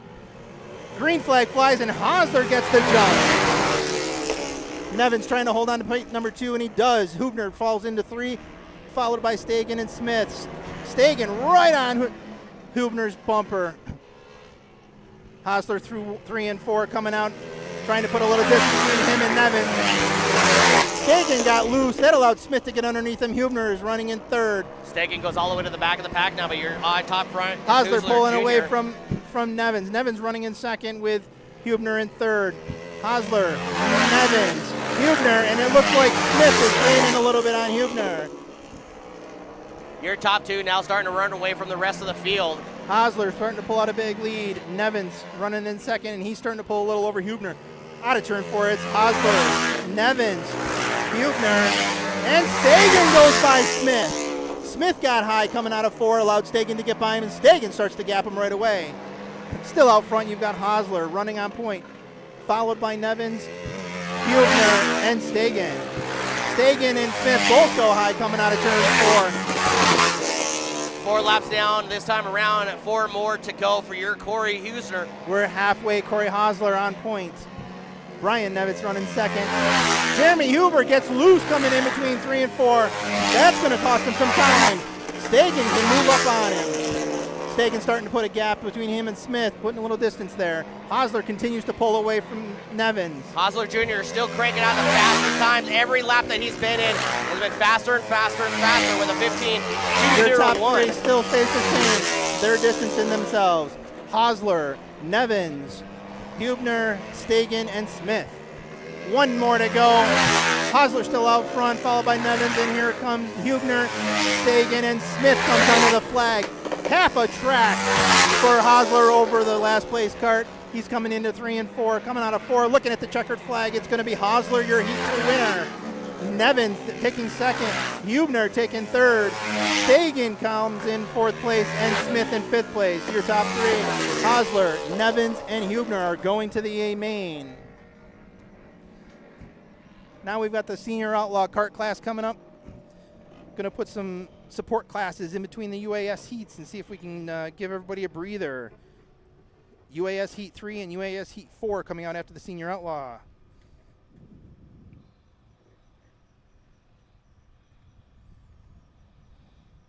Man, once they're out there, they're just cranking them out, aren't they? Yeah, once we get once we got the lineup settled and everything straightened around and everybody calmed down over there when I used my hockey voice, everything went fine. Everything, other than starting because we didn't have the heats ready, but once we got that done, man, we're good to go now. Inside row number 1, it's going to be the 520 of Braden Ackers, 27 of Jennifer Algarendo. Inside row number 2 is Dominic West in the 12 car, the 96 of Cody Straw. And the 69 of Kyle Tanner. That is your running order. 96 of Cody Stroud just come onto the track, but it's going to be Akers taking the point on heat number 1 for the senior outlaws. Looks like they're going to let Stroh catch up. Braden Akers, 6 years old. But from what I'm told, watch this kid go.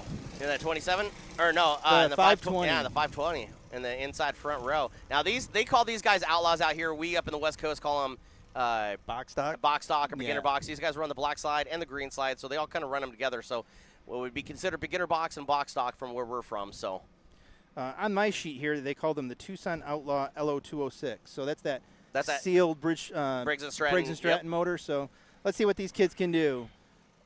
Coming out of turn 4, coming to the green flag. Great little sprint car class. Green flag flies, and Akers trying to pull out, and he does. He takes the lead. They said to keep an eye on that 520 kid, and he's starting to pull away a little bit from the 27 to Jennifer. Agredano. Akers keeping about a cart length between him and Agredano. Agredano and pulling a little bit of a lead, but Ooh, coming really around the tight. outside. Here comes Stroh. Stroh going around Agredano, pulling into. Oh, nope, they're going to fight for it down into 1 and 2. Stroh looking to the high side, trying to keep it high as Akers staying down low and pulling about a cart. The battles for second and third place. Stroh up high. Oh, he gets a little loose. That allows Agredano to pull into the second spot again. Stroh has to settle for third. Akers pulling out a few more cart lengths on Agredano. You have Akers, Agredano, and Stowe. Stowe going to the outside again, trying to take it to him. Just can't make it stick going to the high side there. Definitely making him work for his money right there in that 520. But Jennifer Agredano start right on the back bumper now, starting to Here look on she the comes. outside. Stroh making a fast comeback coming into turn 3. Nose to tail. Oh, and Agredano spins. Stroh running in second now. Keep an eye on that I'm sorry, 520 Stowe. car. Oh, he now spins. Stowe Stroh now spins. That's going to put the 12 of Dominic West into second place with the 69 of Kyle Tanner running in third. And West making a run, trying to make a run on Akers, going to the high side, trying not to touch. Can't make it stick, gets a little loose, allows Akers to pull away. The 69 of Kyle Tanner trying to catch up, he's in third. Akers now has some space between himself and the 12 of West. Stowe trying to catch up to the field, as is Agredano. Strange noise coming from the Agredano cart. They might have a problem. That's just the clutch plates. Oh, okay. Yeah, that okay. happens and stuff on White them. flag comes out. It is Akers out front, 6 years old, trying to hold off the 12 of West for the win. West looking to get a run out of turn 2. Can't make it go. Looking to go into 3. Running a little high. Might get into the loose stuff. He does. He wiggles. And it's going to be Akers with the heat win, followed by West. The 69 of Tanner. The 96 of Stowe. And the 27 of Agredano. That was a fun little heat. Yeah, it was. Heat number 3, UAS. Firing up and coming on the track now. We are going to have the 22 of Nick Moore, 28X. That's Justin. That's Justin Mitchell, the 28X. Yes, Justin Mitchell, 34 34 of Ed Villette. The 11E of Ryan Erskine, looking for the 44E. Of Emilio Torres. Torres looks like he's still trying to get in the cart. Now Nick Moore and Mitchell. Nick Moore on the inside. What are these guys doing? There's no green flag, guys. These guys are anxious to go. They are trying to get the jump of the Shop Angry Ducks start zone.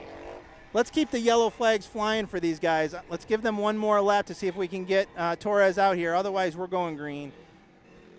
Oh, nope. They're going to go green right now. Oh, 1 to go. Oh, 1 to go. Yep, they're going to give him one more lap to try and get him fired and let him catch up to the field. Yep, he's got it fired. He's going to come out and get to the tail end.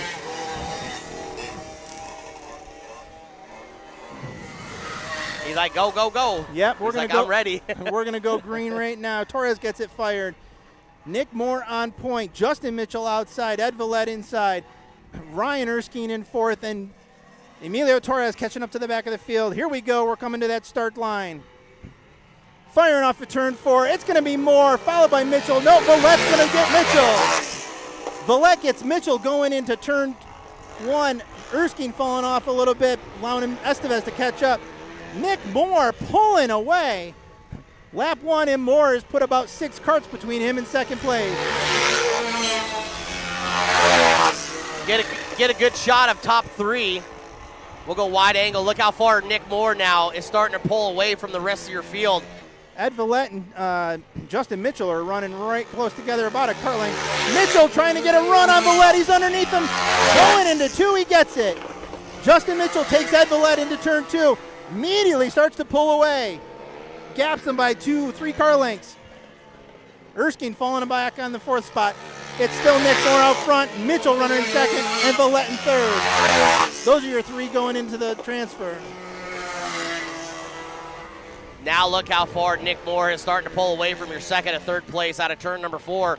Moore on the bottom of here. Now comes your 2nd and 3rd across the front, across the start-finish line. That's Justin Mitchell.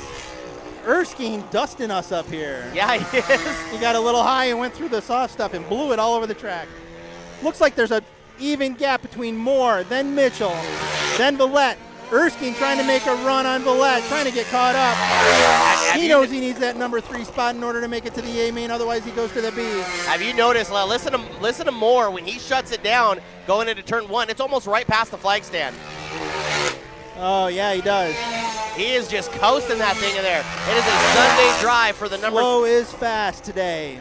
Nick Moore, Justin Mitchell, and Ed Villette. Ryan Erskine now has just under a straightaway, but behind Villette. Oh, Villette spins. Erskine comes through to take 3rd. Villette spins in 3 and 4. That puts Erskine up into 3rd spot. He gets the transfer now. White flag to go. Nick Moore still out in front. Justin Mitchell in 2nd. Nick Moore now on the front stretch going into turn number 2. There he is. Ryan Erskine running in 3rd spot now. He's got a straightaway on Villette. Boy, the tables have turned. Ed Villette makes a mistake. That allows Erskine to capitalize. Checkered flag for Moore, then Mitchell. Here comes Erskine capitalizing on the mistake of Villette. He's going to be your final transfer. Coming in 4th, Ed Villette, and in 5th, Emilio Torres. What a race, ladies and gentlemen. Ed Villette had it in the bag. He had almost a straightaway on Erskine until he spun it in 3 and 4. That made Erskine your final transfer. Heat number 4, last of the heat races. 22 AZ is pretty sure that's Welker. Then you've got Watkins. You've got Cody Hosler. And then you've got the Pete Gress Jr. Yes, 5G Pete and then Gress Samuel. Jr. Sam Cervantes was supposed to be coming out, but he's not on the grid. It looks like we're going to go with 4 carts. Looks like Cervantes is going to have to try and get it together for the B. 4 carts, 3 go, 1 goes to the B. 8 laps is your heat race for heat race number 4, the last of your heat race of your UAS. Last of the heat races, and then I'll have to go put together the the main and the B main. And Cody Walker. Work never ends. Cody Welker and Watkins on your front row. Coming around for the green flag, coming out of 4. They're looking to get the green, and the green's flying, and it's Welker out in front. Hosler trying to go underneath Watkins, and he gets him. Watkins gave him room. Look at Cash Hodson now. He goes in a second. Oh, goes way wide. Hodson He'll go all the way way to the outside back. on the straightaway. Lets Watkins and Gresh both get underneath them. He needs to get handle of that car. Watkins goes wide. Gresh goes underneath, and so does Hodson. I'm not sure if that's necessarily really crisscross applesauce, but these guys are struggling to get grips with the track. Meanwhile, Welker out front pulling away. Gresh in 3rd. Hodson trying to catch him, but he drifts high. Watkins is going to have a chance to catch up. Really got to keep the throttle out of these carts going into the turns. They do. That's really what's killing them. Start taking some notes from Nick Moore. Yeah, Welker down low, keeping it low and running a smooth race. He's running on top. Followed by Gresh, Hodson, and Watkins. Watkins trying to find a way around Hodson. Cash Hodson running in 3rd, Watkins in 4th. Hodson put a little bit of distance on him in that lap. Meanwhile, Welker staying out front. He's got just under a straightaway over Gresh. Hodson trying to run his race and keep the distance between him and Watkins. He put in a 15.387 that time around. 4 laps down, 4 more to go. Welker just kind of cruising. Gresh slides high. Gresh slides high. That pushes Hodson up to second and Watkins into third. Watkins down with the transfer spot. Gresh falling away. Welker pulling away. Hodson runs a smooth race and Watkins runs a smooth race. They could get the transfers. They'll see the white flag this time around for Walker. Doesn't look like Gresh is going to be able to make up the time. That spin is going to cost him. Welker taking the white. Hodson running in second. Watkins in third. Here comes Gresh. White flag. Welker going down the back straightaway and into 3. He's going to come through. As long as everything goes smoothly, he'll take the checker flag, which is flying now. Welker finishes the race on top. Cash Hodson coming in second place. Daniel Watkins in third. Lucky break for them as Gresh comes in fourth. He'll have to settle for the B main. And that closes out the heats for the UAS. So your top 3 out of that heat race, Cody Welker, Cash Hodson, and Daniel Watkins. Junior 1 coming out next. Heat race number 1 for them. I'm going to take a short break and go organize some racing for you. All right, big guy. I'll be back shortly. I'll be back for the dash for sure. All right. Your Junior 1 coming out next. We'll get your lineup here in just a second.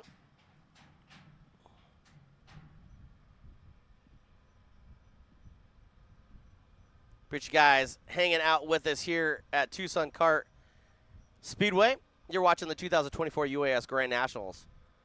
Coming out next is going to be your Junior 1 Heat 1, sponsored by Legend Chassis and by Askelin Photography and Design. Thank you for being a part of the UAS Grand Nationals this year.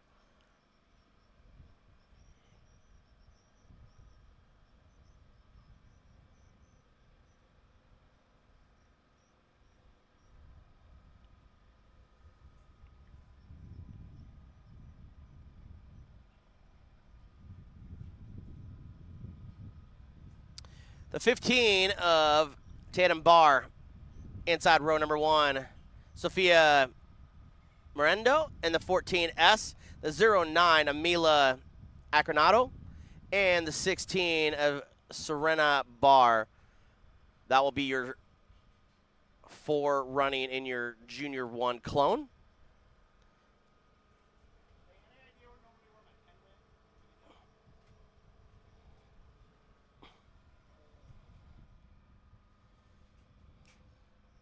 Let's go.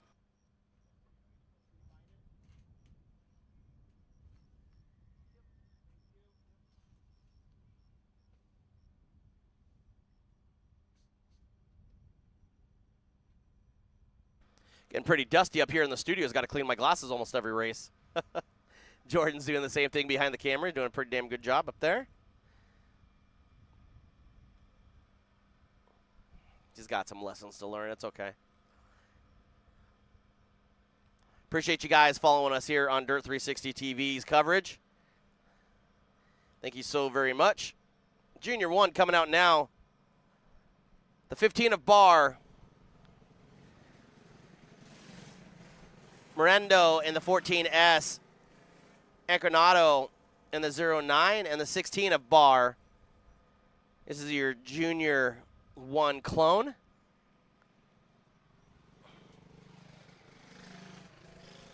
There's the 16. We'll get these guys side by side here in just a second.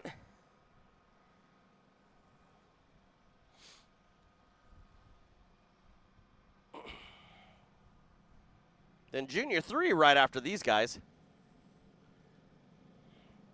I'll get to go on the go this time around.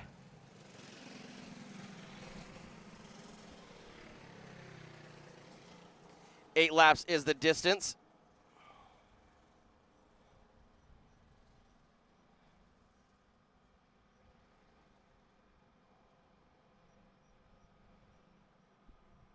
We don't have them up on the live time and scoring, but we do have them for lineups.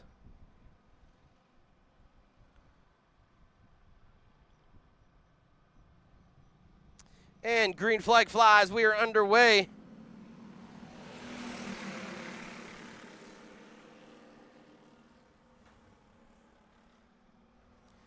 Single file down the backstretch. I believe that's going to be the 14S of Mirando. Oh, way high, gets loose right in front of another car. Whoa, good driving. Good driving from Barr to almost hit. I believe that's the other Barr.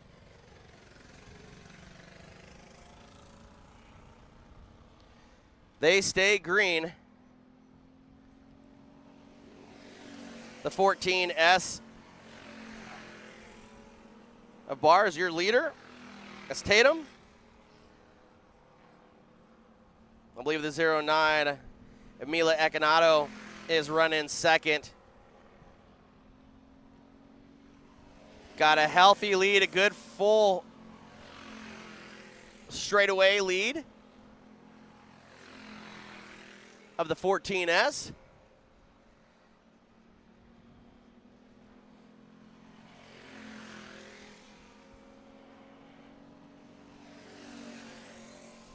S is looking extremely good going into turn 1 and 2.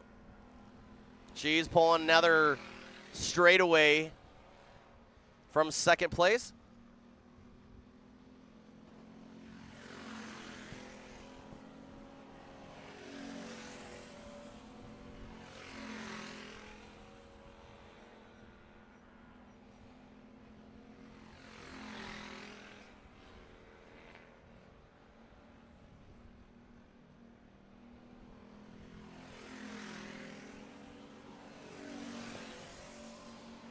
Four laps down, this time around halfway around for your leader.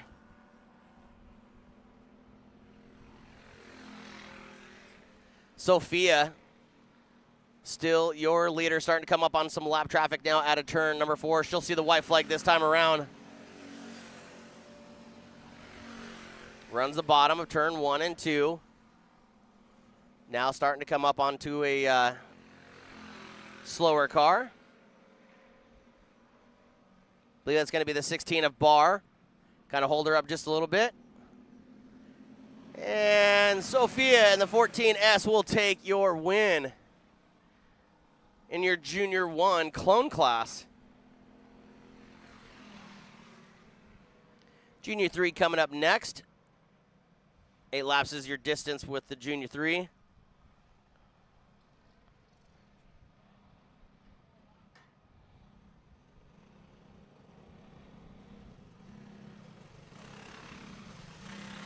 That's how your Junior 3 looks. The 027 of Jacob. The 99. Let me get my glasses on here. The 99, Kornberger. And James Farron in the 3 car. 8 laps is your distance for Junior 3. They'll see the green flag next time around.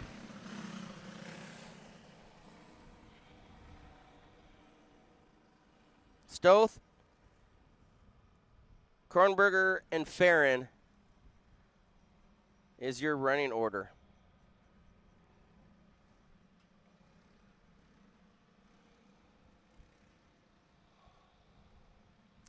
See the green flag out here, the Shop Angry Ducks start zone. Green is out, and it looks like Kernberger will take your top spot leading into turn number 1. Stoth right on the back side. They're almost nose to tail. Kernberger in the 99 runs way low. Here comes Stoth on the high side, gets a little bit of run, gets way too high, gets all looped up. They keep it going. Both the second and third spin all out front. Now it's going to be an easy Sunday drive. It's going to be the 99 of Braden Kornberger. Kornberger now coming out of turn number 4. He'll pass the start-finish line as everybody else comes out of turn number 3 and 4. But on your screen right there, look how low that young man sits.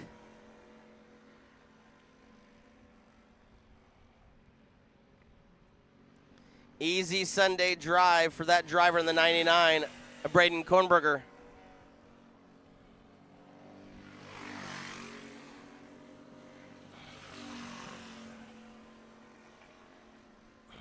All out front out of turn number 3 and 4. 4 laps down this time around. Kornberger still running that low side.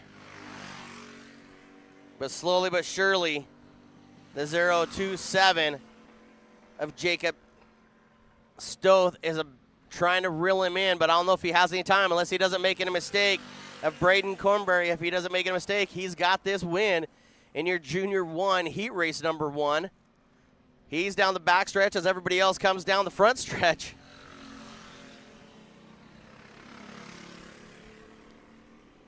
Two more laps to go before he sees the white flag. The 0.27 and the 3 of Farron both make a mistake over there in turn number 3. Here's the white flag for the 99 of Braden Kornberger.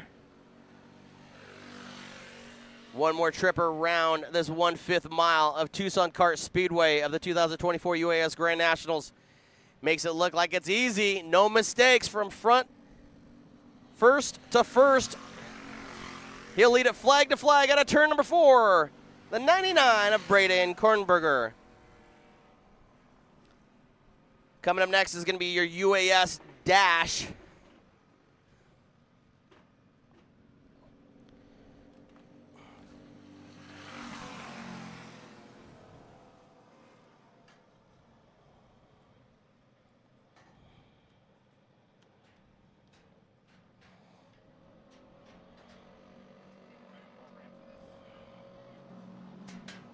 UAS dash. UAS dash. So, coming off the pole with the best time, Daniel Hutto. Renee Angel starting in second. Ryan Fernandez in third. And Jared Rickman in fourth. This will set the start of the A main. Rickman is having problems. Rickman is having trouble. Looks like Rickman quit. We need to go yellow. Rickman needs to get pushed off. He just needs to get off the track so we can go green.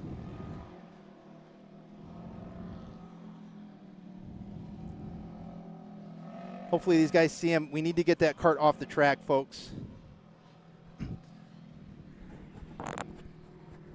Hey, we need to just get him off the track. He can't restart. We need to go.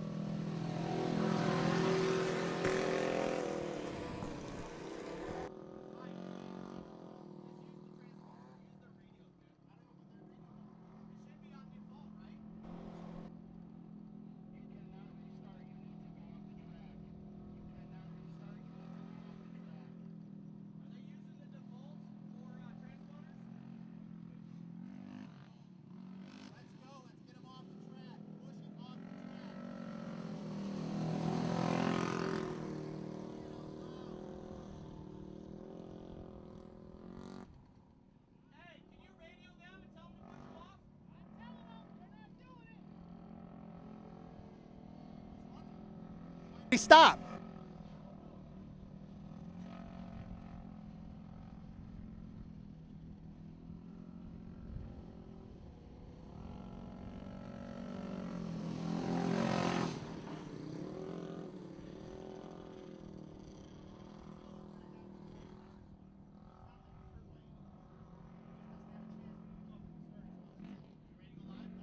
Go.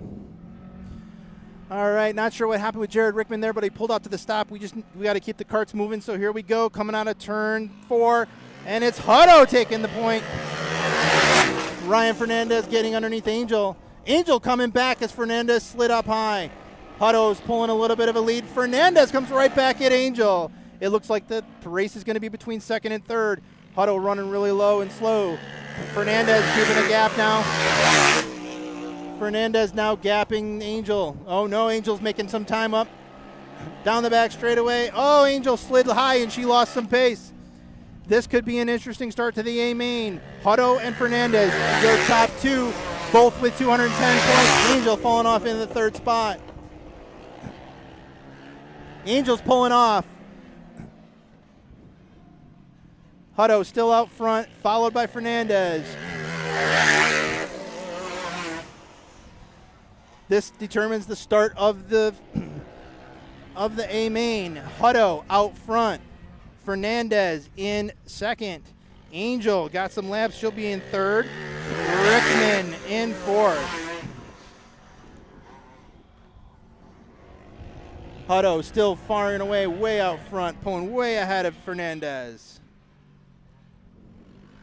Fernandez with the fastest time with a 15.297 that time around. No, is Jared Rickman out there? Jared Rickman is the kart that quit in the beginning. Checkered flag for Daniel Hutto. He will start on the pole. Fernandez runs a little high. He's going to start outside. Renee Angel, she pulled off, but she turned some laps. She'll start inside row number 2. And Rickman, hopefully he can get his kart back together, and he will start outside row number 2. Folks, we only have 4 more karts through a B main to determine our A main for tonight. We're trying to get through all of the heat races, and then we'll take a break because of the sun, from what I understand. 6:15-ish, I guess, is the sun break. So the A main is set up like this. Hutto inside row number 1. Fernandez outside row number 1. Angel inside row number 2. Rickman outside row number 2. Southern inside row number 3. Hosler outside row number 3. Nick Moore inside row number 4. Weckler, Cody Weckler, right? Yeah. Is that his name? Welker. Sorry, Cody Welker outside row number 4.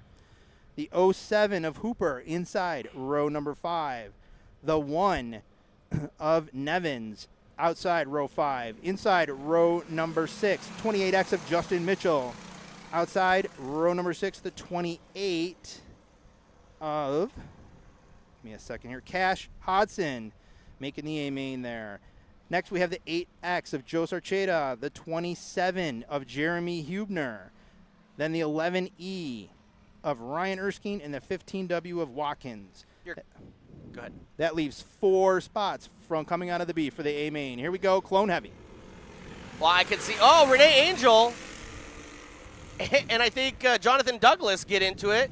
The 22 of Riley Huska. So the 10 of Tommy Huska inside row number 1. Outside row number 2 is the 22 of Riley Huska. Whoa. What is happening there? Your leader sliding way high at the caution. That's going to be of Tommy Huska. The number 10. Looks like he hurt his hand, too, on top of that. So if they go back to complete, this is how it's supposed to be. The 10 on the inside of row number 1 of Tommy Huska, 22 of Riley Huska. Inside of row number 2 is going to be the 23 of Renee Angel. Outside of her, the 1J of Jonathan Douglas. And rounding out the field is the 05 of Clint Holcomb. So we'll see what they do if they go ahead and restart this whole thing. That was a little crazy. Your adult clone heavy class. Looks like they're going to do a complete restart.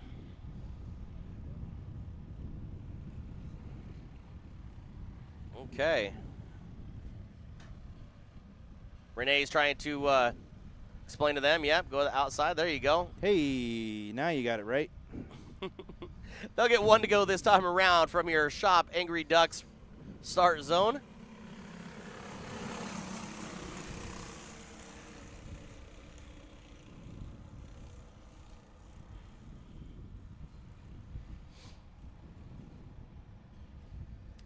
The 10 and the 22, both of Huska. Renee Angel, Douglas, Holcomb, round out your field. Coming out of the turn 4 for the green flag. They go much better start. Huska and Huska side by side. Who is it going to be? The yellow kart to the inside of the 22, and he takes the second spot. Is that going to be Jonathan Douglas? Angel back in 4th. First 2 karts are pulling out a little bit of a lead there with about 3 kart lengths. Is that the 05? Who's running second? Tommy Huska, your leader.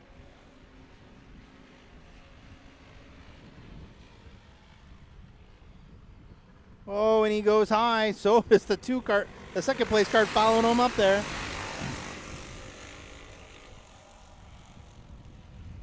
Getting some gaps in between all of the karts. Wind's picking up a little bit coming across the track. Tommy Huska still your leader in the 10 machine out of turn number 3 and 4. Second place. What number is that? Number 1. Number 1, JF Jonathan Douglas. He's running second. Now here comes Renee Angel trying to battle for that third spot right behind the 22 of Riley Huska. Here comes Holcomb with a little bump and shove with Renee trying to get them to go. They're still out front, 4 laps down. Renee shaking her head from that little tap. She falls back to the back. All out front, though, with a couple laps to go, is your leader. Tommy Huska. Second is going to be Jonathan Douglas. Sorry, lap timing and scoring is not showing these guys at how many laps left, but it looks like maybe they'll get 1 more to go this time around. Nope, they'll 2 more to go. Your leader, Tommy Huska. Jonathan Douglas second. Looks like Riley Huska now third. Or sorry, Holcomb maybe third. Let's see. Is that going to be the 05? Yep, 05. That's Holcomb. He'll run third now. 22 and Angel is catching up, but they still haven't gone to the white flag yet, so it's got to be getting close, I would think. Yeah, it's got to be.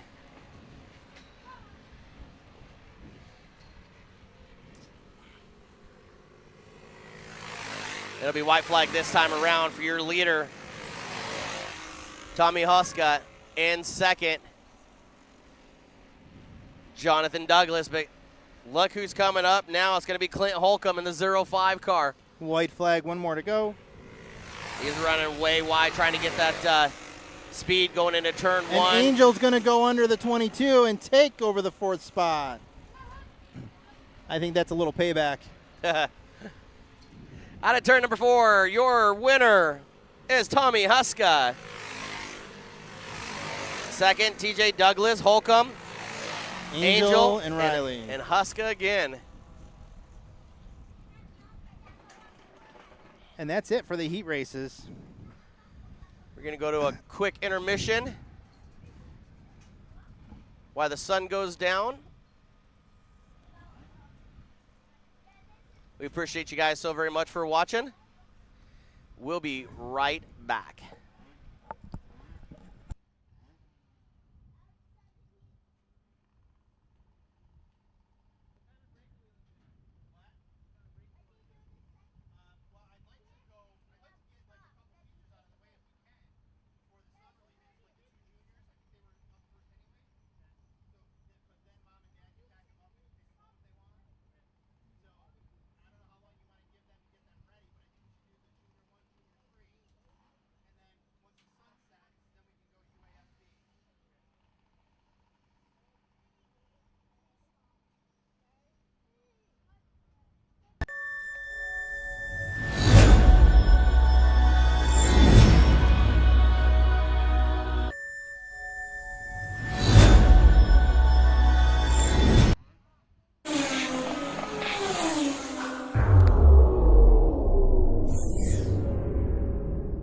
Pit Stop USA is the online motorsports superstore. Pit Stop USA has over 100,000 products from over 600 of the top brands in racing. From sprint cars to street stocks, late models to modifieds, racers everywhere have trusted Pit Stop USA for over 17 years. Racers nationwide trust the experts at Pit Stop USA for keeping them safe, and we carry the largest selection of driver safety equipment on the planet. Whether you're looking for a new helmet, a racing suit, driving shoes, or the latest in head and neck restraints, Pit Stop USA has the safety equipment to keep you safe from head to toe.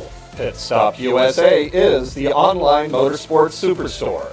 Visit us today at pitstopusa.com. For over 50 years, karting has been a cornerstone of sports adrenaline in the Northwest. Kartorama is the place to go to become a part of the fun. One of the most thrilling of all motorsports, karting is safe and exciting for ages 5 and up. And a great way to sharpen motor skills and fuel confidence. Kartorama. Karts, parts, service, and apparel. Just off Highway 167 in Sumner, have Kartorama get you on track.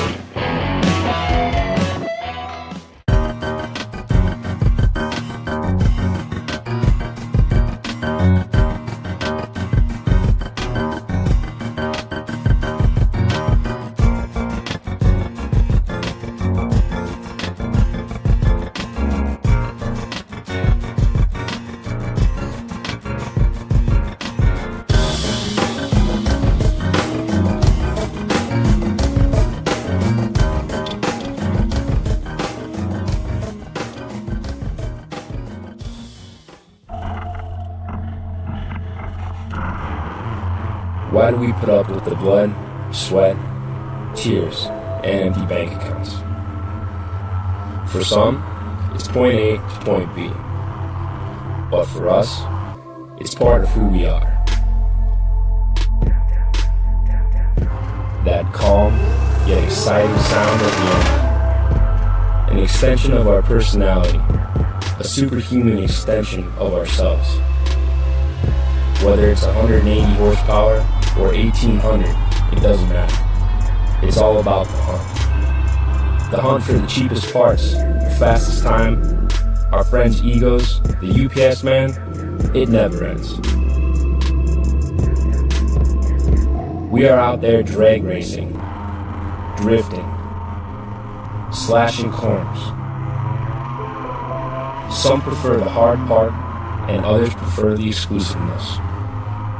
But we all do it for the same reason, to express ourselves and to go fast. We spend quality time with friends and family, conversations learning about technical things or about each other. Late nights in the garage finishing your build, and early mornings at the track. That 8th time out and back with your transmission. The day that you get to drive it and feel it perform like you want it. All the broken knuckles, countless hours, and thousands of dollars are truly worth it. Take away cars, and you take away us. It's our reason to be. A car is freedom, getting away from home, meeting new people, and going to new places. The challenge of building things and making things work. Even though more often than not, that wrench is getting thrown across the garage. Some say poor financial decision. Some say big ego, which for some may be true. Some dare say pointless. But for us, it's an addiction, and a good one. And what the hell else would we be doing?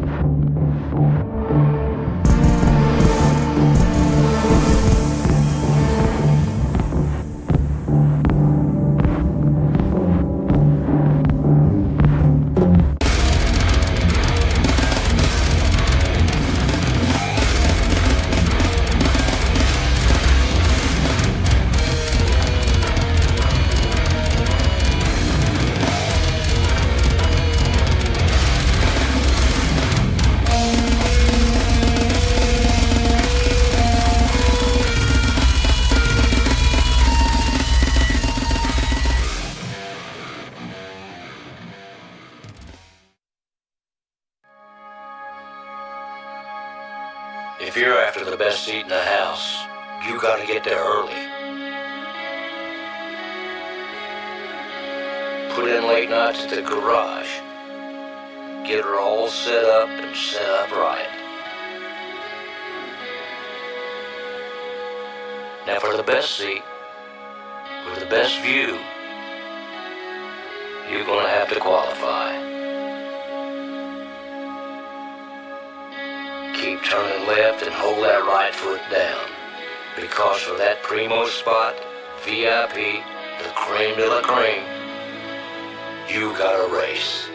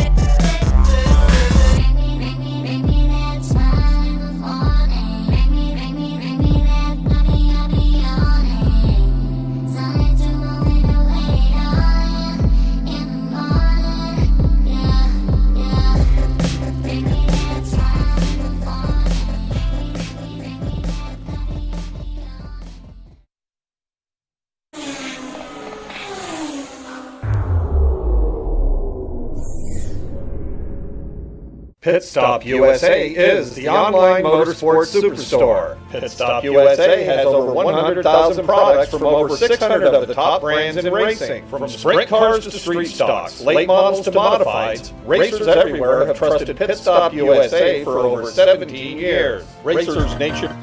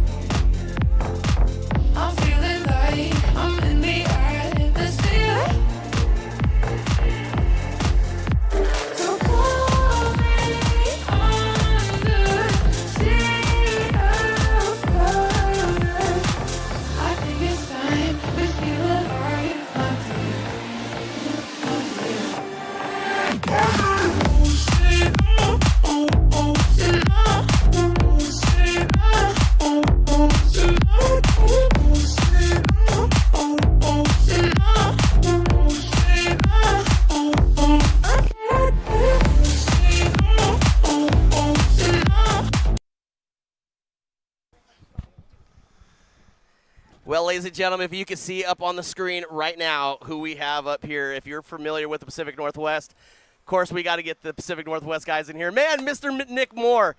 Dude, yesterday in practice, beginning of practice, extremely fast, right? You led the leaderboard and stuff till about 9:30, 9:45, and then all of a sudden it's kind of started dropping. Now, did you not go back out there and race or practice, or did you guys just kind of kick back a little bit and try some other things? Yeah, we just kind of kicked back and just played it safe. I mean, it's just practice, so I'm just trying to get a gearing feel for here because I've never been here before. So, yeah? Yeah, it worked out in the end. So we'll get that a little bit closer. There you go. Sorry. No, you're good. And then, yeah, today as well, practice went really well. I decided to go out last minute when I saw people's lap times dropping.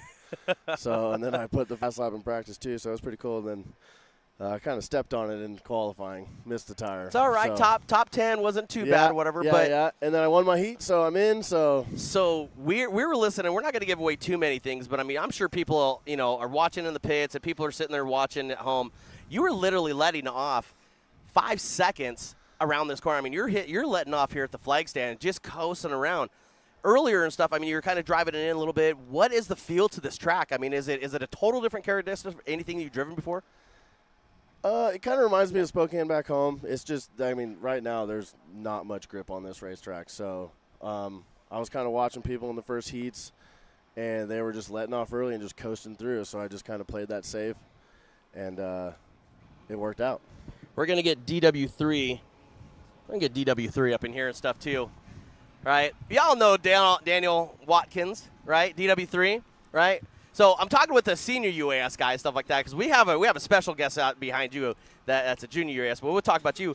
He's talking about no grip of the track and trying to feel how the track and stuff is. We got to give love to the Northwest guys, right? Because that's where we're from. How are you feeling on the car? Similar. It's just dusty. 3 and 4 it's rough to get through. Gotta, like everybody's doing, all the fast guys are doing it, letting off super early, coasting through, rolling back in the throttle super smooth, and it's really easy to overdrive it. I mean, everybody's been doing it all day, including myself. I mean, qualifying, I would be completely transparent. I hit the tires. You weren't the only one. You weren't the only one. So you got qualifying out, you got that heat race out, right? And you're sitting pretty good for the main event or whatever. So now, I mean, 1 lane track. Oh, really? Hold your breath, guys. Sorry, you guys can't see it on camera, but we just got dusted by a blower. Oh, God. Chapstick, we should be sponsored by Chapstick this week because it's crazy. So main event time now, right? So what's going to happen out there when you guys try to run too wide? Is it going to be, I mean, is it going to be give and take, or is it kind of be take? As long as you're smooth, I mean, you'll have a shot at the end of the day. Hopefully there actually becomes a little bit of an outside groove if they water it when the sun goes down and a little bit of moisture. So, and that's what we're waiting for too. Is some of the junior classes and stuff. The parents are asking for the sun to kind of go down, and does that kind of get you guys out of your rhythm? I mean, you guys kind of pumped up. You guys got qualifying, heat races, and now you're kind of like, ugh. It's like, what do we do? Are you guys still set? I mean, you guys still mindset set, or are you guys just kind of like I'm ready for the sun to go down. This track gets way better, I feel, with the sun going down, like anywhere really. So Yeah. I'm ready to race. I think the track's gonna flip and it's gonna get grip and it's gonna be a good one. So I'm not trying to knock on wood, however, wherever it is, whatever. Last couple Grand Nationals weren't the best for Mr. Nick Moore here. Yeah. You Hunterstown was tough. That GKK was a little rough. No, I did good. Oh, at no, GKK. yeah, you did good. Yeah. No, I got 6th at GKK. Yeah, that's right. Yeah. Yeah, I got told about that. Yeah. Yeah. GKK, and then you got here. What's different now from your mindset from 2 years ago, last year, and then this year coming in this Grand National? I mean, we're closer to home for one. Is that kind of a good thing because we're not so many miles and stuff traveling? And Yeah, Pennsylvania was a haul from Washington. We got farthest traveler for that. Yeah, you nice did. little $100. So, yeah, this is my 4th actual Nationals because we did Spokane in 2020, and I made the A-main in every single one. I got punted in caution laps of that Spokane race and got 20th. So yeah, that was it for me. Good start to the year for my first ever UAS. But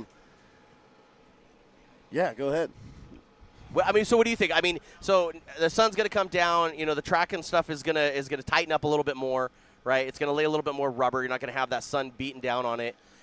Today has been a whole lot better. It's been 87, 88 degrees, a little bit of slight wind. Has that helped from yesterday, up in the upper 90s? I liked the track yesterday more than today. I think it'll start to go back to what it was in practice yesterday. But at the end of the day, it is the A-main for all the marbles. It is Grand Nationals, and I know Everyone's got to race the same racetrack. So, I mean, it kind of – There you it's go. going to be Those things. super aggressive. Yeah. At the end of the day, we all want one thing. We want to win. Well, I'll tell you what. From the Northwest boys, from the Northwest production and stuff like that, Nick Moore, we wish you a ton of luck. Thank you. Appreciate it. Daniel, we wish you a ton of luck. We're going to get Brian Evans up in here real quick. No, Perfect. Brian Evans says no, but we will get Piper. You want to come over? Well, let's get Piper up in here real quick. Come on, Evans, we got this here real quick, buddy.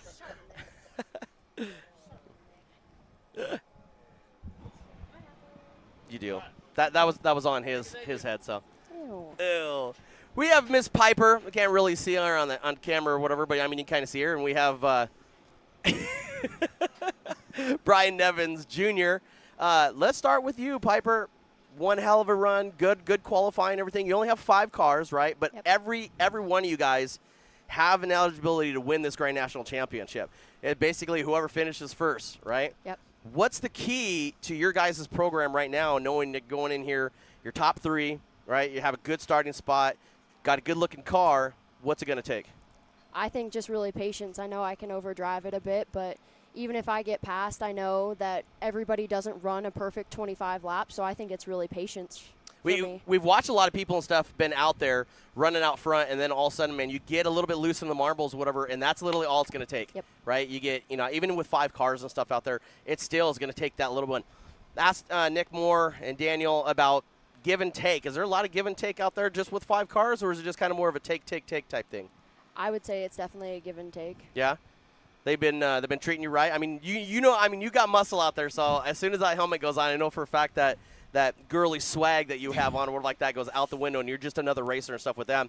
Do you have that? I mean, with having that woman power and stuff now in motorsports really starting to come up, you and Tyler Rose and everything else, and all the women that are coming up into racing career, right? This is a great step and stuff, and you're such an ambassador. Some of the younger women that are watching on TV, what are some of the things that you can tell them that has helped you through your racing career? I would say I definitely don't let anything take to heart, because being a girl definitely is a lot harder because they want you to be one of the boys. Right. And they don't treat you like one of the boys. So just running your race and not letting what other people say get to your heart is going to be the key to getting your driver getting your performance and everything else. Yeah, you think about it is that just because, gender role, when you're out there, it really doesn't matter what gender role you have. You're in a race car, you're in the same you're the same thing with anybody else or whatever, and you're performing as well as anybody else, right? I see some of the guys that have been extremely fast, right, out there this weekend that are 9 times out of 10 top 3 that are now 7th, 8th, 9th, 10th, 11th, 12th, and we're going to be talking to one of them here in just a little bit. It's crazy to see, how well, just a driver, it doesn't matter. I mean, what's underneath that helmet really doesn't matter. But I'll tell you what, you're doing a fantastic job. Awesome to sit there and represent you on Dirt 360 TV. Thank you. Awesome to sit there and see you from the Northwest. It's super cool to watch everybody come, from, we're kind of being biased right now, but we'll go to a Iowa boy here in a little bit. But if we could spotlight you guys, just like what we say anytime that we're, filming or everything, it's not about us, it's about you guys, right? Talk to someone about some of the people who's helped you out this weekend. Kevin White with the Team 31, he has always been here. Yep. There it is. There it is. Not even wearing my own swag, guys. Not even wearing my own swag. That's a plug. Him, his wife Tara, and Uncle Chuck actually flew in to Phoenix and drove here to help me and do my tires and everything. You by far probably have one of the best persons I do. behind you with Uncle Chuck that people don't understand the ability and the know-how of chassis setup and everything else, whatever. Just like the guy that we're going to have coming on here in a minute, Uncle Chuck is by far one of the best chassis people out there. So you got some of the people behind you, and we wish you a ton of luck tonight. Thank you. Awesome. Thanks, you Piper. Yeah, of have course. a good night. You too. Brian Evans, how you doing? You want this one on? It don't matter to me. Here, put this one on so you can kind of hear me a little bit more. Thank you, Piper. Brian Nevins Jr., Team Legend Chassis, owner of Legend Chassis. Wow, you've had an outstanding 2022, 2023, 2024, because last year your whole world went crazy. You had 10 million things, and on top of it, you're the new owner of Legend Chassis. How does that, talk to us a little bit about that real quick. It's been crazy, actually. It's thinking back on everything, doing everything with Joel, it's actually kind of come full circle. Yes, sir. So we started with him 2010, and it kind of took off with Tom, and then we started working with Tom more on that, and then we went to 2014. Tom shut his doors, which Tom's got cancer now. Oh, no. Yeah. So I've been on the phone with him today, actually. We'll let him know that we send our love, too. I hope he's watching the stuff at home. So He's not. Oh, okay. So it kind of, bringing that up now kind of just choked me up here. But with the old man behind me and Tom behind me, it's been pretty good.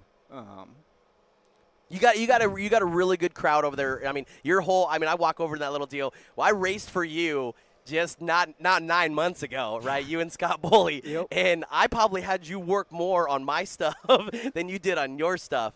I need you to fix the seat because I'm too fat and I can't lay down. I can't see. I had to sit there and raise my head up a little bit.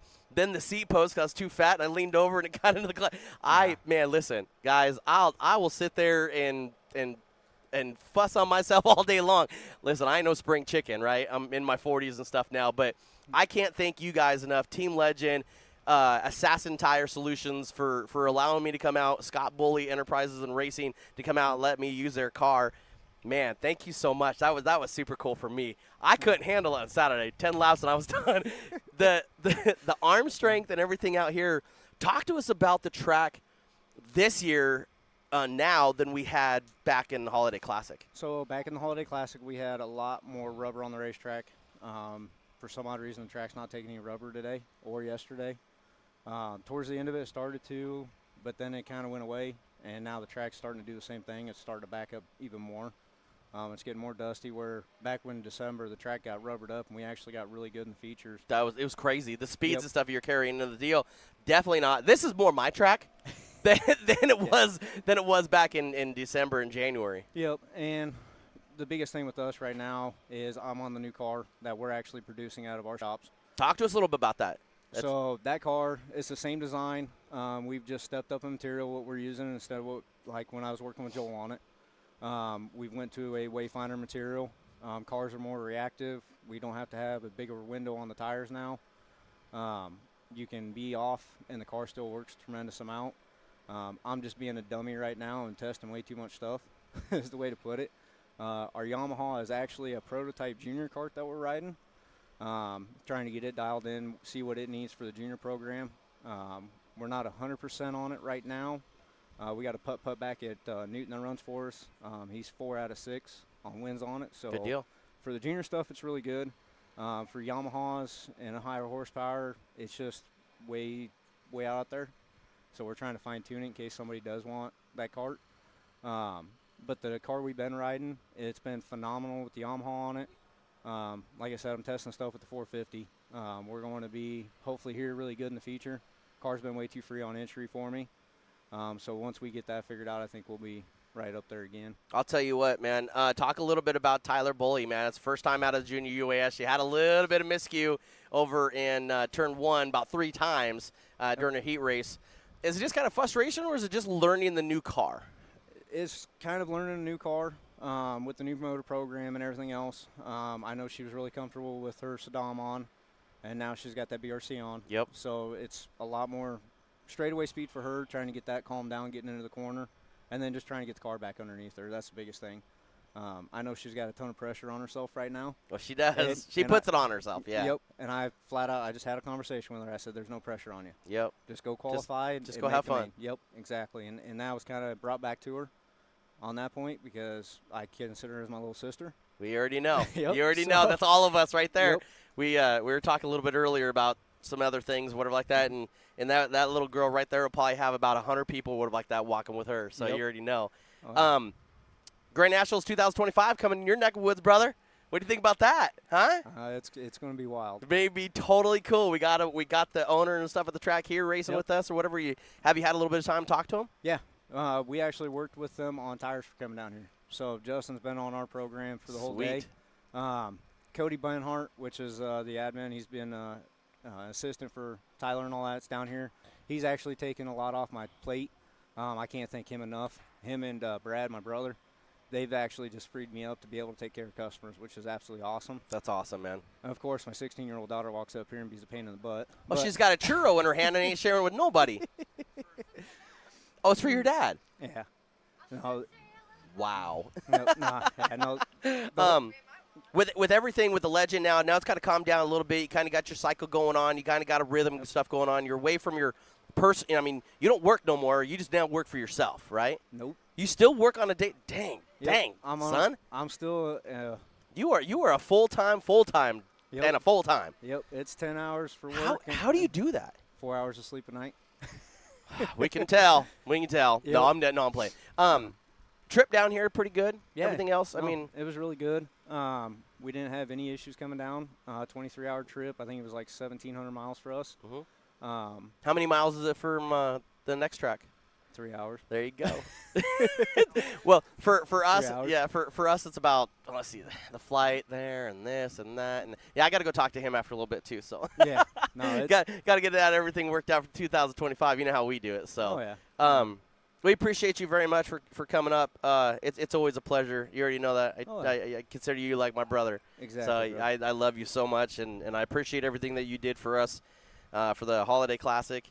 And it looks like we are possibly coming back for the Holiday Classic this year as well. Still in the works, so it'd be pretty cool to come back here to Arizona again in December. So yeah. Any last words on how stuff's going? We'll find out in the main. There you go. I wish you a ton of luck, Brian. I got one thing. I want to thank A&M Fiberglass Bodies. Yeah, that is the new – I was just talking to Mike about that. That's the new kit for the UAS for that body for the Legend, isn't it? Yep. So we worked with them for about the last 3 months. That thing's pearl, too. God, that's pretty. It's been in the works for the last 3 months. He's been working on a nose piece for me to make sure we're 44 inches wide, kind of arrow the way I want it. And then them side panels are actually fiberglass. Really? Yep. Dang. So that program, we haven't worked out a price just 100% yet on it. Now, is that heavy, though? I mean, they're 2.5 pounds difference, 3 pounds maybe at the max. Oh, really? Yep. Okay. So the side panels I'm running right now are actually a little heavier than what we want to make them. Just a simple fact, it was our test run. Right. So that will actually be lightened up from where they're at, and then the nose will actually be lighter than what I'm running right now. Got it all worked out, don't you? Yep. He's got flat car bodies. He makes cage car bodies, and now he's making the UAS. How can they just go through you? Is it through Legend for the body kits, or can they go through him? They can go right through him. Look him up on Facebook. It's A&M Fiberglass Bodies or Fiberglass Works on Facebook. Okay. Get in contact. Garrett's an absolute awesome guy to work with, and he is one of probably the best fiberglass guys I've seen. Well, I need a fiberglass nose for Dingle Hoofer over here because he decided he wanted to be like a 410 sprint car and flip backwards. So I'm just saying I need some fiberglass work too. So yeah, give him a call. He is like by far, he's got the old Aero Pro nose pieces that I wanted from 15 years ago when Ultramax quit making those. And he's actually making that body. Remember the old G-Man bodies? Yep. The old plastic G-Man bodies? It's the same thing? Yep. Same, in that same era. Okay. So we've got that all figured out. He's got all kinds of crazy colors. If you get up on his if you get up on his Facebook page, he has got all kinds of crazy colors. So that orange, he's got that orange. My son's got the red metallic flake, which is actually a big flake in it. And then the junior driver that I was talking about, the putt there at Newton, he's actually got the looks like a disco ball. That's super cool. So we've got pictures. We got pictures up on Facebook of it. All the body work he does is phenomenal. There's no trimming. There's no nothing on it. Wow. So he makes sure everything's 100% and it's not warped or anything. And they're tougher than crap. As light as they are. Well, let's not test it out tonight. All right, let's see you try to go to the front with it. I'm hoping to plan on it. Wow. Where do you start in the main? Deep in the field. We'll see. Well, the guru over here has got 10. Well, hey. Deep in the field. There you go. Brian Evans Jr., ladies and gentlemen, right here. We appreciate you so very much, man, for being a part of the show. We appreciate you, man, for being a part of Dirt 360 and RPM Sports Network all the way through, our live streams and stuff too. And we cannot sit there and skip out and asking for photography and design for all your picture needs and everything. Make sure you sit there and hit her up on Facebook. All that type of stuff. Where else can you find her? Facebook? Facebook. She doesn't have a website yet. We're still working on that. Trying to get Don't that have a website yet. Well, we're trying to do it with the Legend page as well. So, but she posts everything on Facebook. All you've got to do is message her and say what photos you want. And we got some cool pictures last time we were out here. So yeah. And she can put them on a disc and send them to you. Yes, sir. And she'll let you know the price and everything else on that. She's doing all the photos here with the track. So, and she's done like Newton. She does softball stuff for my daughter. She does all kinds of photos. So, if you want a good deal on them, look her up. There you go. Plug away. Plug away. Yep. Awesome, man. We're going to get back to racing action here in just a little bit. Brian Evans Jr., thank you so much, brother. Appreciate you. Thank you, buddy. Thanks, buddy. We'll be right back with you guys here in just a minute.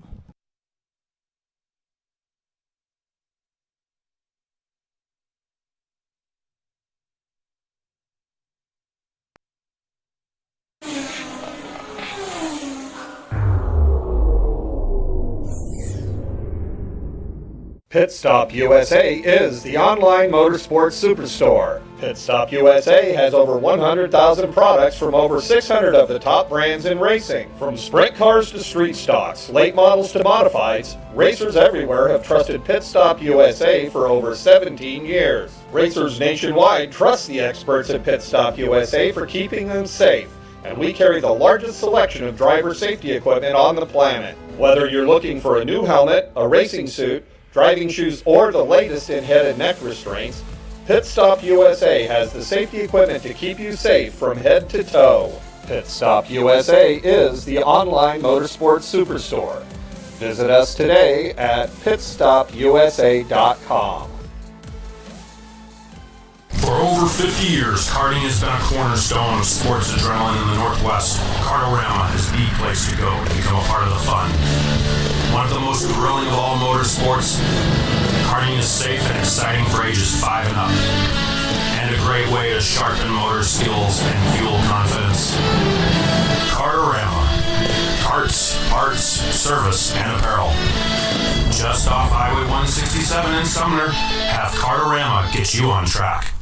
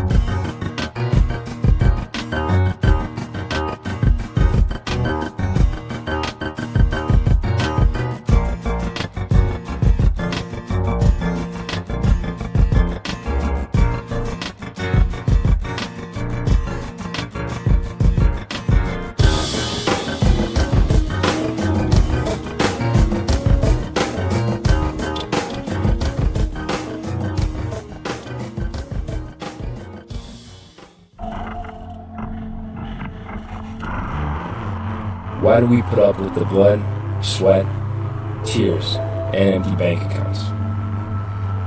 For some, it's point A to point B. But for us, it's part of who we are. That calm, yet exciting sound of the engine. An extension of our personality. A superhuman extension of ourselves. Whether it's 180 horsepower or 1800, it doesn't matter. It's all about the hunt. The hunt for the cheapest parts, the fastest time, our friends' egos, the UPS man, it never ends. We are out there drag racing, drifting, slashing corners. Some prefer the hard part, and others prefer the exclusiveness. But we all do it for the same reason, to express ourselves and to go fast. We spend quality time with friends and family, conversations learning about technical things or about each other. Late nights in the garage finishing your build, and early mornings at the track. That 8th time out and back with your transmission. The day that you get to drive it and feel it perform like you want it. That's the day all the broken knuckles, countless hours, and thousands of dollars are truly worth it. Take away cars, and you take away us. It's our reason to be. A car is freedom, getting away from home, meeting new people, and going to new places. The challenge of building things and making things work.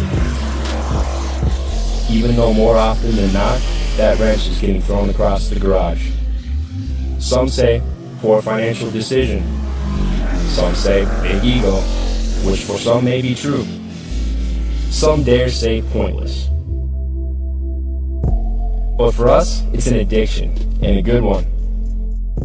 And what the hell else would we be doing?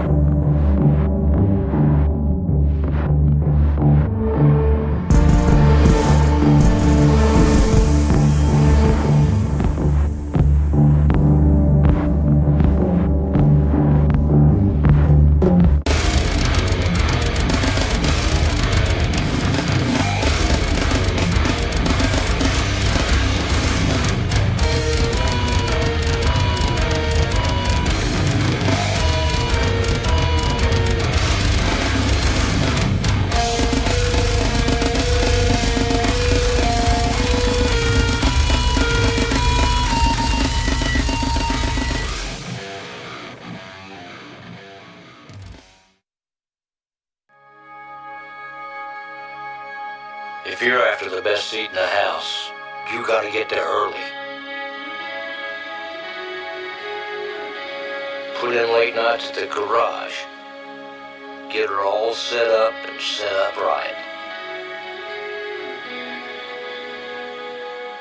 Now for the best seat, with the best view, you're gonna have to qualify. Keep turning left and hold that right foot down, because for that primo spot, VIP, the creme de la creme, you gotta race.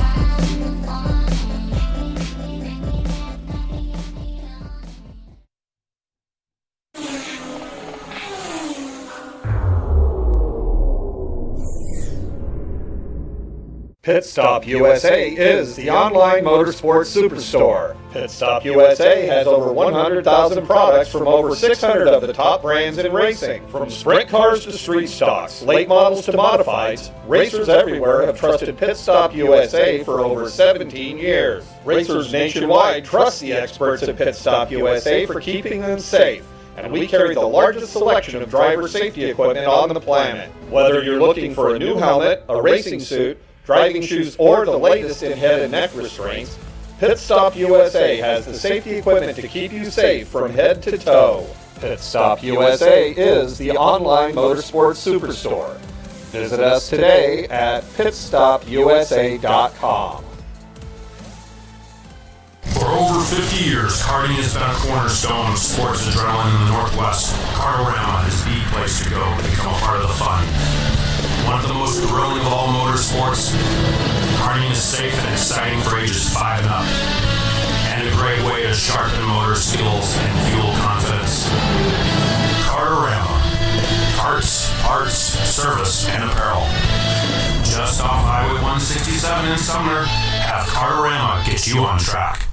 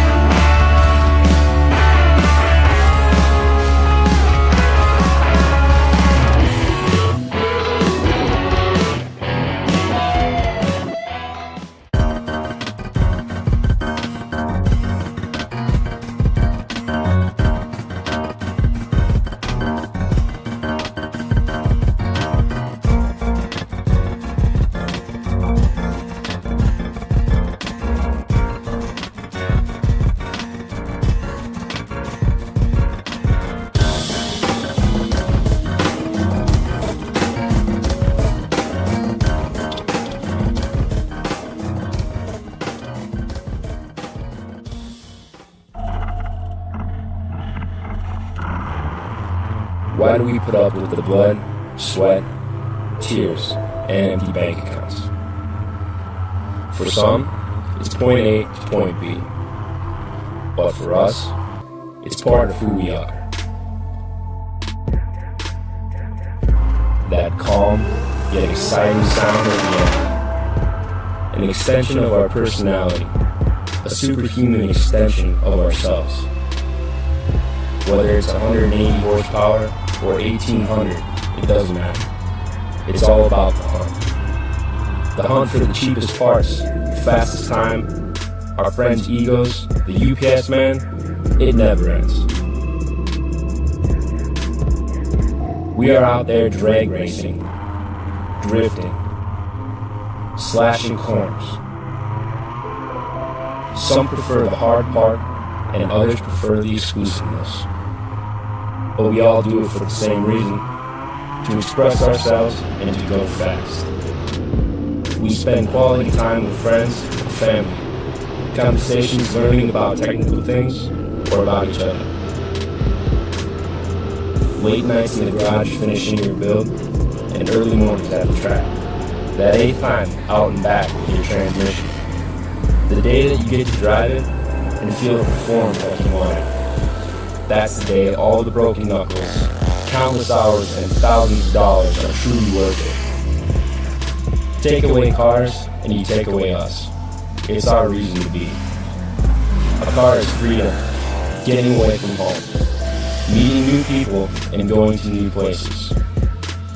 The challenge of building things and making things work. Even though more often than not, that wrench is getting thrown across the garage. Some say poor financial decision. Some say big ego, which for some may be true. Some dare say pointless. But for us, it's an addiction. And what the hell else would we be doing?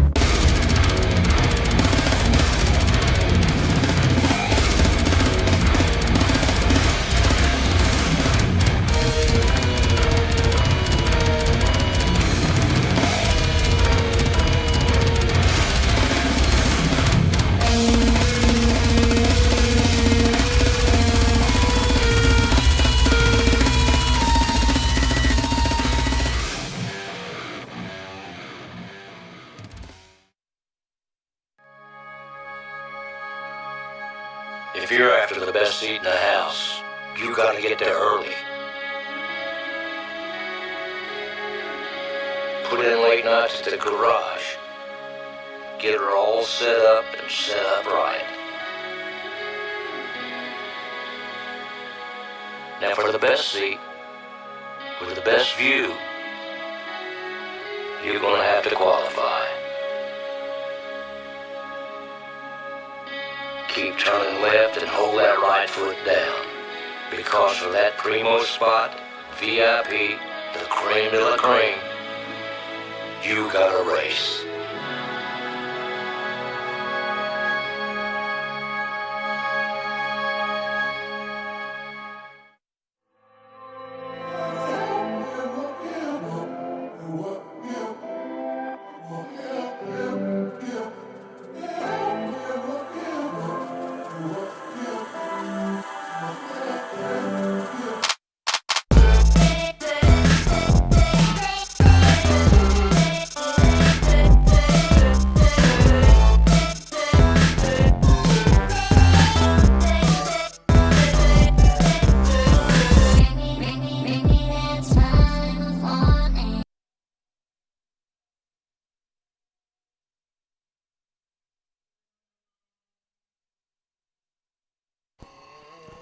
Ladies and gentlemen, welcome back to the 2024 UAS Grand Nationals out here at Tucson Kart Speedway. We appreciate you. Waited till the sun went down, watered the track, dusted the track off and everything else. Right now, we have a couple karts out on the track that have some safety tech on them. We're going to start off, though, when we get back to racing with Junior 1 A main event.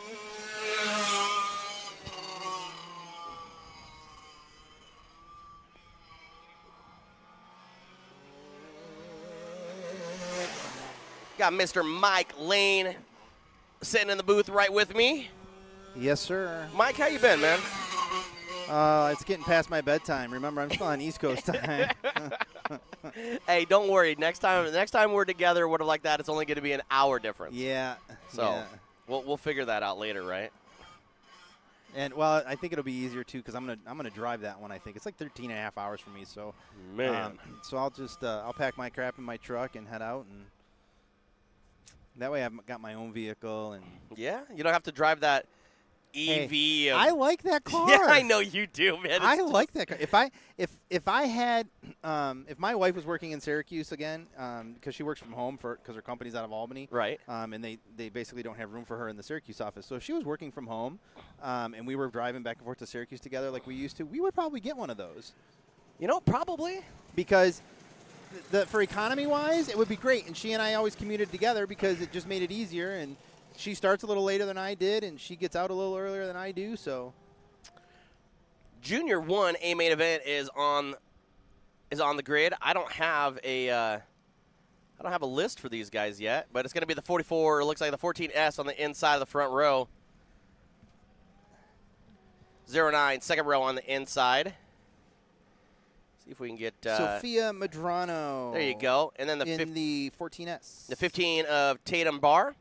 And a Melina Accionato. Mila Enchando. And then Sonera Bar.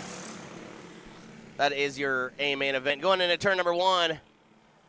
Looks like the 09 starting working on the outside. That is for the spot for third spot right there. They're side by side. Touching wheels. She'll take over. Mila will take over that third spot. Way up high, though. I believe that's going to be Barr. It's hard to see in the dark. That's what happens when you get old, eh? Yeah, right?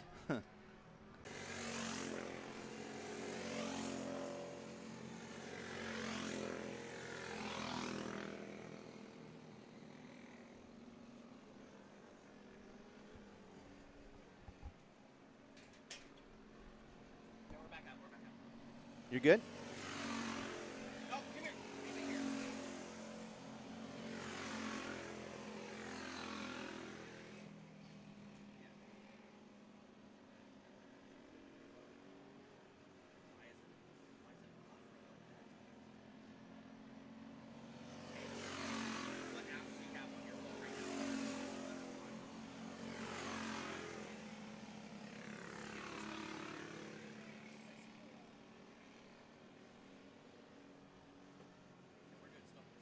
We're good? Okay. Looks like he's getting ready to throw the white flag.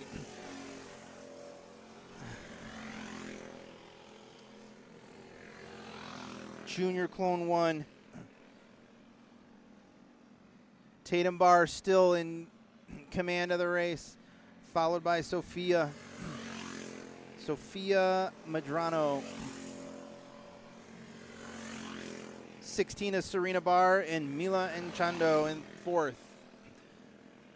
Here comes Tatum coming into 3 and into 4. Getting ready to take the checkered flag. And winner. Tatum Barr takes the win, followed by Sophia Medrano, Serena Barr, and Mila Enchando. So that's the first of our feature events. That's Junior Clone 1. Junior Clone 3 coming up next. 2 karts in that race. Braden Kronberger and Jacob Stowe.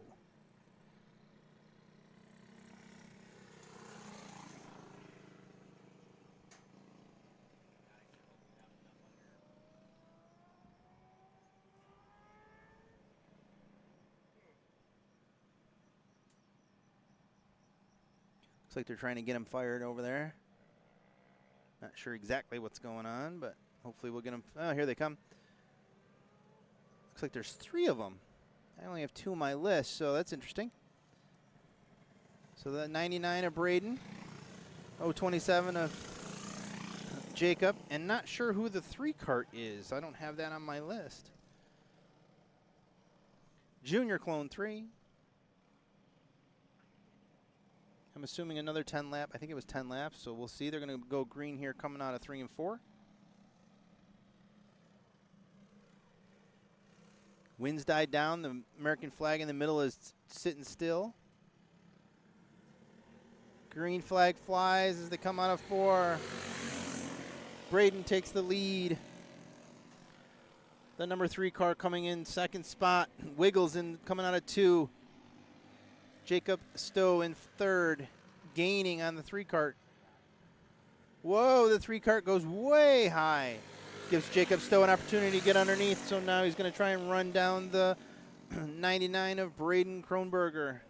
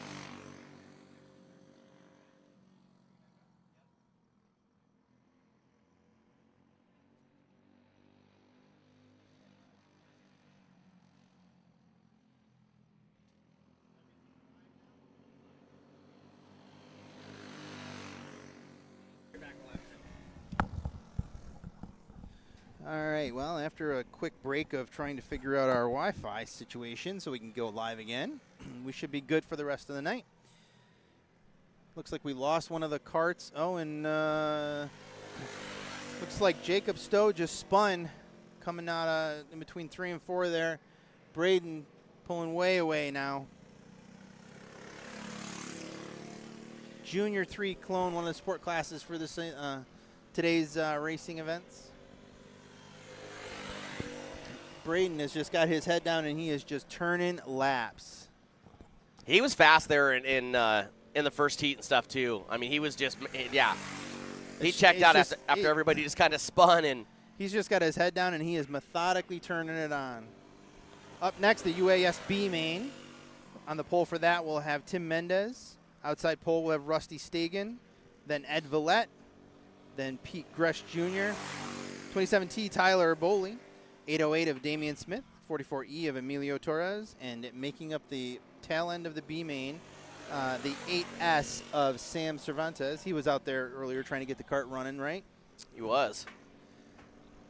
You know, so it might show a little bit darker and stuff on camera, but it's their backlighting and stuff that kind of is a little bit darker. We try to change the asterisks on the camera. If we do, it's just too washed out, so we apologize for some of the backstretch camera shots there.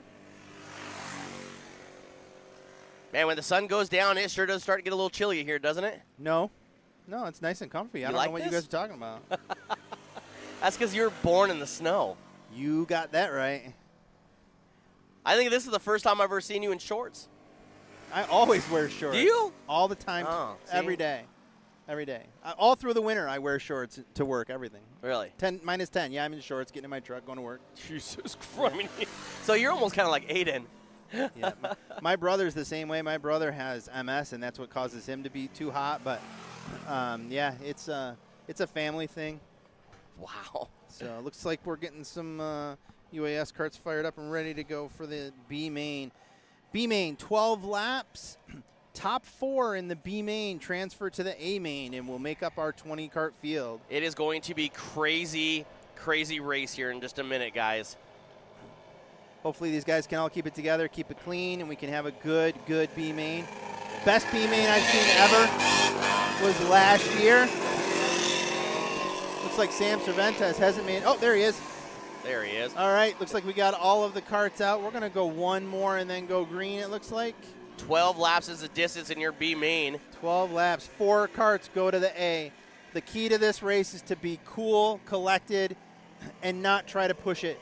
You mean you forgot calm? Yeah, there's no calm. I still like Rusty's sound of that 001 car when he drives by here. Good. That thing sounds throaty, doesn't it? I'm excited to see if we see any afterburner out of that 808 like we did last night during practice. I'm almost sure of it. The flames are great, man. I love that look. I love that view. Here we go. Coming into 3 and 4, Tim Mendez leading them into the turn. Coming to the green flag. Tim Mendez, Rusty's taking. Rusty gets a little loose. Tim off the start. Tim Mendez followed by Ed Villette. Rusty got tied up and spun the wheels. I think he false started. Boley up into the third spot. She's looking to transfer into her first A main. Top 4 go. Oh, Ed Villette goes way high. He spins that at turn number 4. Backwards. They're going to stay green. That's going to pretty much put Villette out of contention. So that moves Gresh up into the third spot and Stegan in the final transfer spot. Tim Mendez has Look who's in P2, though, and it's Tyler Boley in the 27. Boley. Yep. Pete Gresh Jr. and Rusty Stegan. Man, third. She's got issues. For spots. Tyler Boley looked like she had issues coming out of turn number 4. She'll drop back in the third spot. She's dropping back. Rusty Stegan he's going to blow by Boley. Oh, and Mendez spins in turn 3 and 4. Mendez, arm up. It's going to have to, probably going to have to bring out the caution. We need caution flag out. And here it comes now. Caution flag is out. Mendez spins it. That puts Gresh on point. Rusty, that puts Boley back now in contention with a top 3. Boley is going to go to third. The 808 goes to fourth.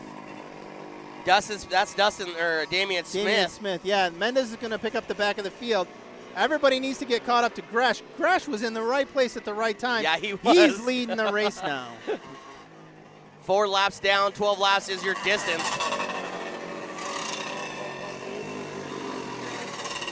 Oh, the 808 is pulled off the track. Arm up. It looks like he may be done. Damian Smith. That's unfortunate for the Hawaiian. He had an opportunity. He was placed in a position. He lost a chain. They just pointed down. He lost a chain. Oh, the chain's on the front straightaway. Somebody just ran it over. Pretty sure that's a chain. Yeah, it's right there. Yeah, right on the front straight. There's a chain right there. Day. Sorry, guys. We apologize. Thought we had that muted. Yellow out. Yep, yellow. Sorry about that, guys, if you heard me yelling. Damian Smith's chain was still on the track. We needed to get somebody's attention. I apologize if I yelled into the mic and you guys all heard that. Obviously, safety comes first for our UAS drivers. We're going to go green this time around. Gresh in front. Stegan in second. Boley in third. And for Cervantes. Oh, no, we're going to go one more. We're going to go one more. One more to green. Cervantes is in third. Cervantes in the final transfer spot. Then Villette and Mendez. Let's see what happens at the green flag. Next time around to the Shop Angry Ducks restart zone out of turn number 4. You think about Gresh Jr. has not had the most prominent day today, and he's leading this B feature. He's put himself in the right position. Green is out. Gresh off the... And for Cervantes, blast by Boley down the front straightaway to take the third spot. It's almost like Boley didn't get that still start. In the transfer. Boley's got some problems. Villette just blows by. Mendez goes by. Boley's just out there now, going all the way to the back of the pack now. Yeah, she was running third. But you got Gresh and Stegan. Then Cervantes and Villette. Top 5 carts all running pretty close together. Boley is definitely having some trouble. She looks like she might be heading off the track. Yeah, Boley's going to go ahead and retire that car. No. She's trying to going to stay on, there. Whoa! Cervantes and Villette tangle. Not exactly sure what happened, but they stay in green. If she stays out there and these guys start spinning, she might have a transfer spot. But all out front is going to be Gresh Jr. Now right on the back bumper of him is going to be the 001 of Rusty Stegan. Stegan now trying to find... made his way back up to third. Cervantes in fourth. Villette falling off into the fourth spot. Villette was looking for a caution. Boley is definitely having some trouble with her cart. Gresh is catching her. Stegan trying to catch Gresh. They're going to be coming up on Boley. Boley needs to move.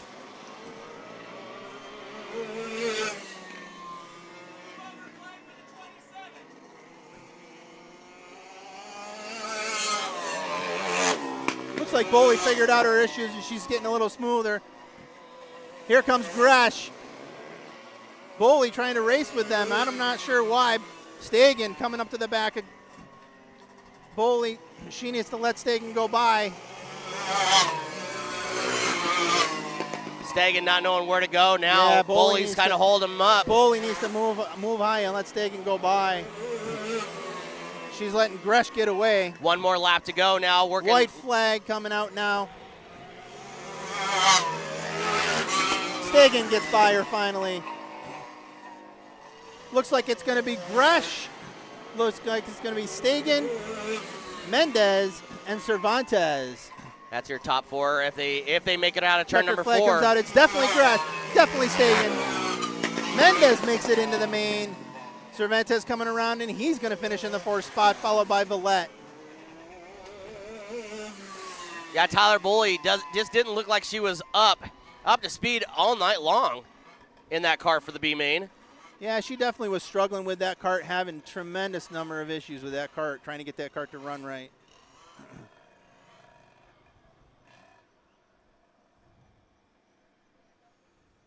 $12 laps goes super fast on this track, so hopefully we'll have a 20-lap race that's very similar to that. A couple caution laps. Would be nice, right? Yeah, right? So let's see. So Gresh in the 5G moves up. I got to fill this out here, and then I got to give it to the scorers. We got you. Coming up next is going to be your senior Outlaw, followed by Clone Heavy. The senior Outlaw's coming out right now, out on the track. Muting yours, Mike.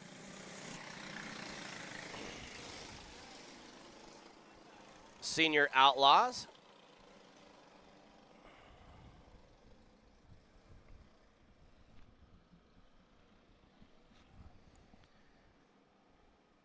I don't have any information on them right this second.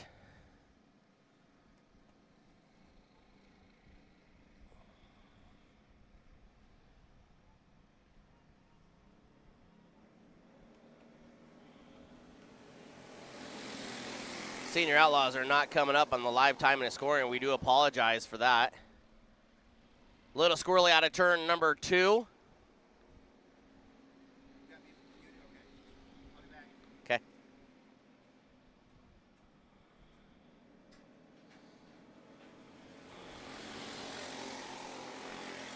Then number 12 over there is spun over turn number 3 and 4.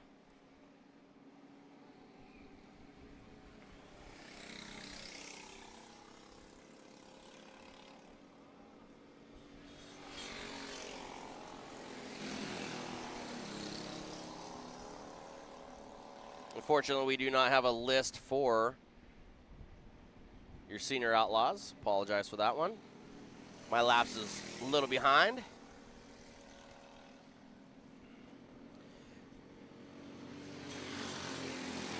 Still running nose to tail. Down the backstretch, still 1, 2, and 3. You can put a blanket on either one of those guys out there. Just takes a little bit of mistake coming out of turn number 3 and 4. Just like that, that car goes way high, get real loose. That's going to be the 40, I believe the 44 machine? 24 machine. 96 machine, there you go. It's kind of weird with the graphics like that, kind of hard to see. It's why race promoters and announcers love when you have bright, bright colors. It's easier to see. Or have transponders that are working through the MyLab system right now. As they go past the 27 machine, they're going to put that car, looks like, was that your leader? That was your leader now. Your leader now falls back to second. Got a little squirrely out of turn number 2, though, in the 96 now. Takes over the lead. Here comes the 69 right on the back of the 27.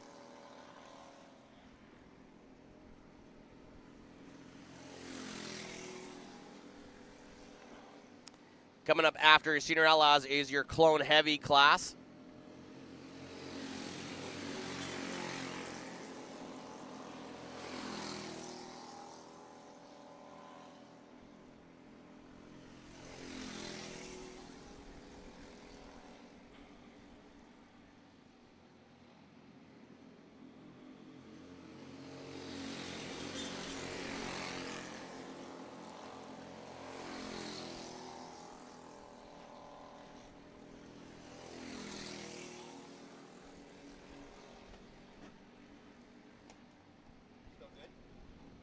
Yes, thank you.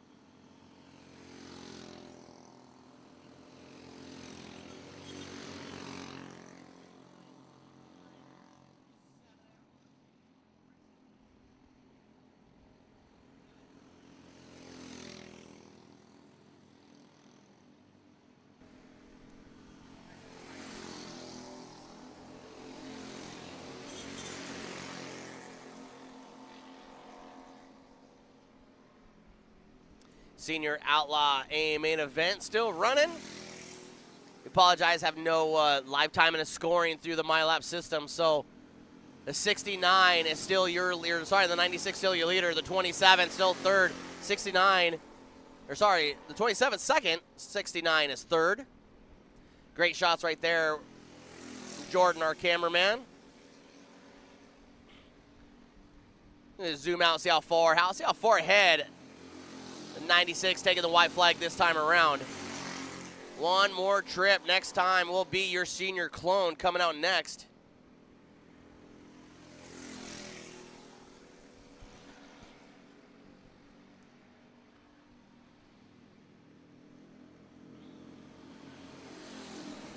There it is. Checker flags are out for your senior Outlaw division.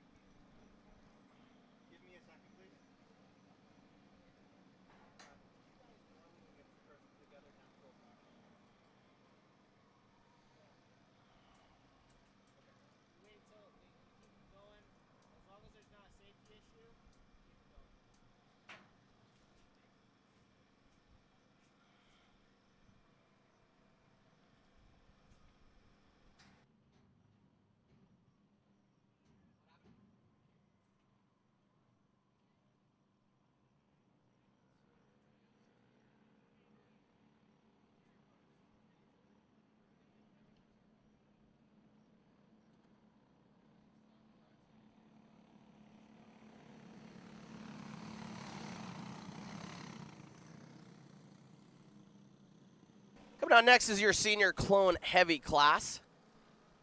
We'll see if live time and scoring got them up here. See if we can get a lineup with a senior clone heavy.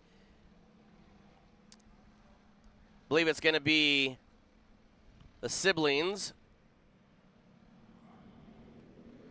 Green flag is out in your senior clone heavy.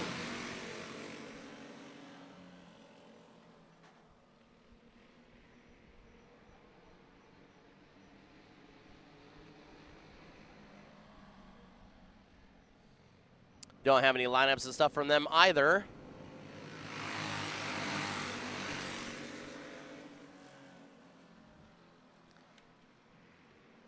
Looks like that is going to be the 85. Correction, the 5 of Clinton Holcomb. He's running third. The 10, Tommy Huska. So Tommy Huska in the 10. Then you got Holcomb running second. Right behind him is going to be, I believe, the 1 car, the 1J of Jonathan Douglas. The only person that we're missing out of here is Renee Angel. You got the 22 of Riley Husk. Oh, spin over there. That is going to be the 05 of Clinton Holcomb. Holcomb spins over there in turn number 2.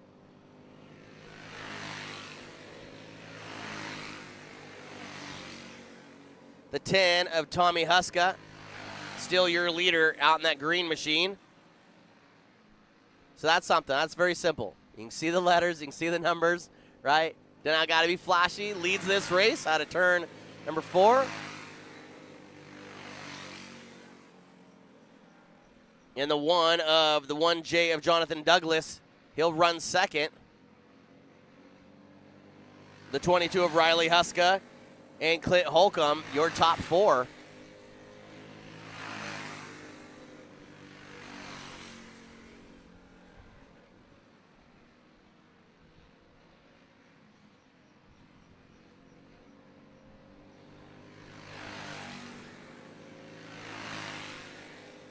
Everybody all kind of stretched out, running their own little race.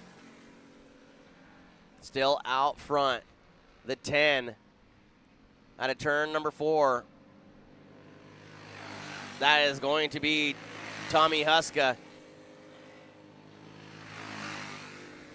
Just a Sunday drive out here in Tucson, Arizona. It's a Tucson Kart Speedway 2024 UAS Grand Nationals. We want to thank everybody for watching Appreciate you guys so much.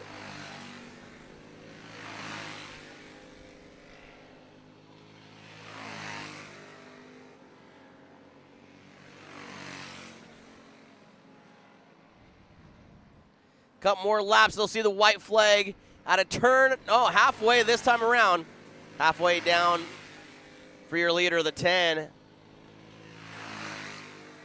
of Tommy Huska. Second, I believe, is going to be Jonathan Douglas in the 1 car, followed by, I believe, Holcomb might have took over the 3rd spot over Riley Huska. Just a nice, smooth ride out here at Tucson Kart Speedway.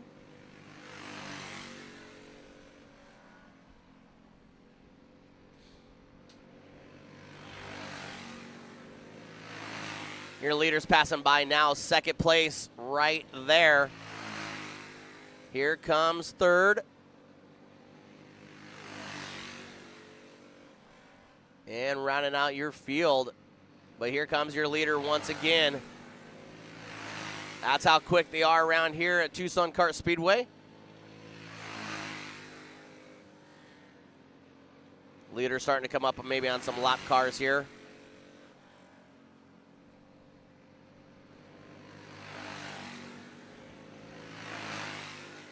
A couple laps ago, they'd have got the halfway around that time around.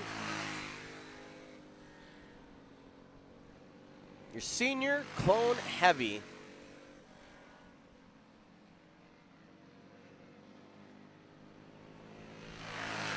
Coming up after that, it's going to be your KT100 A main event. That's going to be something to watch. You're going to have Nevins Jr. out there. Same with Tyler Boley.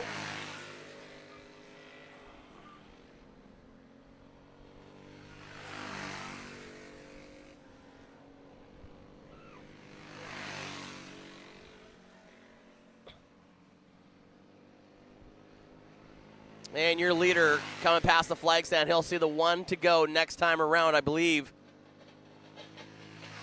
Something's dragging on that car that just passed by. So we can get a look at that. Maybe a bumper or something, but I don't know. Something was really... Oh, sparks are flying out of that. Out of the one machine of Jonathan Douglas. Let's see if we can find... I don't know. Something on the back end of that car sure is dragging. He might have a flat tire or something, but 1 lap to go now for your leader, Tommy Huska.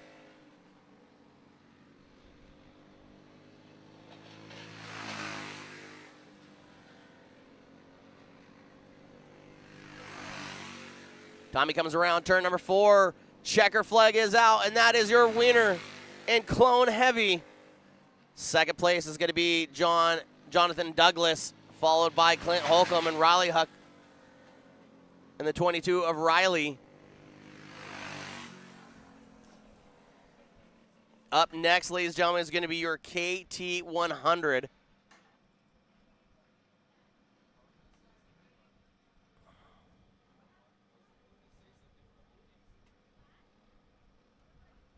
KT100 main coming up next.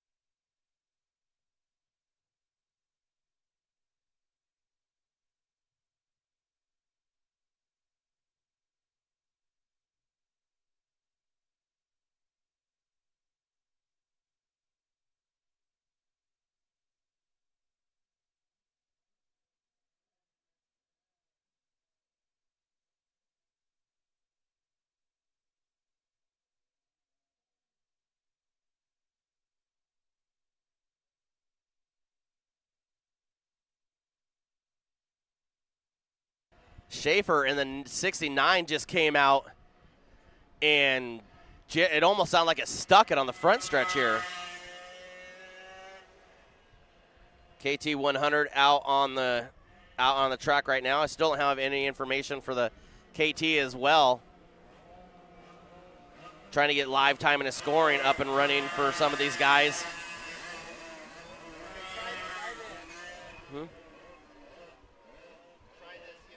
Okay. Yeah, don't have any live time and a scoring again for the KT drivers. But on the inside of the front row, that is Brian Nevins Jr. We had him on the broadcast. Right behind him is going to be Tyler Rose in the 27 outside of the 1. Want to get on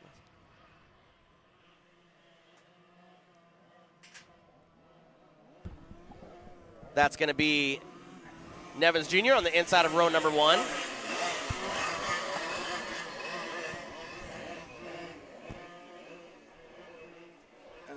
Let's see.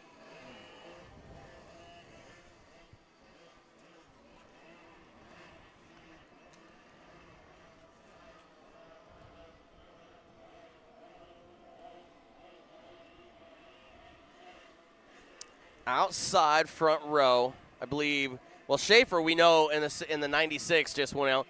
And it's going to be the 05 of Clint Holcomb. Nevins Jr. Oh, we got a spin already over there in turn number 3 and 4. Will the caution come out? It does not. Wow. Nevins Jr. now taking off. Tyler Rose in second.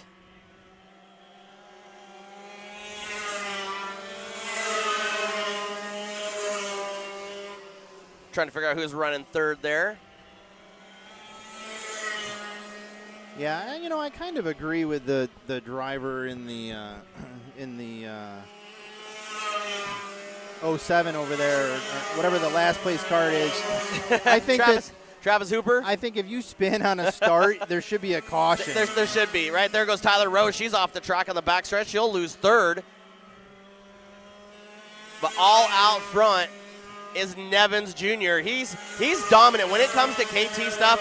That kid cannot be. He cannot be beat. Tommy Hussick is running in second, and Nevins has half a track already. Oh yeah, he definitely has KT 100s figured out for sure.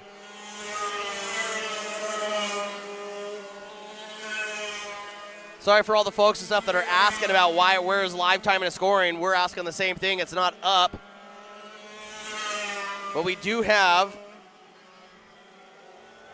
Nevins is on cruise control, followed by Hussick, then Boley. Yeah, Nevins is already half a track lead, and we're only like 4 or 5 laps into this thing. Hussick, Boley. Yep. It's insane to watch Nevins on how fast he is. Holcomb, Bassett, and Hooper.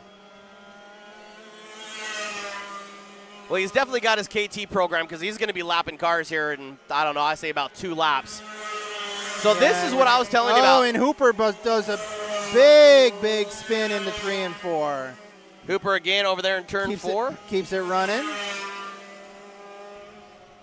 He's part of that assassin tire solution of the Brian Nevins Jr. camp. That was nice of Hooper to point the other drivers down low. Going to the inside of me, yep. Looks like he is trying to come back up to speed now. So this is the thing that I was dealing with when I was out here last time, is running the KT heavy class and running against Nevins. This is, I was like Hooper, and this was Nevins. He was putting on a clinic. There is nothing that kid can't do when it comes to a KT kart. Yeah. He is super fast. He's got that thing definitely dialed in. He's coming up on some lap traffic right now. Let's see what he does with the 33. It's a lapped car. That's going to be Bassett. The 33 moved out of the way for him. Bassett spins now. Is he going to keep it going? Yeah. Doing the old hopperoo in the seat, trying to get the cart moving again. You know, I like this and I don't like this about, not running cautions, right? You have a car spin or whatever. Is that, I don't know. I like it and I don't like it. If I was the leader, I like it. Sure. If I'm not the leader, I don't like it. Yeah, I mean, to me, oh, he's up there. Hooper just spun again. Yeah, he's up there, and a lot of these guys. Here comes Nevins now passing another car. That's going to be Bassett in the 33 again. Hooper's done. He's had enough of this. He's pulling off. Yeah, yes, I would be too. I'm just like, that's how I was too. I was just, I didn't spin, but it takes a lot out of you. The G-forces and stuff here are insane. Looks like what? But is the 33 pulled off too? So Yeah. what is it? Boley's in second. Boley's in second now. But look how far. This is Nevins now lapping the whole field. Almost. And Boley is in second, and she's leading this pack of cars. Yeah. Here comes Nevins now on the backside. Oh, he got high on that one. High side of Holcomb. Clint Holcomb now. About to get past on the inside. Nope. He backs off it a little bit. Yeah, Nevins isn't gonna chance at anything. So No. he'll take it when he needs to take it, but he's not gonna push it. He'll ride around on the backside of Now Holcomb. he'll go under There him. he goes. Holcomb pointed him by, which was great.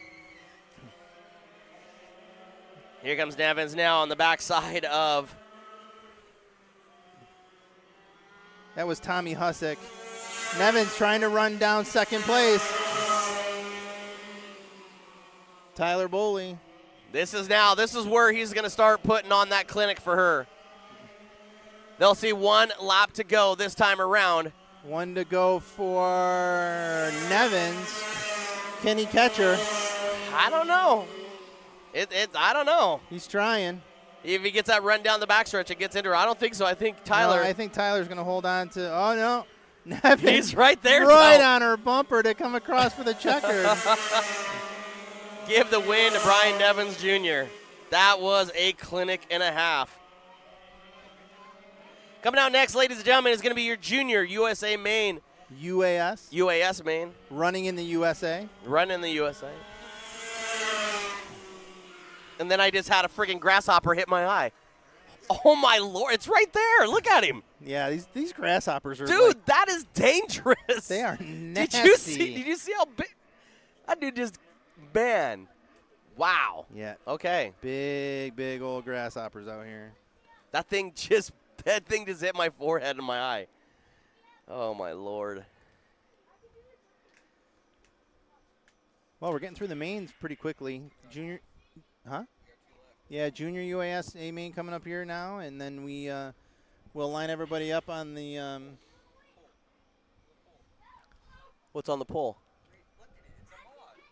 Oh yeah, that's cool. What's wrong? There's a moth over here on the pole. Jesus, that ain't no moth. Yeah, it is. Yeah. Bro, that's from Silence of the Lambs, man. Oh, will you stop? That thing is huge. That's not even big. Yeah. We have. You see the bats that are flying around here too? No wonder. Yeah, it's they aren't that big either. We have moths back home that are like this. All right, dude. Yeah, no. Yeah, and our bats are bigger than here. Oh, okay. Everything's bigger in New York. That's right. Did you film that thing? Did you get it? Oh my moth. Lord. Dude, that thing's crazy.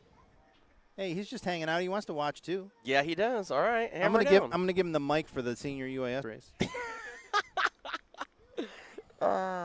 It puts the lotion on the skin or it gets the hose again? Yeah. Oh, dear Lord. He's going to grab the headset like the Geico Gecko. That's awesome. That thing's huge, dude. Get a picture of that thing again. Get a picture for the folks at home. If you guys didn't see what this thing looks like, it's like, oh, will it do it? I think it'll blur out, but I mean, it's the size of Mike's hand. About the size of my palm. Well, yeah, on the corner. That's just crazy. Oh, goodness. There's Jeremy right there.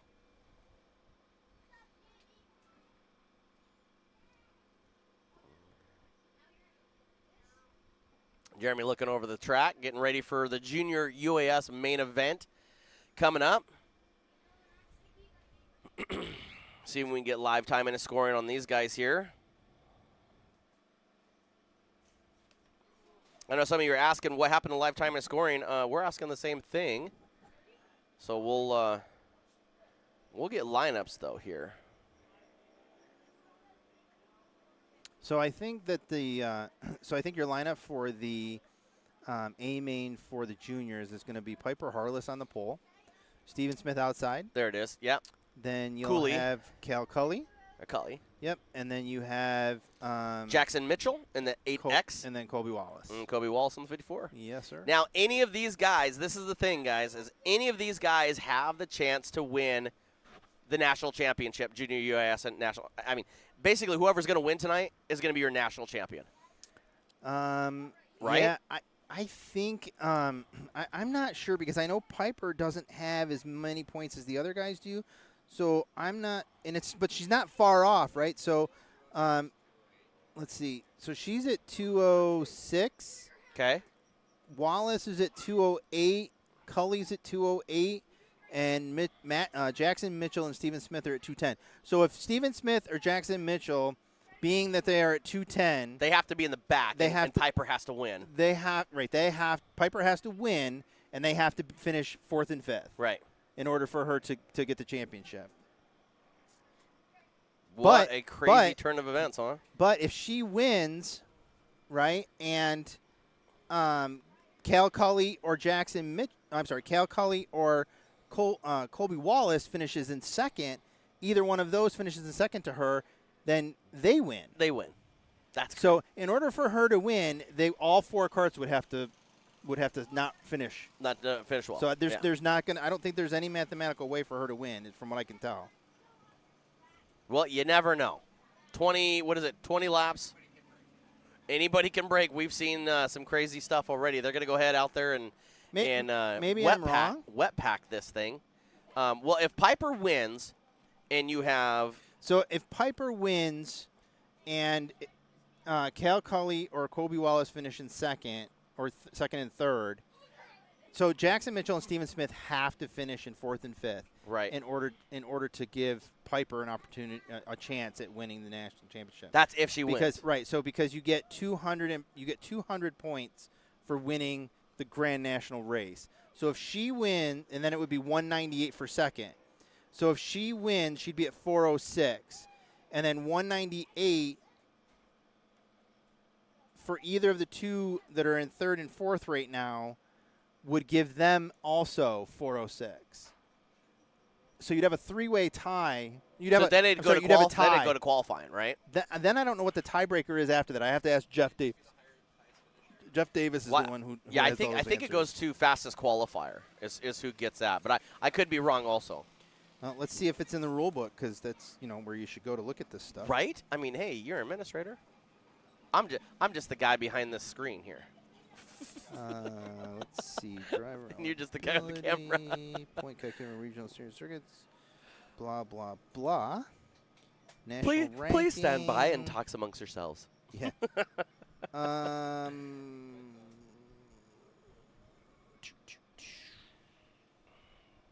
We appreciate everybody that's watching live on Dirt 360 here we TV. go. Okay. Final point tiebreakers. In the event that there are ties in the final national point ranking, the following criteria applied in chronological order will be used to settle those ties. If a tie still exists after applying these criteria, then the tie shall stand. First determination in a tie is the Grand National finishing position.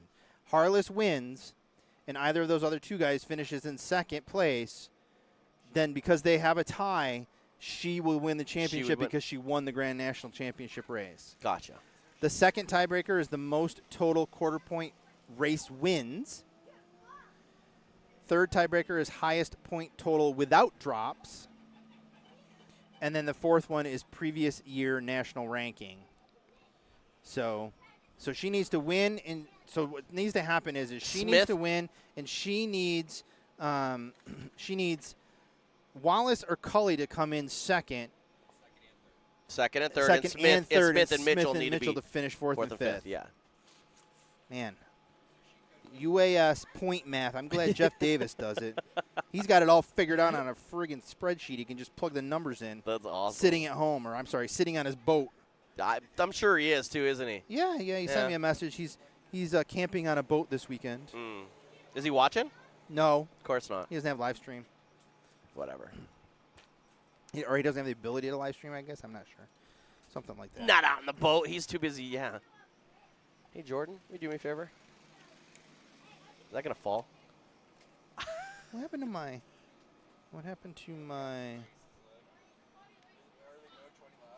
I am missing my... I'm missing my UAS senior points ranking. The junior UAS is a 12-lap main. The senior UAS will be 20. And I'm missing a sheet here. That's 12 laps to do. Wow. 12 laps to sit there and figure out who the national champion's going to be. Yep. It has here, Junior UAS All-Star, 20 laps for the A feature. No, it's not. It's 12. So they better get that right. There it is. No, look. I'm showing here. Look. They better get it right. It says 20 laps on top of the feature. I'm telling you what. Mm-hmm. All right. Well, you're going to have to mute me because I'm going to have to go have a conversation. All right. All right, ladies and gentlemen, as Mike Lane goes up there, here, you can take this with you. Okay. Mike Lane is going to sit there and go have a little chit-chat with live timing and scoring. Try to figure out so they know that it is a 12-lap main for the junior UAS. I'm glad that we looked at that. Appreciate everybody that's watching live on patreon.com/Dirt360TV, your home for the UAS Grand Nationals.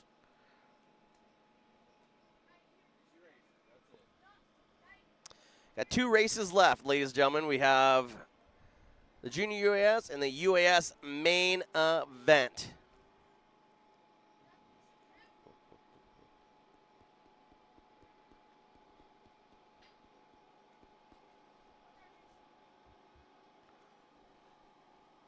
Starting to get late here in Arizona. Got to fly out tomorrow morning at 7 o'clock, so. Nah, it won't be that much. We appreciate you guys very, very much for watching. We'll be right back with you.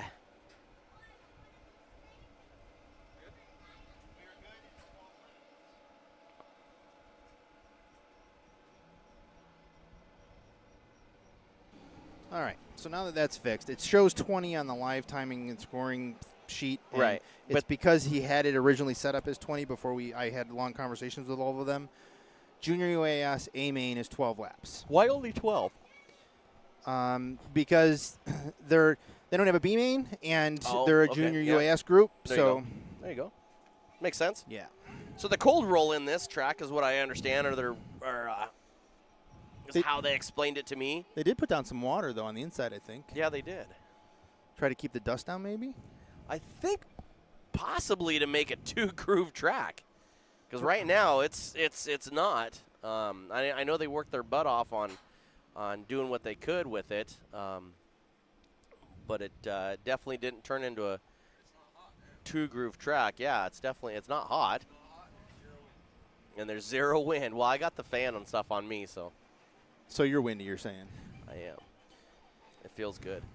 There's Jeremy right there. Oh, yeah, I'm ready for bed. Uh-huh. Here comes Dave. You're going to have to mute me again. All right.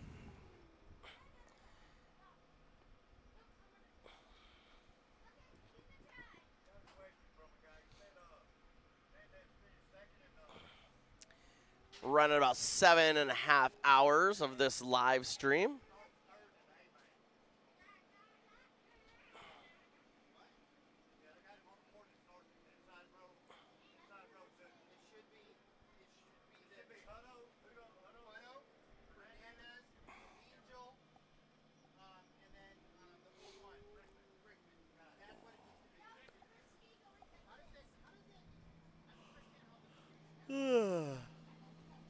Hope you guys are enjoying this at home, getting as sleepy as we are a little bit here. It's what is it, 7:30 Arizona time. about 10:30 East Coast time, so we appreciate you guys. We're just waiting for the track prep to get done.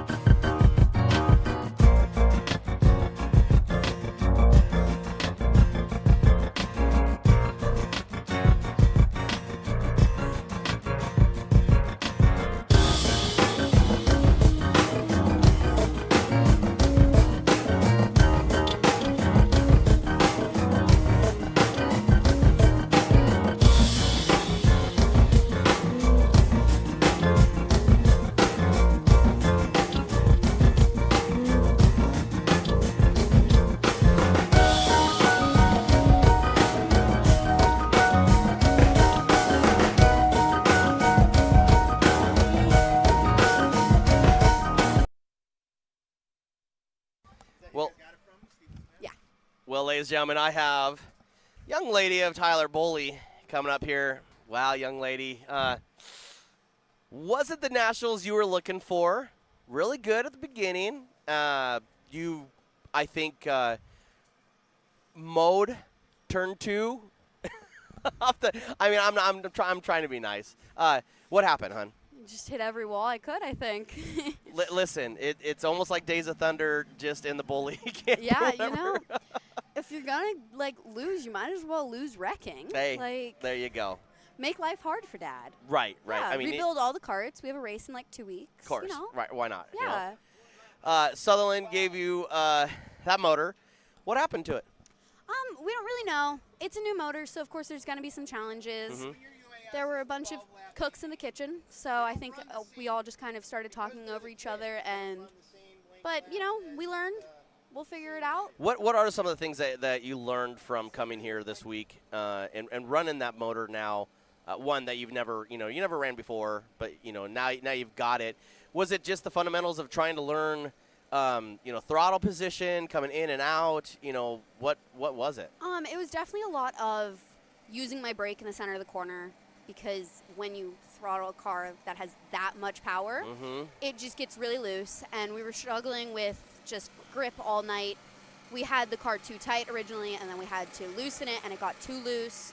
So it was just kind of like a mixture of a bunch of problems. But by the end of the night, we figured out where we all went wrong, and we're going to learn from it and come back better next year in Iowa. There you go. Iowa bound, girl. You know it. Not too bad in the KT, finished second. But I'll tell you what, your predecessor, Brian Evans Jr., again, put on a damn clinic, lapped everybody. He did not lap me. Well, he did not. That's right. Sir. He did not lap you. We were talking about that too. Yeah.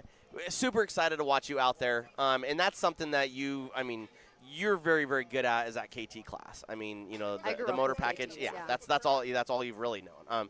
So it's been very, very good. What are these little minions doing? You hear them down there? Yeah, I was hanging out with them a few minutes ago. Were you? Yeah. I was Is it talking to crazy? them, yeah. Well, you're like their sister, so. Yeah, they're great kids. They're super. Now I'm talking about the minions. Nevin's out there, just a clinic. He always does. The KT stuff or whatever is definitely, they've got that package built, right? Yeah, with Matt Jones with YOA, just always producing the best motors for us, always checking our carburetors and everything. Yep. He was resetting my clutch in the pit area 10 minutes before we went on. Oh, wow. Yeah, because I'm not very great at checking clutches, so other people. I was told you can't touch clutches right now. No, I'm not allowed. You can't touch clutches. I'm not great at telling more. people what's wrong with them. So we've had Brian and Matt in the car setting my clutch all weekend.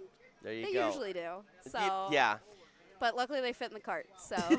Well, you're petite as hell. Yeah. I mean, what are you, like a $110 soaking wet? Come on, get out of here. They got small hips. They're skinny men. Tyler, it's awesome to see you out here. Definitely, coming out to the Nationals, we hope for a better outcome. But do you think, coming out here that this was a good source of information and stuff? Now you could take back California and adapt it to that program back there, and then build better going back to Iowa for next season. Yeah, definitely. I think we're going to figure out a motor for next season because we are just borrowing this one for this weekend. But definitely going to work on my neck strength. After that KT race, I thought my head was going to fall off. Tell me about it. Tell me about it. I was telling Mike about that. I'm like, I made 10 laps. I was like, I was 10 laps. I'm like, I pulled off 10 laps. That was it. Yeah, before that B main, I looked at the board and I was like, I really hope I don't make it to the A because that's like 60 laps in an hour. Yeah. It's not. I might die. Because those UAS cars are not easy to drive. No, they're not. KTs are easier to drive, and I was struggling with that. Have you been using your head straps and stuff like that? Yeah, I have. We love to call it our old man strap. Yep, the old man strap. Onto the left arm. Mm-hmm. And you got the Renee strap? No, I don't have the Renee strap. I think love the that Renee one's strap. going to be the next one I get. Yep. I love the Renee strap. They might just have to duct tape me into the car at this rate with how weak my neck has been this weekend. If we had another race, I would have been duct taped into the car. What's next for you? So I do play competitive ice hockey again. I'm on a all-girls travel team. Yeah, you do.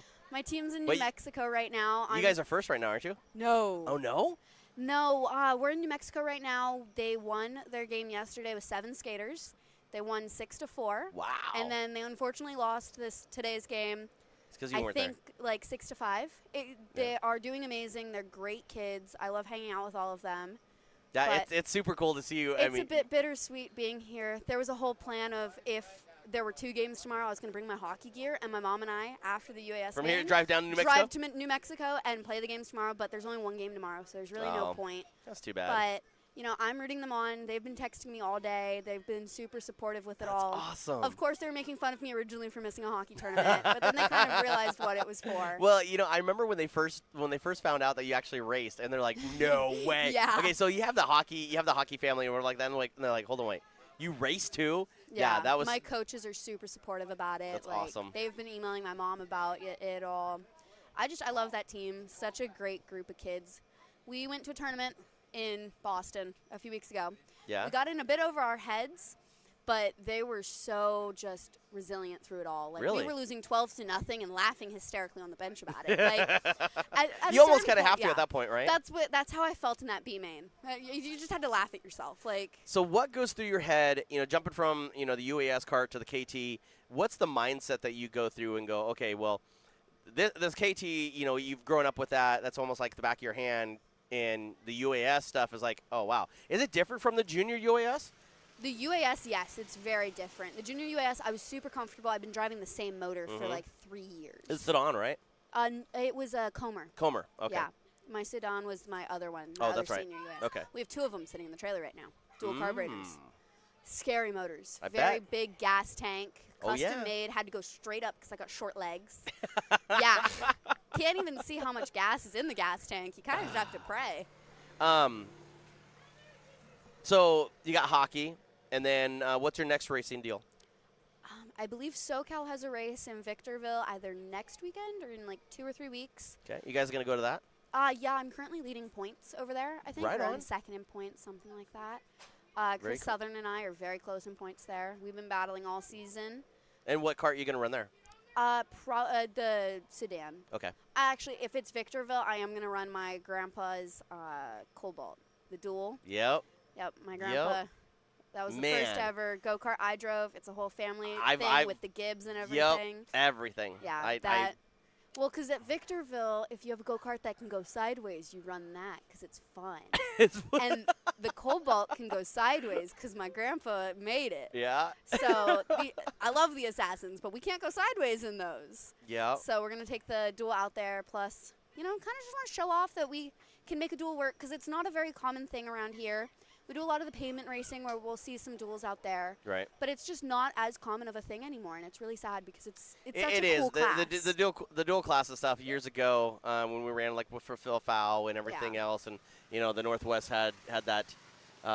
It was pretty fun. It's a different animal, trying to listen to both motors at the same time and trying to get them tuned. I have really good hearing when it comes to motors. I have really bad hearing when it comes to in real life because of my right ear. I had a motor blow up in it last year, charred some of my hair off, but. So is that the reason why some of it's purple and green? No, I literally had a concussion and I raced for a championship. When was this? It was the last race of SoCal season last year. Where was I? I don't know. I don't know why we never told you this, but What? me and this other boy, we Get were out. racing for the championship, and whoever won the race won the title. Okay. And Is this before I came down? Yeah, I think no, it was after. Yeah, it was after. Oh I think, my or God, right okay. before. Okay. But SoCal does this really cool thing when we race at the Big Paris track, the sprint car track, where we do a thing called a tricky triangle, where the track, instead of being an oval, is a triangle. And it's really cool because each corner's different. So some are going uphill, downhill. Some are really big, some are really small. It's such a cool idea. And I was driving our Open F200, and yeah, that thing blew straight up right next to my head. No kidding. I braced with 2 braids, and so I had the concussion. And I get to my team's hockey game because I wanted to go watch them play hockey. My mom looks at my hair and she goes, "Where's your hair?" And I'm like, "What do you mean?" And she like grabs it and shows me, and it's like charred at the ends. And I had to go get a haircut because of it. And I love my hair, and it was so sad. Well, we're about to get ready to get going again.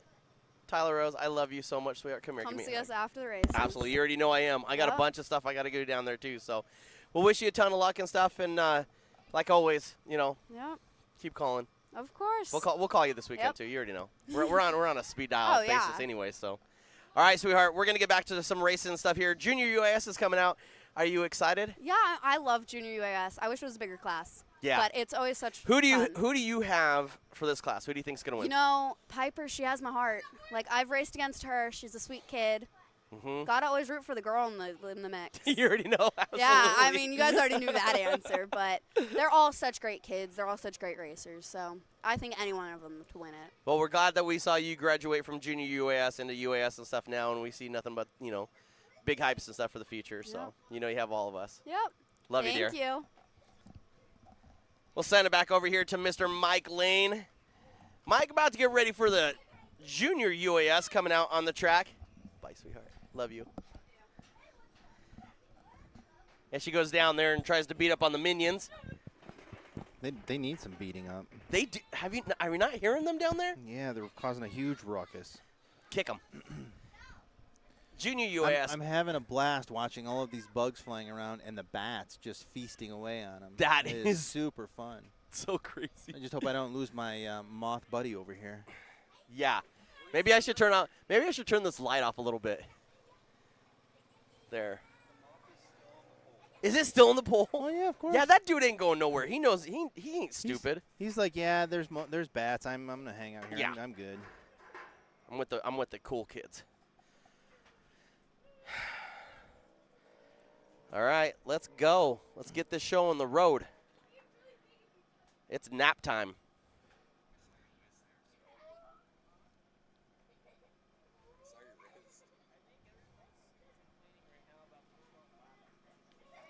What is why is this an issue? They already know about that.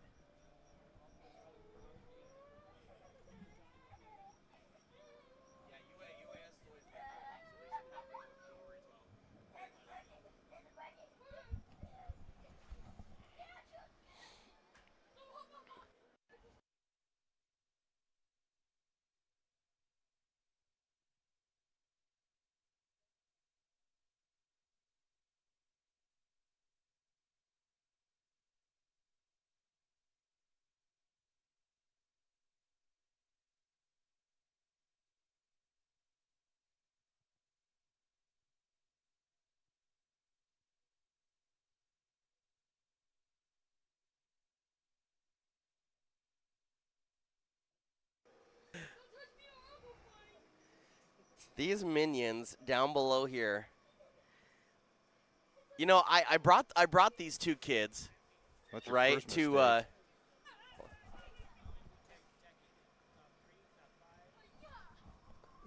How many are we teching? In for what? For UAS? Yeah. UAS is the top 5 have motors torn down. Top 5. But, 6 through 10 should stand by because if we have an illegal motor. Right. So now it's never happened, and I hope it doesn't happen, but I have to say that. UAS is top 5, right? And then tell them, at least have 6 through 10 be ready just in case. But these guys should already know about this stuff. So they're asking down there at the grid what tech is and all that type of stuff. Some of the stuff that they should already know, but I would think after, having us do this for the last 4 years, they would know. 5 years? No, this is year 5. This is my 5. Yeah, this is year 5. This is year 5. Right. This is your 5. Yeah. What is Jordan doing? You see, it's getting crazy up here. All right, Junior UAS. Here comes Piper. Carts are rolling onto the track. We're ready to go. 12 laps. Junior UAS. Let's see if we can crown a national champion. Piper putting some heat in those tires. Piper Harless. Shane Smith. Let's see.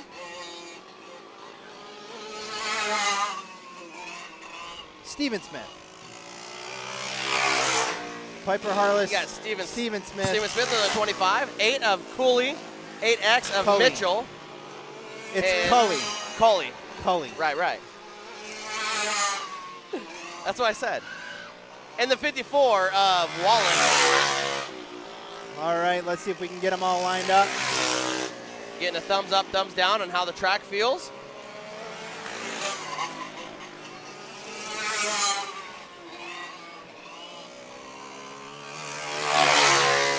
All right, let's get it. Let's see if we can get them wrapped up.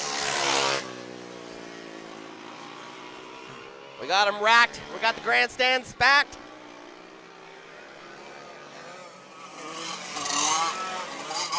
.54 of Wallace on the inside of Piper. All right, let's get them double file and let's get going. Smith moving up into his spot. Jackson Mitchell moving into his spot. Cully into his spot. We're going to do 1 to go right now. 1 to go. One to go. 1 to go from your Shop Angry Ducks start zone as Piper puts one hand up. 12 laps. Crowning a junior UAS champion. Shane Smith needs to get out in front right away. They keep them Boy, fast. they are picking up the pace. Yeah, they are. Oh, they're already there's spun. a tangle. We need to go yellow. Yellow, yellow, yellow, yellow, yellow, yellow. What on earth is that all about?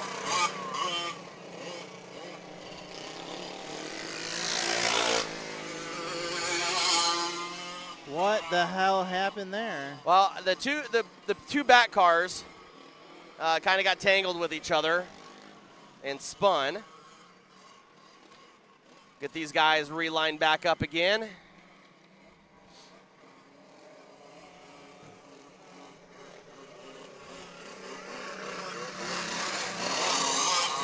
Piper telling Smith, setter, I set the speed. Good communication out there. You don't want to get on Piper's bad side. Piper will tell you right now, man. She sets the speed. She set the tone. She is the pole sitter. It is her job to do that. She is on. There they another go again. spin. What is up with this? That's it. We go single file. We go single file. Single file. Nope, single file.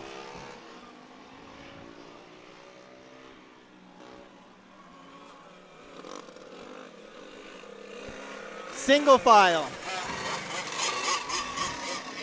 There they go, single file.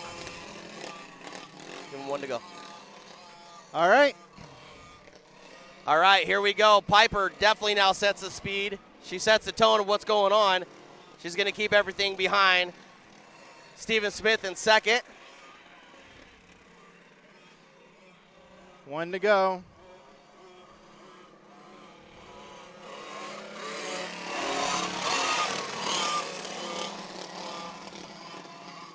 Piper definitely needs to set the tone of this race right here, Mike. And I think she's doing it too. She's letting them know and say, hey, listen, I set the tone, I set the speed. Yeah, she's getting on him now, so this is going to be it. They've got to be able to do this right. There we go. And we're under green. Smith is underneath her going into turn one. Went for it right away, and he is driving it hard. He takes the lead as Piper pulls up high. He pushed Piper all the way to the top side, a little rubbing, a little banging. Cully moving up into second spot right away. Piper's got her work cut out for her now. Jackson Mitchell running in the third spot. It is Steven Smith fully in command of this race, and he is pulling Cully. Cully now all the way from Idaho. Jackson Mitchell running in the 2 spot. Here comes Piper now. She's looking underneath Jackson Mitchell. She wants that 3rd spot. She wants to run these guys down. She's trying to find a way around Mitchell. Coming into turn 3, she's working them hard.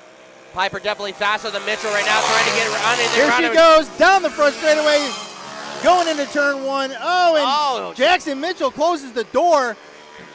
Little bit of rubbing there. Piper is saying, get out of my way, and here she goes. He closes the door once again, shoves her all the way down to the bottom. This is some great driving by Piper to not take out Mitchell. Piper's not going to play any longer. You watch, man. She's going to sit there and she's going to put that nose. She's already given him 1 or 2 shots. She's telling him she wants that spot. Cully, in the meantime, is making up space, and he is running Smith down. Piper now trying a higher line, trying to get a little bit more of an arc, but all out front is going to be Smith. Smith is still running out front. Cully is running him down. Piper still looking to try and get Mitchell for that 3rd spot. She is definitely the faster Kart out there tonight. Here comes Coley now, the 5 car, right on the back bumper of Smith. Those tires are warmed up. The tires are warmed up now in that 5 car. Look how much more drive he got going into turn 3 and 4. Cully is getting right on the bumper of Smith. He Cully's is there. Right there. Cully is looking to make a move. This has been some excellent driving by these drivers to not take each other out. You got the battle for the lead. You got Smith and Cully. You got Piper. Piper still trying to get Wallace. around Mitchell. Another bump from Piper saying, hey, I'm on here. There she goes. She's got him. She's got it. She's underneath him. She's got him out of turn 3 and 4. But she's got him, and here she goes. And Cully on the bumper of Smith. Your leaders now. Now here's Piper. Does she have enough time? If a caution comes out this time around, she might have a chance, ladies and gentlemen. Piper might have one more chance to win this. Caution flag is out. Looks like Jackson Mitchell is done. Mitchell's pushing his car back definitely to the pits, but now does this set up for Smith and Cully. But here comes Piper. That was the Achilles heel for Piper to sit there and come up. Now she's got a shot with just a couple more laps to go. What does Piper do now? Does she thread the needle, or does she wait to execute going into turn number 1? I don't know. That's a good question. I mean, I think she needs to watch and see what mistakes they're going to make in front of her. I mean, she knows she's fast. She just had to get around. Yeah, she needed to get around Mitchell, and she is definitely on it right now. She knows that she's within striking distance. I think she's within striking distance for the win. I'm not sure that it's going to help her in the championship because she really needed Cully and we're 12 laps down. No, we can't be 12 laps in. 12 laps in. What's that? I think we're. So it's probably going to be a green-white checkered situation because it's rolling the laps. Right. Gotcha. We're going green right now. Here's Steven Smith. Setting the pace. Cully off the bumper a little bit. Green flag's out, and they're all racing. Cully going to the high side. Piper putting her nose in there, letting them all know that they're there. Cully right on the back bumper. Here's the white flag coming out now. We're going green, white, checkered. Smith has one more shot. One more lap to go. Cully right there. Your top 3 running very close. Cully trying to make something happen. He's on the bumper of Smith. Smith gets a little breathing room with a cart length. Cully right on his bumper again. Cully overdrives it and spins. There goes Piper. Cully takes himself out. Cully makes a mistake and he spins. That puts him back into 4th place. He's going to finish in 4th. So your winner, Smith. 2nd place, Piper Harless. third place, Mitchell, right? Mitchell?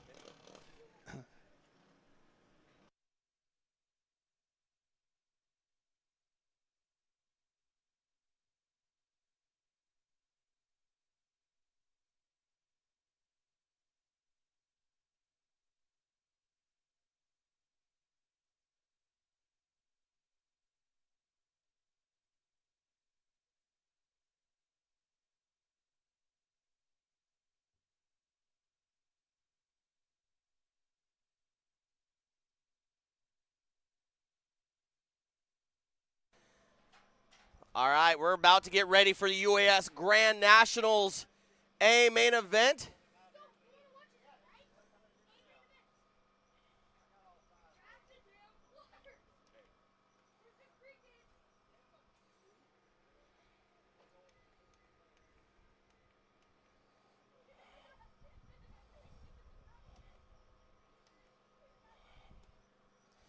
A main event coming out here momentarily, ladies and gentlemen. This is what you all been waiting for. As Mike Lane goes down to trackside to interview, as always. They'll bring him out onto the front stretch.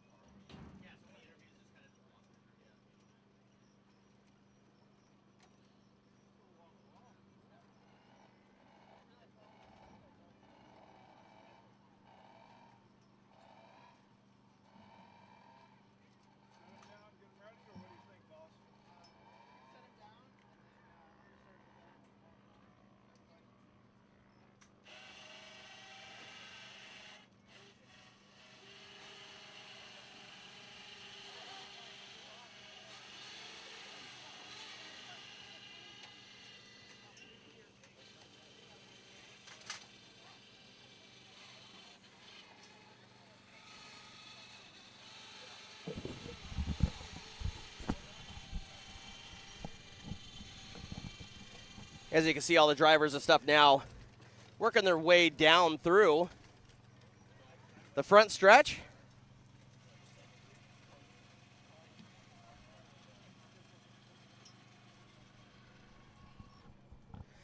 We got the 8 of Hoto on the front, the inside front row.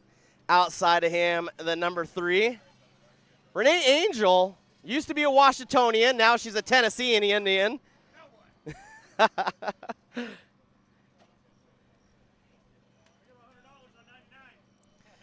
Watch out, there's a bounty on the 99. People are already taking bets. Got a rock? Listen, that's supposed to be that special rock.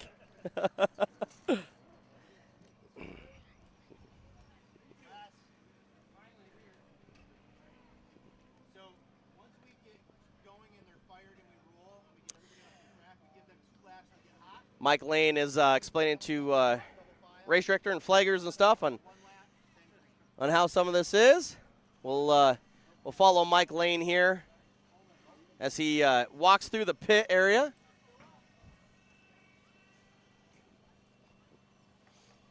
As everybody kind of gets geared up and ready to go.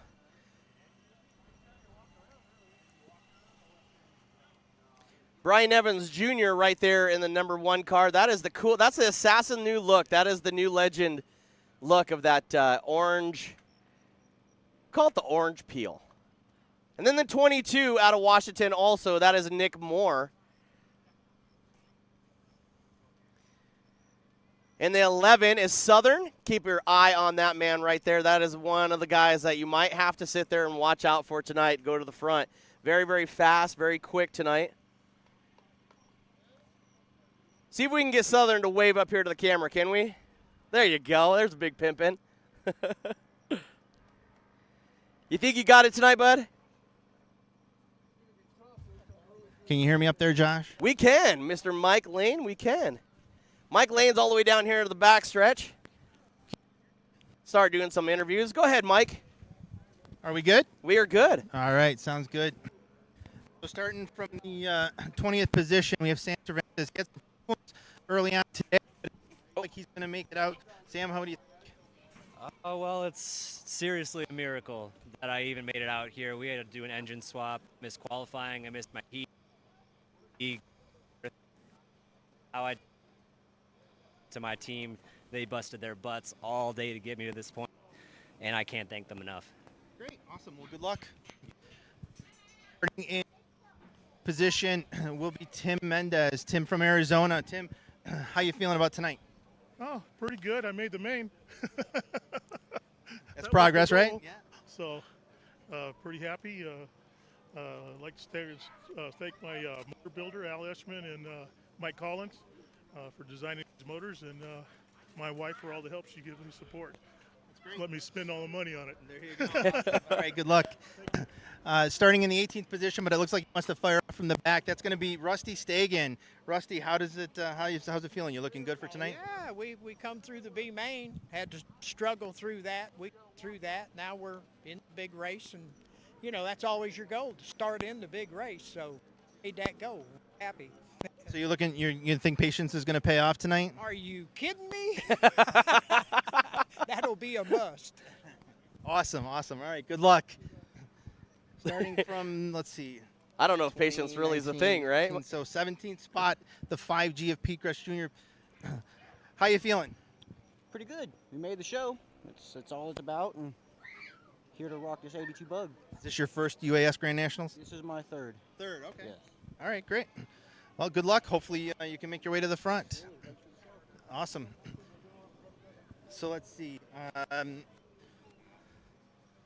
16th position, I think, is the 15W of DW3. How's it feeling? Feels great. Made the A, have a shot. Good. What do you think is going to be the key to getting to the front? Just staying out of trouble, keeping clean, being smooth. Great. Awesome. Well, good luck up there. Ryan Erskine, next in line. Ryan, coming from Ohio, long traveler. How you feeling? I'm doing all right. I made the show, so I'm happy about that. Good. How's the track feeling for you? It's been loose all night. Fighting carburetor issues. I think we got that figured out.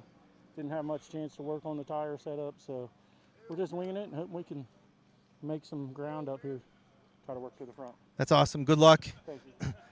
Next in line. Yeah, we have Joe Sarcita.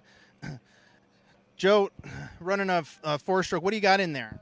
It's a big block 440 on methanol. Is this your first Grand Nationals? Yes, sir, it is. I'm just happy to be here and happy to make DA main. That's fantastic. Good luck tonight. Thank you. Next up, they have the track president, Jeremy Hubner. Jeremy, how you feeling? Great. Just ready to get this thing going here. It seems like everybody just wants to get rolling, right? So a little bit about what's going on. Jeremy worked really, really hard to get us here for this Grand Nationals. How do you think it's worked out so far?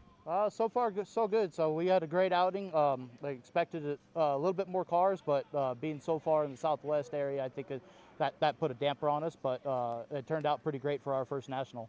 And today turned out great weather-wise, 5 degrees, a little windy early on, but the temps are we're probably in the upper 60s right now. So I think it's going to be a good A main. All right, so we're moving on to the 28X. Next year's host, Justin Mitchell. Justin, how you feeling for tonight? Oh, not too bad. Not too bad. How's that small motor going to hold up for you, to think? We'll find out. Either we're going to blow her up or go to the front. So that's a good to have, right? Yep. Stick it or win it. Hopefully they all fall off. There you go. Awesome. Awesome. All right, as we continue to make our way up the grid, Colorado UAS admin, first time at a UAS Grand Nationals, right? Yes. And he puts it in the show. Cash, right? So how you feeling about it? Good. Just be there to the end. So hoping for some attrition and work your way up? Awesome. Well, good luck. Thank you for coming.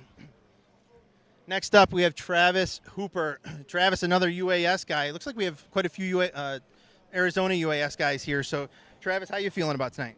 Going to go out and give it our best. fifth night in the UAS kart. Almost put it in the dash. It was about 40 thousandths away from being in the top 4. Just gonna go out there, be smooth, try to make it to the end, pick up some positions, and have a damn good time. That's the point, right? Having a great time. Awesome. Number 1, Brian Nevins on the new UAS kart. UAS is new for Brian. No, obviously, everybody watched him come out here and put on a clinic in the KT100 class. Brian, what do you think is going to happen here? Well, hopefully we adjusted this thing like we did the KT, and we can just bide our time and take it over to the front and hopefully make it a race. Awesome, awesome. Well, good luck. Hopefully it works out for you. Starting next, the 22 of Nick Moore. Nick out of the Northwest. Everybody knows Nick. He's been working his butt off for the last few years trying to get to the front of the Grand Nationals. Nick, you're what, like 6 away here? 6 away. Hopefully we can get closer than that.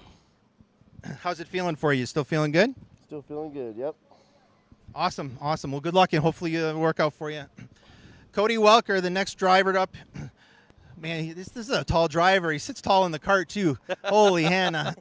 How's it feeling for you? It's good. I mean, it goes in a circle pretty good so far, so trying to keep that up.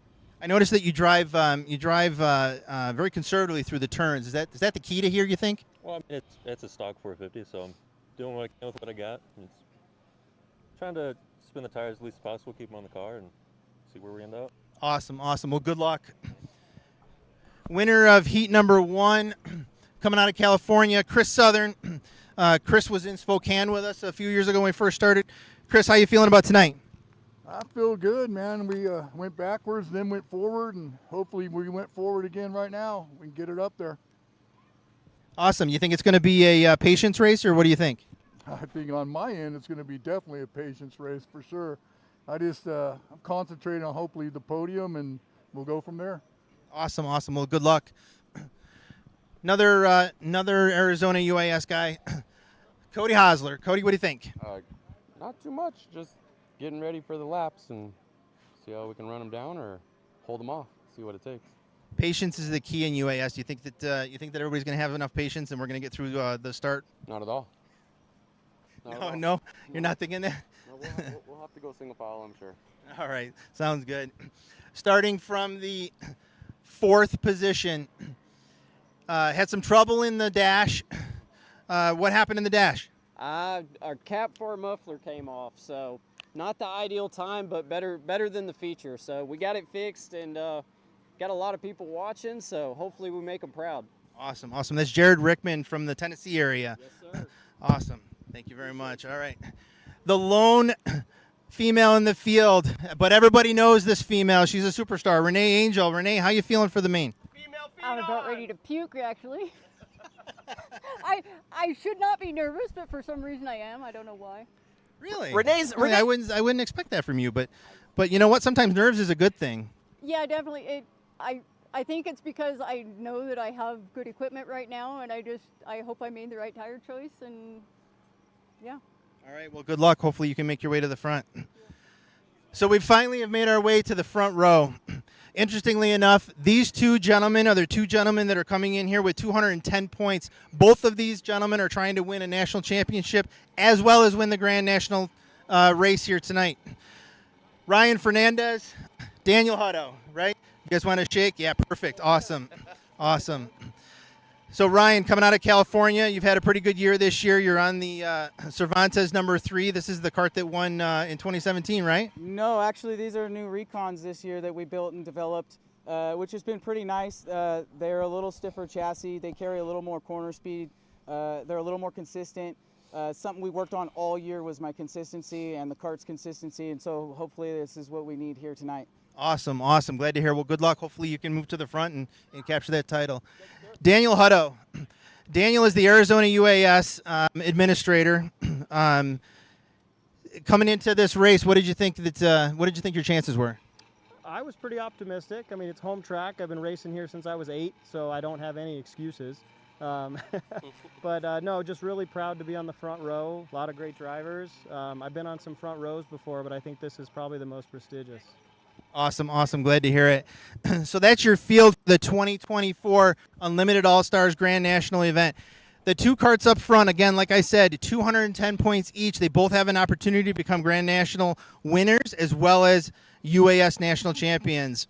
So we're going to fire the karts up here shortly. We're going to get as many people off the track as we can so that we can just get the stands and everything else off as quickly as possible. We'll get the karts fired up, get them going around for a couple laps to get them warmed up once everybody is kind of clear of the track, and then we'll get this thing underway. So, hey, one thing that I do want to tell everybody is remember and tell your drivers, the race is not won on lap 1. I tell this every year to every UAS field.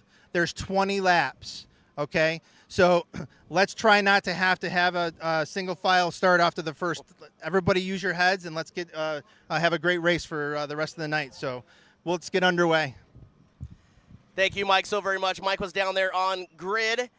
Unlimited All-Stars by Mark Burtfield presents the 2024 UAS Grand Nationals, ladies and gentlemen. It's about to get exciting. It's about to get fun, but this is what it's going to happen, is that these guys are going to run the hardest 20 laps they've ever ran, and it's going to be all for the big show. That, of course, is the UAS Grand National title. You just heard Mike up front that these guys are battling for a national championship. The two guys up front, Hodo and the 3 Machine, this is what it's all made for, ladies and gentlemen. So hopefully you guys are excited. Get your drinks, get whatever you want, because this is about to get exciting.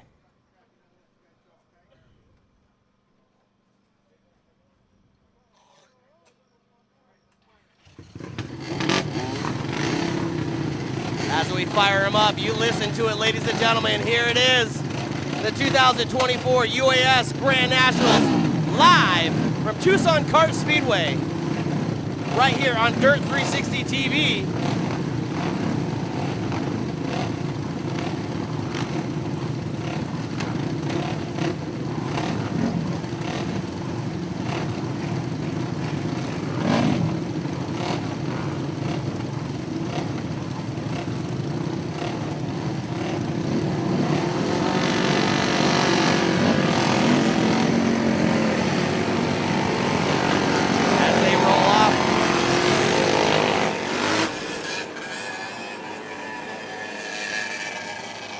As they roll off down the backstretch,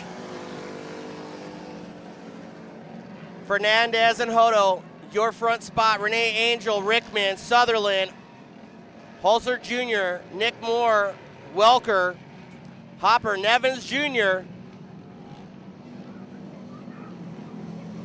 It's about to get exciting, ladies and gentlemen.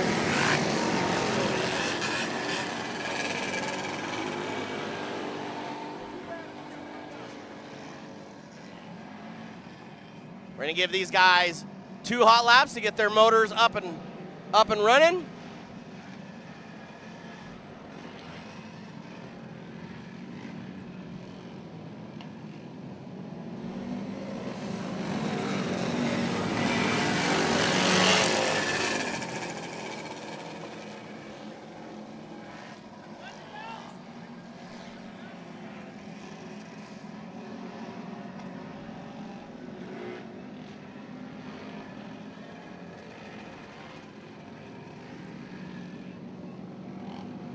We'll play a little bit of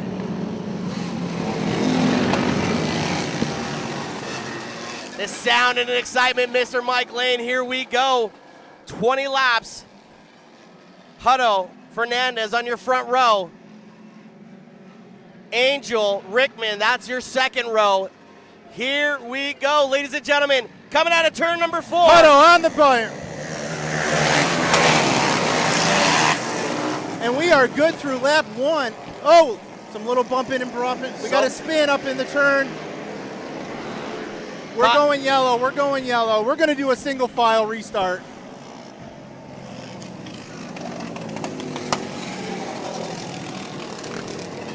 He's got to go to the back. Unfortunate, Nick Moore was the spin. He has to go now to the back of the pack. That sucks. Single file for these guys. Single file. I want him single file. Nick Moore's got to go to the back.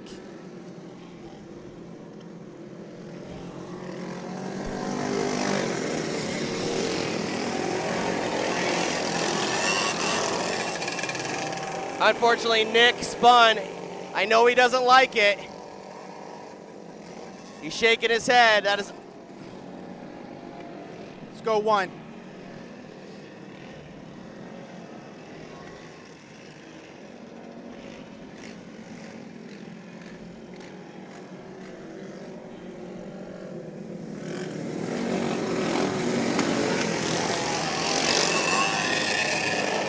So there's still a little description right there with the 28 doesn't seem to be happy either.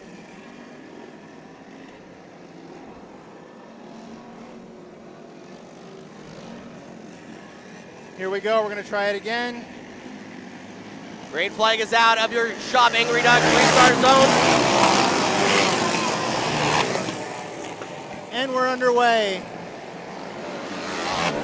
Did Nick Moore? Oh no, I was going to say Nick Daniel Moore pull Hutto up. coming out front. He's Oh, there goes Nevins. Nevins with a big push. Oh, they're both supposed to spin it. Renee Angel running in second. Rhino Fernandez in third. Oh, we got to spin it. But we've got 1 lap down, so we got to spin. Caution is out once again. Another slow cart here on the front stretch. These guys will go to the back of the pack. They know that they have to go to No, the back. Oh. the one's got to go to the back. He spun. Evans is not happy. They're trying to battle right there with the 28 machine. That's Mitchell. Or Cash.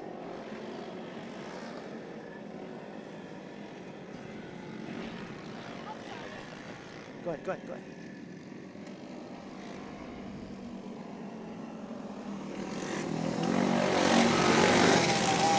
They're still battling right there in the top 5 side by side. Trying to argue that point of who gets in that spot. Now Hooper. Now they're still going to battle for that top 6 spot right there. Hooper now. Where did Rickman go? Where did Nevins go? Because he should have gone to the back. Nevins fell back into the.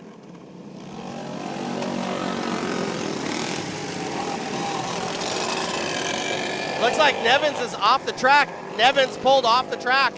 Okay, so let's go 1.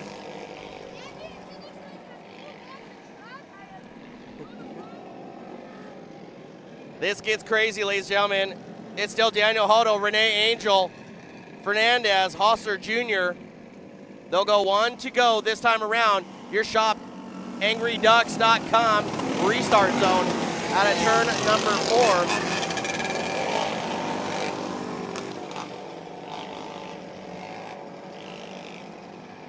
All right, so they're getting bunched up coming down the back straightaway. Remember that Hutto is leading this field through, so let's see what happens coming out of the turn 4. Hopefully everybody uses their head.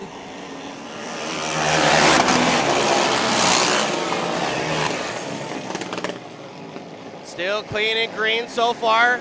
See if we can get 1 lap into it now. Looks like we're going to be good. So far, so Hutto good. coming out front, Angel second, Fernandez third, Southern fourth. Hutto, Angel, Fernandez, Holster Jr., that's your top 4. Oh, slow car over there in turn number 4. He got together with one of the back marking carts. Hutto is pulling away. Oh, we got a spin on the front stretch, so they straighten themselves out. That was really lucky. Cash Hodson got sideways, but he got straightened out, bumped another cart, and put him back straight again. Hutto, your leader, and he is pulling away. Mendez pulling off the track. Looks like Rickman is high. Nick Moore now for that top 10 spot. He's taken over another position. Nick Moore now starting to walk through the field.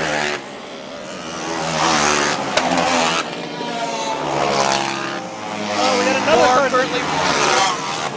Moore currently runs 11th. Hutto, man, he is turning up some fast times with a 14. 6-2-6. Hutto has got it figured out. And Angel is second. Fernandez, Southern, Hosler.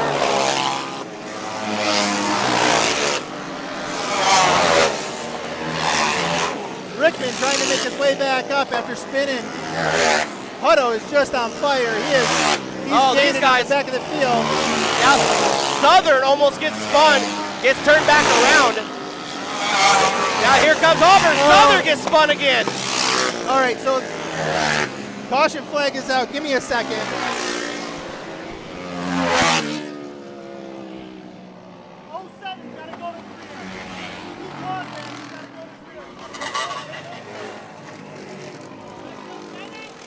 Zero 7.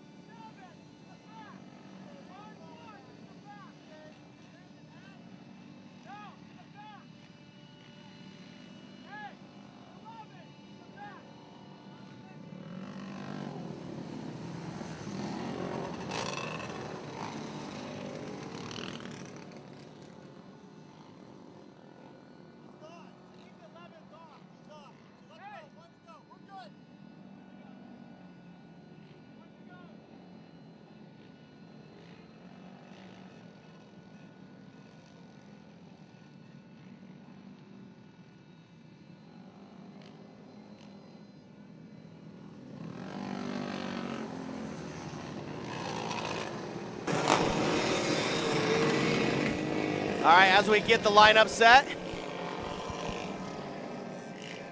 Cleaning some more debris off the track over here up in turn 1. Hodo, Angel, Fernandez. We're going to go one to go here. Go 1 to go.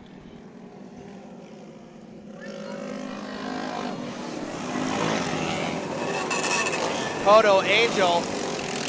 Still your top 2. Hutto, Angel, Fernandez, Hosler. And Jeremy, the 27. Oh, yeah. Huebner. Okay. Jeremy Huebner up there. Nick Moore, it Nick looks Moore's like has came made over his the way. top 6. He's on a mission. And you know here he we is. go. Green again. Everybody's a bumping away.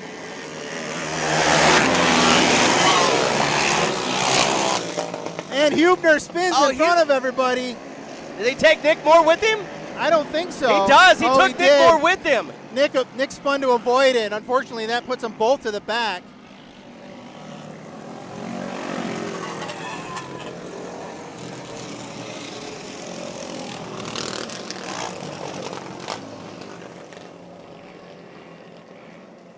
Looks like Huebner's getting back underway again. He'll go to the back of the field. We'll go 1 now. Hey!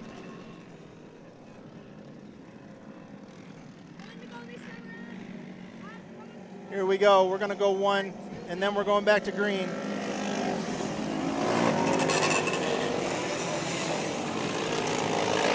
You know tempers are about to fly here, Mike.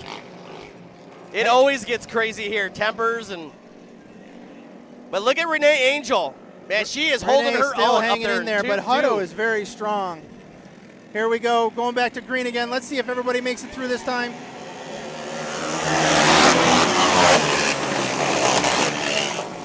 Nick Moore on the move, man. He wants to move to the front as quickly as he can. Hutto pulling out a lead of about 4 carts right away. And Nick just took over 2 spots, going into 3 and 4. Hosler up into 3rd. He passed Fernandez. Hosler's on the move now. He's looking to run down Angel. Hutto still running out in front. Hosler working on running down Angel. Fernandez is Cervantes has made his way up to 7th. He is working on, looks like Rickman maybe. Hutto just pulling away, running out the whole race.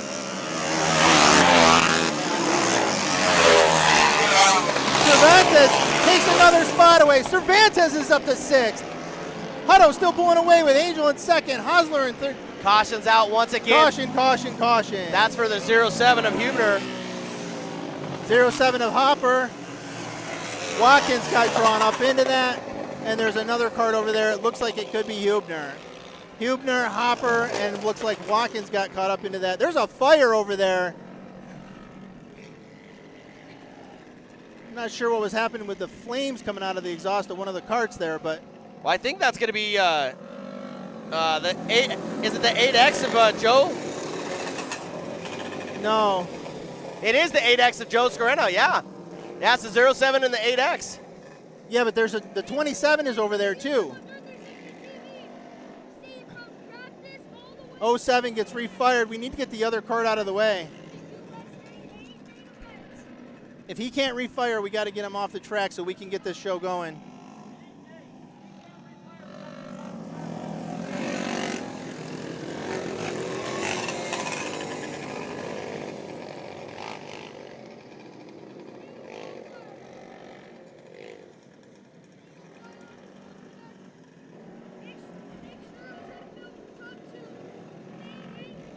Looks like he's caught up in the... Looks like maybe a chain or something like that, and he's trying to put the chain back on. No, it looks like he's caught up in the dirt. There he goes. There he Yeah, goes. he kept it running, so...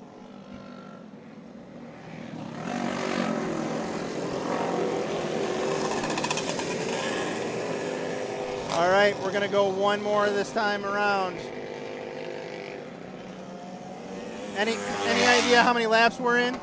Well, it says 32, but I can't tell. I mean, it keeps on calling. Yeah, it calls the caution. Yeah. 1 to go.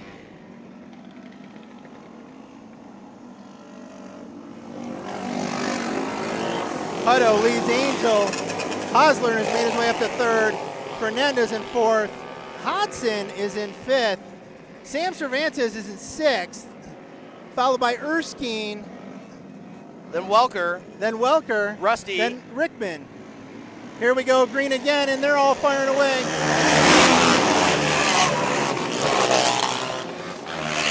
Angel's coming under pressure from Hosler. Hutto's pulling away again. Watkins had some trouble. Hosler looking to make a move on Angel. Keep your eye on Nick Moore now trying to get up underneath that 00. He falls back a spot. Stagan is making his move. He's on the back of Rickman now. Hutto still out in front. Angel, Hosler, Fernandez, Cervantes. Cervantes is up to fifth. Sam Cervantes is on the move. Welker looking to move around Hodson. Nick Moore has made his way past the 5Gs looking to move on Rusty Stagan. Oh, and Hodson spins. Everybody moves to avoid him. He gets his spun back around. We're going to stay green. Looks like he may have blown something in his motor. Hutto is running it down. Rickman gets around Erskine. You smell that, Mike? It smells like a motor's going. No, there's a problem. There's a problem. He's going to pull off now. Hutto still out in front. Hutto in the 28. Hutto in the 8. Angel in the 23. She got some space. She pulled away from Hosler. It's Hutto. It's Angel. It's Hosler. Something's wrong with Hutto. Angel's catching up. Oh, Mitchell fires the car back off again. Hutto has a problem. Angel goes by. One more, couple more laps to go. Hutto. Hosler goes around Hutto. Renee Angel might win this. Renee Angel is pulled into the lead. Looks like Hutto's having big time problems. There goes Fernandez. Here comes Cervantes. We got to be getting close. A couple more laps to go. Hutto pulls off. off. Renee Angel out in front. Hutto is dejected. His hands are on his head. He is dejected. We got to be getting close to the Renee white Angel, flag out one more now. lap to go. Renee Angel, one more to go by Hosler. Will the Washingtonian from Tennessee. Cervantes. Renee Angel has one more lap or one more turn to go. Here she comes out of turn 3 and 4. Renee Angel has been working Yes! forever. Yes! She gets the win. Yes! Followed by Hosler. Sorry. Then Fernandez, then Cervantes, then Welker. You know, I'm not biased with like Two that. carts spin at the end. They're up in the back of the wall in the back there. I'm not biased, but I'll tell you what, I am for Renee Angel right there. You go, girl! You go, girl! Checkered flag. Checkered flag. Here. Renee Angel takes the Grand National win. Now we've got to figure out our parts, our points. Renee's been wanting that so darn bad for how many years on Hutto? So is disappointed. He is so disappointed. He had that in the bag. Something started to go away in the cart. Unfortunately, this is the nature of UAS, man. Attrition is the #1 killer of this event. Here. Does she have to go straight to tech? I've got to go straight to tech. So thank you very much for letting me help out up here and whatnot. No worries. I will. Throw it hopefully, down. I'll do it again soon. But We'll go down there. We're gonna get to tech. So we'll be live on Dirt 360 TV on Facebook, guys, for the interview with Renee Angel, Washingtonian, now moved to Tennessee. She has driven her heart out all weekend long, and finally, a 2024 UAS Grand National Champion. Unofficial right now. Unofficial. Everything's unofficial. But guys, thank you so very much for being here. We appreciate you guys. Thank you so much for watching. We'll see you guys next time.